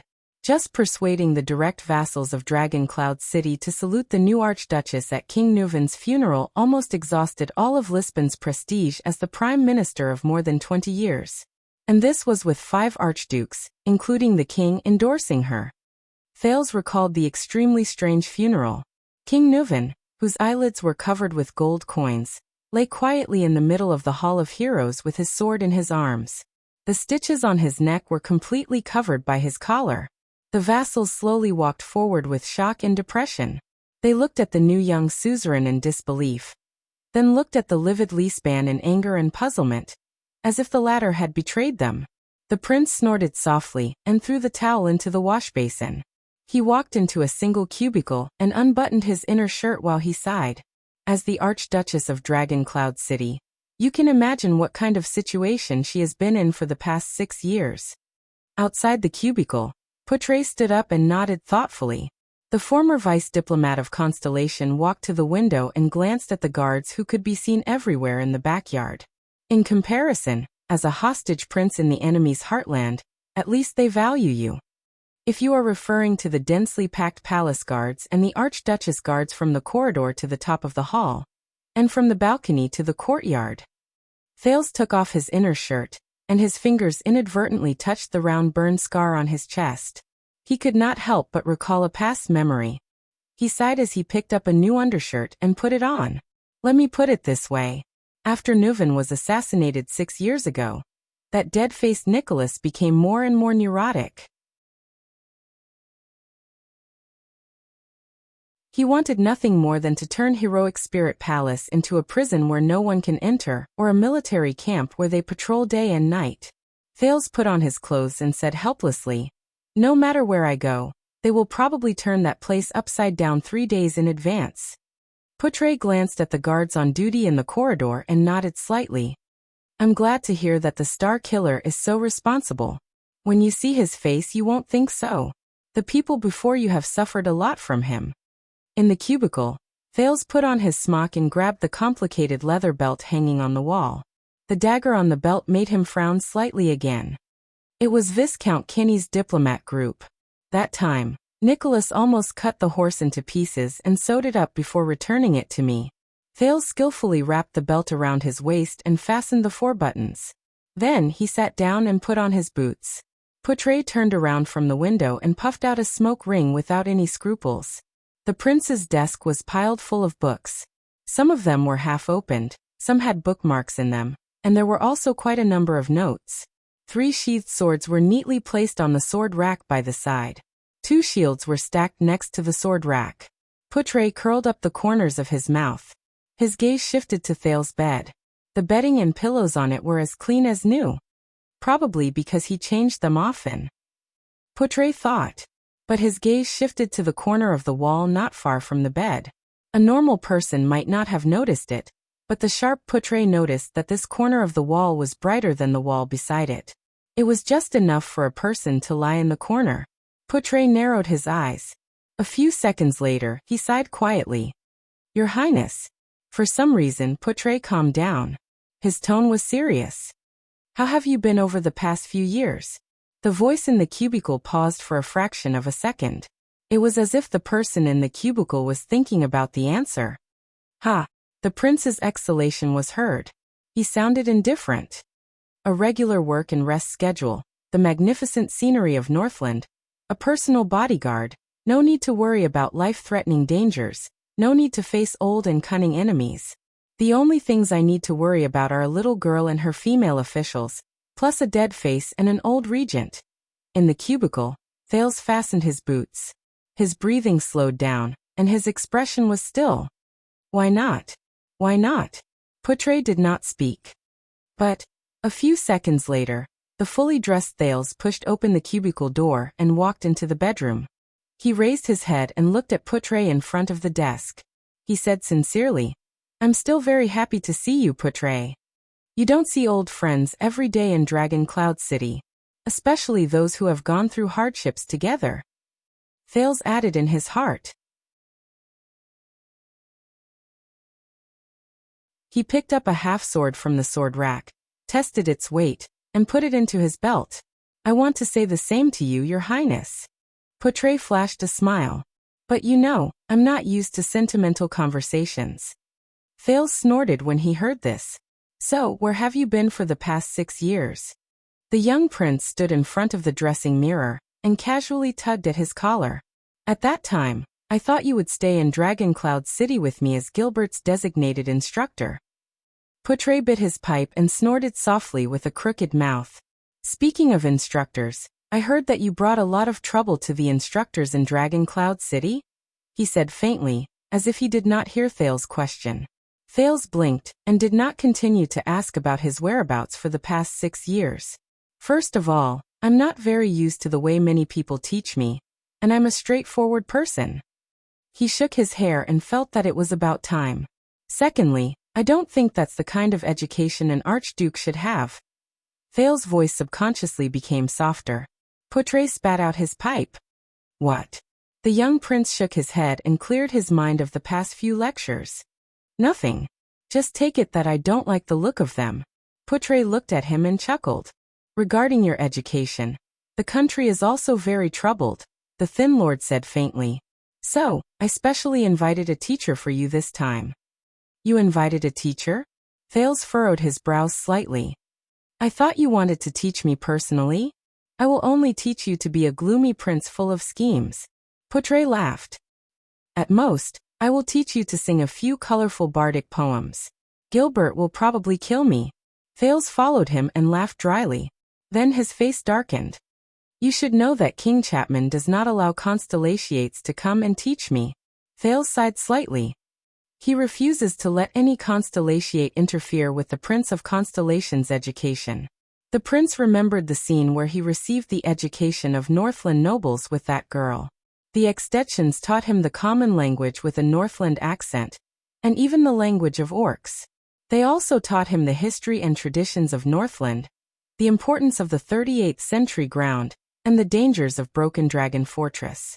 But they did not teach him the language of the ancient empire, the history of the empire, the past of Constellation, or even the language of elves and the rhetoric of the nobles. Gilbert taught him everything in Mindy's Hall. Thales shook his head in resignation. Fortunately, it was quite convenient to practice the Northland military sword style with the swift and fierce Northland warriors. Please do not worry. That scholar comes from Enlenzo Dukedom's Dragon Kiss Academy. He is highly respected and has a reputation far and wide. Poutre seemed to have predicted what he was going to say. He blew out another smoke ring nonchalantly. He will arrive a few days later and will teach you and the Archduchess at the same time. Regent Leespan will only be pleasantly surprised by his arrival. Thales paused for a moment. There was puzzlement in his eyes. Dragon Kiss Academy? Highly respected? Poutre extended his pipe and nonchalantly smashed it on the windowsill under the prince's furrowed brows, which could kill a mosquito. When he was young, he was once my tutor and Gilbert's tutor, Poutre said sentimentally. Gilbert and I spent a lot of effort to convince him. Poutre and Gilbert's tutor? Thales remembered the former foreign affairs minister whom he had not seen for many years. His curiosity grew. Who is he? You will know, Poutre said calmly. Before that, please forgive me for keeping some surprises for you. Surprises? Thales raised his eyebrows in a direction he could not see. So Poutre. The second prince narrowed his eyes. You came here this time to solve the problem of my education? Poutre snorted softly with a playful expression. He changed the topic slightly. Yes. Otherwise, in 6 years, the heir to Constellation will almost become a Northlander. Thales rolled his eyes in resignation. But in the next moment, a strange light suddenly shone in Poutre's eyes. Prince Thales. Poutre tapped his pipe with a profound expression. Have you been homesick for the past 6 years? Thales was stunned. Home. Abandoned house, Sunset Pub, Jayla. When he thought of home, these were the first words that popped into his mind. Perhaps, there's also Gilbert, Gines and Yodel? Thales crossed his arms and sighed. I don't know. He forced a smile. I haven't been in Constellation for a long time. My impression of it is very shallow. Poutre stared at him quietly. He did not say a word. Thales, who was originally a little sad, became a little puzzled by Poutre's stare. Very good. Poutre's gaze was profound as he stared into Thales' eyes. Then it's time to strengthen it. Thales was stunned. A few seconds later, the prince, who understood something, sighed. The Secret Intelligence Department? Thales lowered his head and asked softly. Poutre whistled softly. What else could it be? The prince's expression froze. After a while, Thales snorted with the ghost of a smile. His face was downcast. I really don't know if I should be happy or sad. Thales took a deep breath and stood up abruptly. He grabbed a book on the desk. Let's go. Poutre was shocked. Huh. Where are we going? Didn't I tell you? The prince turned his head and revealed his white teeth. I'm used to going out of the palace to play chess once a month.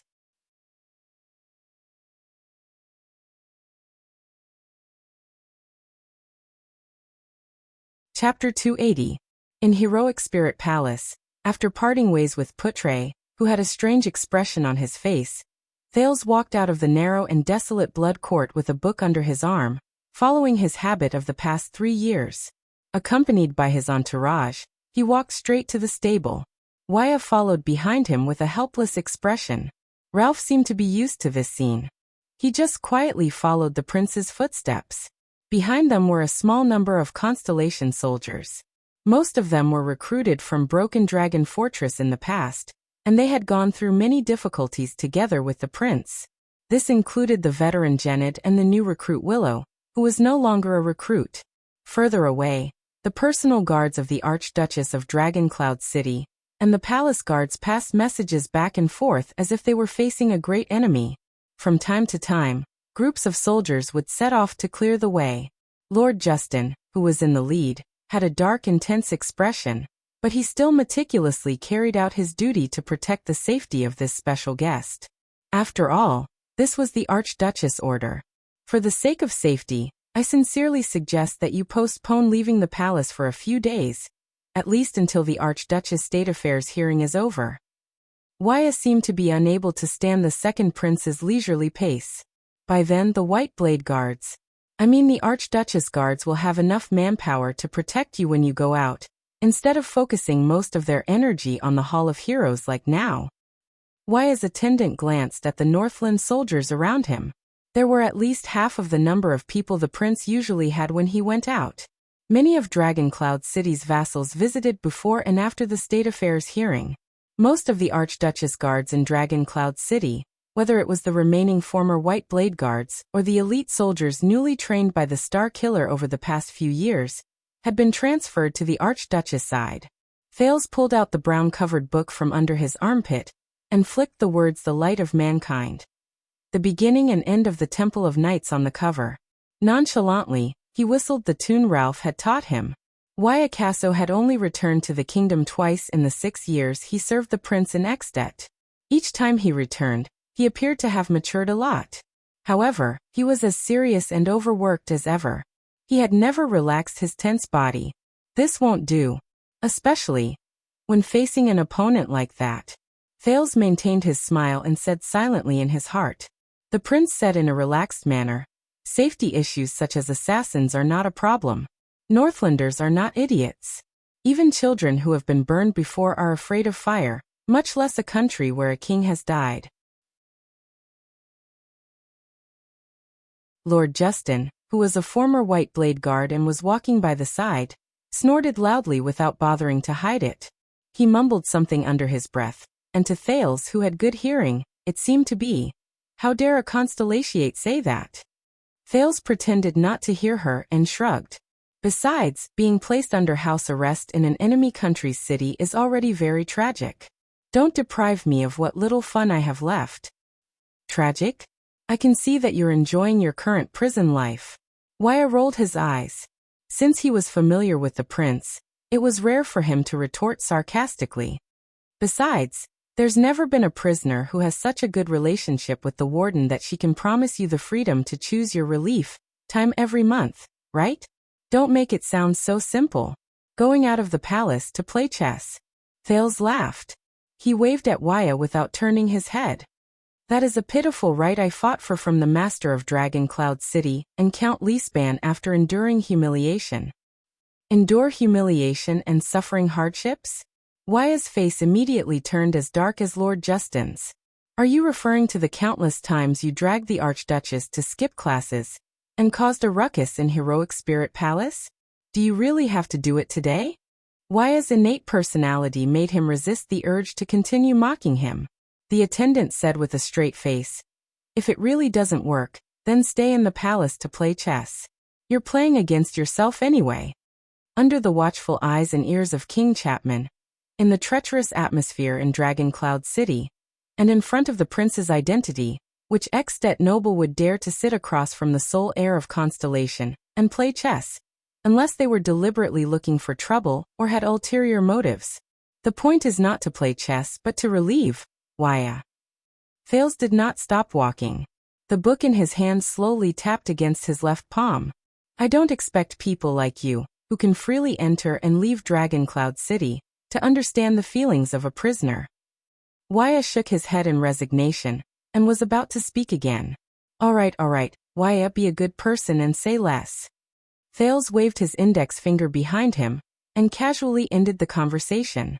Learn from Madeira next to you. He never talks too much. Waya frowned. His suspicious gaze moved back and forth between Madeira Ralph, the Phantom Wind follower. Sure enough, the mute Ralph did not say a word. He expressionlessly gave Waya the middle finger in a provocative manner. I can't deny this. Waya sighed in pain. He lowered his head and rubbed his forehead. He really doesn't talk much. Thales whistled. At this moment, A young and exaggerated female voice rose above their heads. Oh, young Thales, are you going out of the palace again? A few of the Archduchess guards who had just arrived raised their crossbows nervously, but the others were calm and unruffled, as if they were used to it. Wyatt and Ralph rolled their eyes almost at the same time. With a thud, a short figure wrapped tightly in a cloak jumped down from a tree on the side. With one hand on her waist, she caught up with Thales and gave him a thumbs up with the other. Don't worry. With me around, his safety will not be a problem. Why do you always like to lie on the branches, Lady Ida? Wyatt questioned the cloaked lady, who was supposed to be the prince's first protector. The sun is so bright. Of course I have to find shade. Wyatt raised his head suspiciously. He could not figure out what shade and branches had in common. I'm sorry, Ida. I'm just going to Spear District to play chess. Thales sighed and replied impatiently. I'm not going to the suburbs to hunt for rabbit meat. Ida rested her head on her hands and walked backward in front of him. The cloak that covered half of her face could not hide the disappointment in her voice. Can't you just take 2 more steps? 2 more steps from Spear District to the suburbs. Are you talking about the Great Dragon's 2 steps? Ida said pitifully. The food in Heroic Spirit Palace is always cold when it's served. Don't you think? Boy, think about it. It's hot rabbit meat. The cold food in Heroic Spirit Palace is for the sake of your safety. Check the food. Speaking of safety, Ida clenched her fist and sighed bitterly. As your personal protector, I fought bloody battles all those years ago. I was covered in cuts and bruises all over my body before I rescued all of you from the hands of the enemy. In the end, I saved all of Dragon Cloud City. Now I just want to eat some hot meat, but you can't even make such a small request. Are you talking about a certain young lady who rushed to Heroic Spirit Palace with a greasy mouth 6 years ago, only to find that everything was over? So, she happily asked me for money to pay up so that she could prove that she was not a chicken thief? The prince replied indifferently. In the next second, Thales turned and skillfully tilted his head to the side. He dodged the angry elf lady just in time, and also dodged the poking finger that came from her tiptoes. Hey, you actually dodged it again. The 3rd time. The cloaked lady stood rooted to the ground in a daze. She raised her right index finger and said with a trembling voice, Why are you so familiar with this? Thales exhaled, shook his head, and continued to walk forward, leaving behind the sad and helpless Ida. Where did the adorable little Thales who could never avoid my finger of death go? And the countless soldiers and guards who ignored her and continued to walk forward. Over the past 6 years, everyone had long since gotten used to this protector's peculiarity.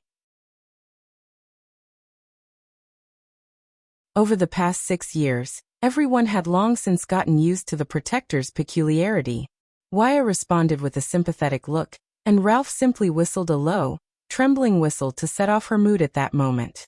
Thales felt the unique fluctuation that gathered at the bottom of his feet, and the side of his neck slowly disappear. He frowned as he sensed the faint fatigue in his tendons. Just now, it was this familiar fluctuation that helped him avoid Aida's finger. With a solemn expression, Thales recalled the words of the man with the black longsword on a certain bloody night a long time ago. This is a cursed power. You can only increase it through special methods. As expected, it's been 6 years, the effect and price of this thing. Thales clenched his fists and felt the soreness and numbness in his legs and neck. There's no progress at all. Thales walked into the stable at the side of Heroic Spirit Palace, and kicked his boots on a stool to hide his intention of relaxing his tendons. The prince came to the familiar stable surrounded by 2 people. A strong black horse poked its head out of the fence and affectionately stuck its nose out at him. Did you treat her well? Thales smiled and scratched the black horse's chin.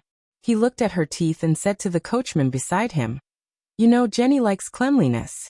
The full-time coachman of Heroic Spirit Palace patted his chest proudly, and promised the prince that his steed had never been so healthy before. The black horse was Prince Jenny's exclusive steed. She was brought to Dragon Cloud City by Constellation's diplomat group 3 years ago. She was a good girl who was carefully selected from thousands of steeds. As a mixed blood of a Northland warhorse and a plains horse, She inherited her mother's violent temper and her father's strong legs. She was ruthless towards many riders who tried to subdue her. Surprisingly, Thales, who had never been talented in riding, got along well with Jenny. Even Viscount Kenny, who led the diplomat group at that time, clicked his tongue in amazement. Thales chuckled and stuffed the book in his hand into the saddle bag. He untied Jenny's reins. At the same time, Wyatt and the other soldiers began to look for their own steeds. At this moment, "Good day, respected Prince Thales." A melancholic and calm female voice came from outside the stable. "As a 56-year-old elder, I have to remind you to pay attention to your safety during this trip." The soldiers and guards made way for the newcomer and bowed to the newcomer. The Constellations, on the other hand, frowned. Thales closed his mouth, which was left open because of his smile. He turned his back to the new lady and sighed. "Good day, Madame Gings." He did not even turn his head. Still, he prepared to depart. "I thought you should be by the Archduchess' side right now, helping her to show her grace to the vassals and nobles in a proper and elegant manner." Gings was one of the Archduchess' personal female officials. She was a noblewoman in her 50s, but looked like she was in her 30s. Her clothes were simple, her hair accessories were simple, and her manners were well-mannered. She always had a stern face that was even more serious than Wyatt's, but her language and etiquette were impeccable. Rumor had it that she was the widow of a powerful vassal under the late King Neuven. 6 years ago, she was invited by Regent Leespan to Heroic Spirit Palace to take care of the Archduchess' daily life and teach her the appropriate etiquette. She should have been an excellent and competent female official like Gines Bajkovic in Renaissance Palace, if she had not requested that the Prince of Constellation, who used to read leisurely, also attend Northland etiquette lessons. Incidentally, she was also one of the reasons why Thales skipped class with the Archduchess for the first time. Madame Gings still spoke in a voice that made people unconsciously nervous. "Also, I brought a message from a few other lords. I suggest that you listen carefully, even if you are from the south." Hearing this, Thales helplessly stopped what he was doing. He turned around and bowed to her. Madame Gings nodded in satisfaction. She raised her neck, which was at an angle comparable to a swan's neck, and cleared her throat. "The Archduchess of Dragoncloud City asked me to remind you that during the time she is in charge of politics," the lady said arrogantly. "The new books that arrived in the palace." "All right, Madame Gings." Thales scratched his ear, feeling a headache coming on. "Please tell the Archduchess that I will wait until she returns before opening the gifts." Madame Gings narrowed her eyes. Although her expression did not change, Thales knew that she was displeased with the prince's interruption. But a few minutes later, the lady spoke again.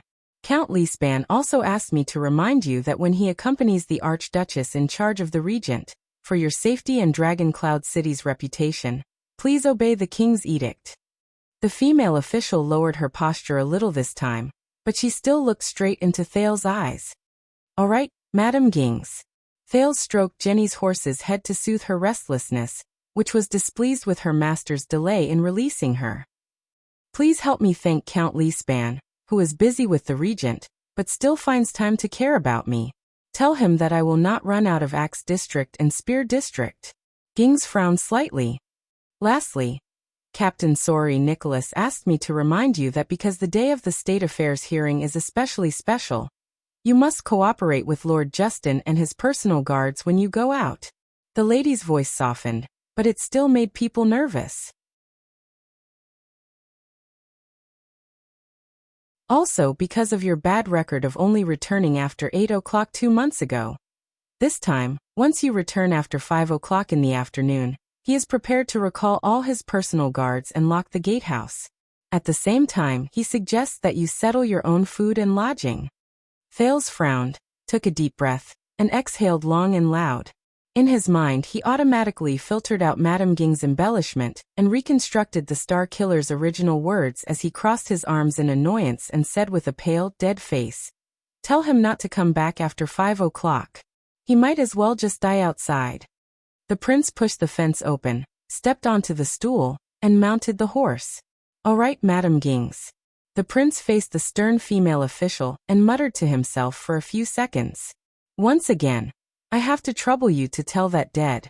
Tell Lord Nicholas. Gings, the female official, raised her eyebrows. 5 o'clock? Thales sighed and said seriously and sternly, why doesn't he just die? The next moment, Thales flung the reins without hesitation. Jenny neighed loudly and spurred the horse forward. The prince rushed past the stunned female official without turning his head. The attendants and soldiers beside him followed one after another, including the helpless Waya, the calm Ralph, and the sulking Ida. He flung the reins in his hand and spurred the horse out of the square in front of Heroic Spirit Palace, heading towards the first gatehouse. The journey from Heroic Spirit Palace to Spear District did not take much time, especially with the cooperation of the Archduchess guards and the patrols. The streets and roads could be said to be unobstructed.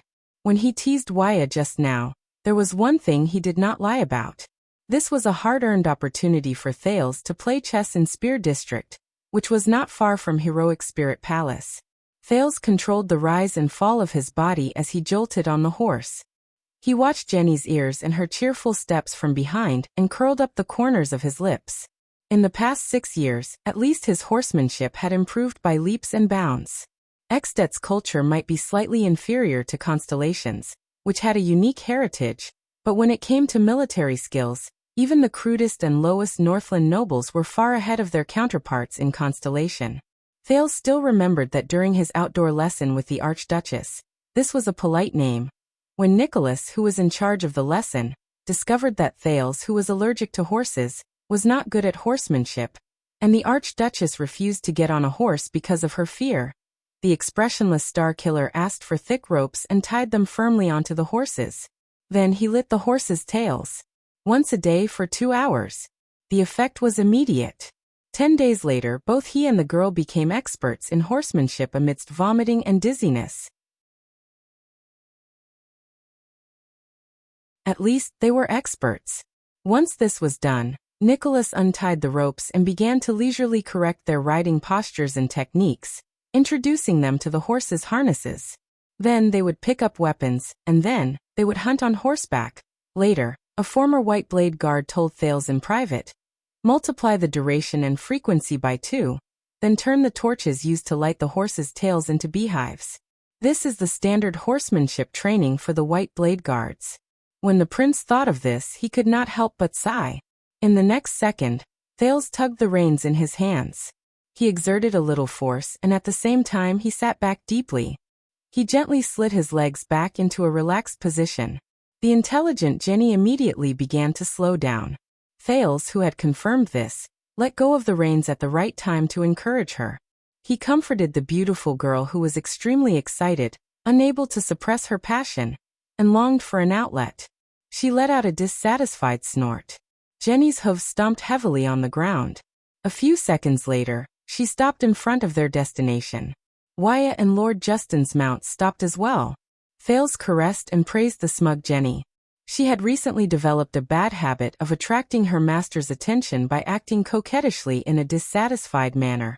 At the same time, he lamented that horses were no less difficult to handle than humans. He thought of the hundreds of cavaliers in Black Sand region. God knew how much time and energy it took to train a cavalier who was skilled in galloping. Thales stepped down from the stirrup and passed the reins to Jenny behind him. He raised his head and looked at his destination. It was a chess room in Spear District. It was said that this place was originally a well-decorated hotel for nobles, until the owner, who ran it on his own, was killed by bandits during the catastrophe that engulfed Dragon Cloud City 6 years ago. One of his fellow countrymen from Camus Union invested in this place and converted it into an entertainment room for nobles according to its original decoration. It was said that business was quite good. Of course, the term pretty good business was no longer relevant to this place today.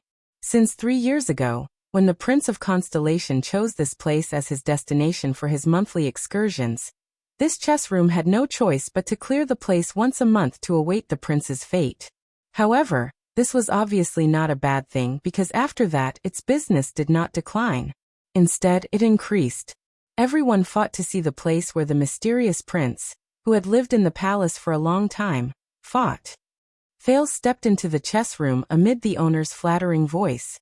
Hundreds of the Archduchess guards and patrol teams had already searched the place thoroughly and isolated the neighboring areas. The prince looked at the empty hall and sighed.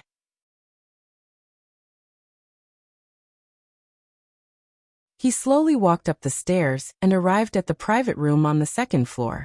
The guards, ranging from Justin to Wyatt and Ralph, followed closely behind him. Under the owner's guidance, Thales stepped through a door with practiced movements and arrived at the largest private room. It was a semi-outdoor private room with a large area. One side of the balcony faced the street of Spear District downstairs. The prince's chess seat was at the edge of the balcony. From there, he could have a panoramic view of the street. Through the balcony, Thales was not surprised to see countless personal guards and patrols guarding the streets and the key points of the nearby buildings. There were at least 200 of them.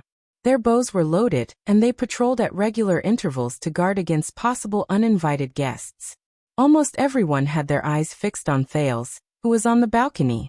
With this kind of formation and atmosphere, coupled with martial law, even if the number of people was reduced by half, the tragedy from 6 years ago would not happen again. Once bitten by a snake, the prince shrugged, sat down on his seat, and put down his book. He shifted his gaze to the chessboard and chess pieces in front of him. Starting from the Olumbia Kingdom, the rise and fall of the empire, which had been popular in the Western continent for almost 100 years, but was still as popular as ever, the seat opposite him was empty. All right. Thales looked at the Red King standing up on the chessboard. He looked at the black and red chess pieces in the chess box that were both familiar and unfamiliar at the same time. He said to Wyatt and Justin, who were still tirelessly inspecting the surroundings, "You can go out now. After all, it's not closed, and there's a balcony. It's the same for you to stand guard outside the door or on the street. Just like before, I want to be alone." Behind Wyatt, Ralph nodded slightly. After he put down a plate of food and water that had been checked, he grabbed the owner, who was about to say a few words of flattery, and went to the first floor. Ida had long disappeared. She was probably on the roof. Prince Thales, Lord Justin, the former White Blade Guard, said cautiously, "As usual, 3 hours. If you need anything," the prince exhaled. "I'll let you know as soon as possible." Lord Justin nodded and exchanged glances with Wyatt. Both of them walked to the door 10 meters behind Thales and guarded the entrance. At the same time, they stared fixedly at the prince, who was reading and playing chess at the same time. "It's like this every time." Thales shook his head and chuckled softly. He continued to take out chess pieces from the chess box and began to place them on the chessboard one by one. The private room and the street returned to silence. Only the footsteps of the soldiers could be heard from time to time, and Wyatt's faint grumbling toward Ralph could be heard from behind him. Guards, catapults, shield warriors, pawns.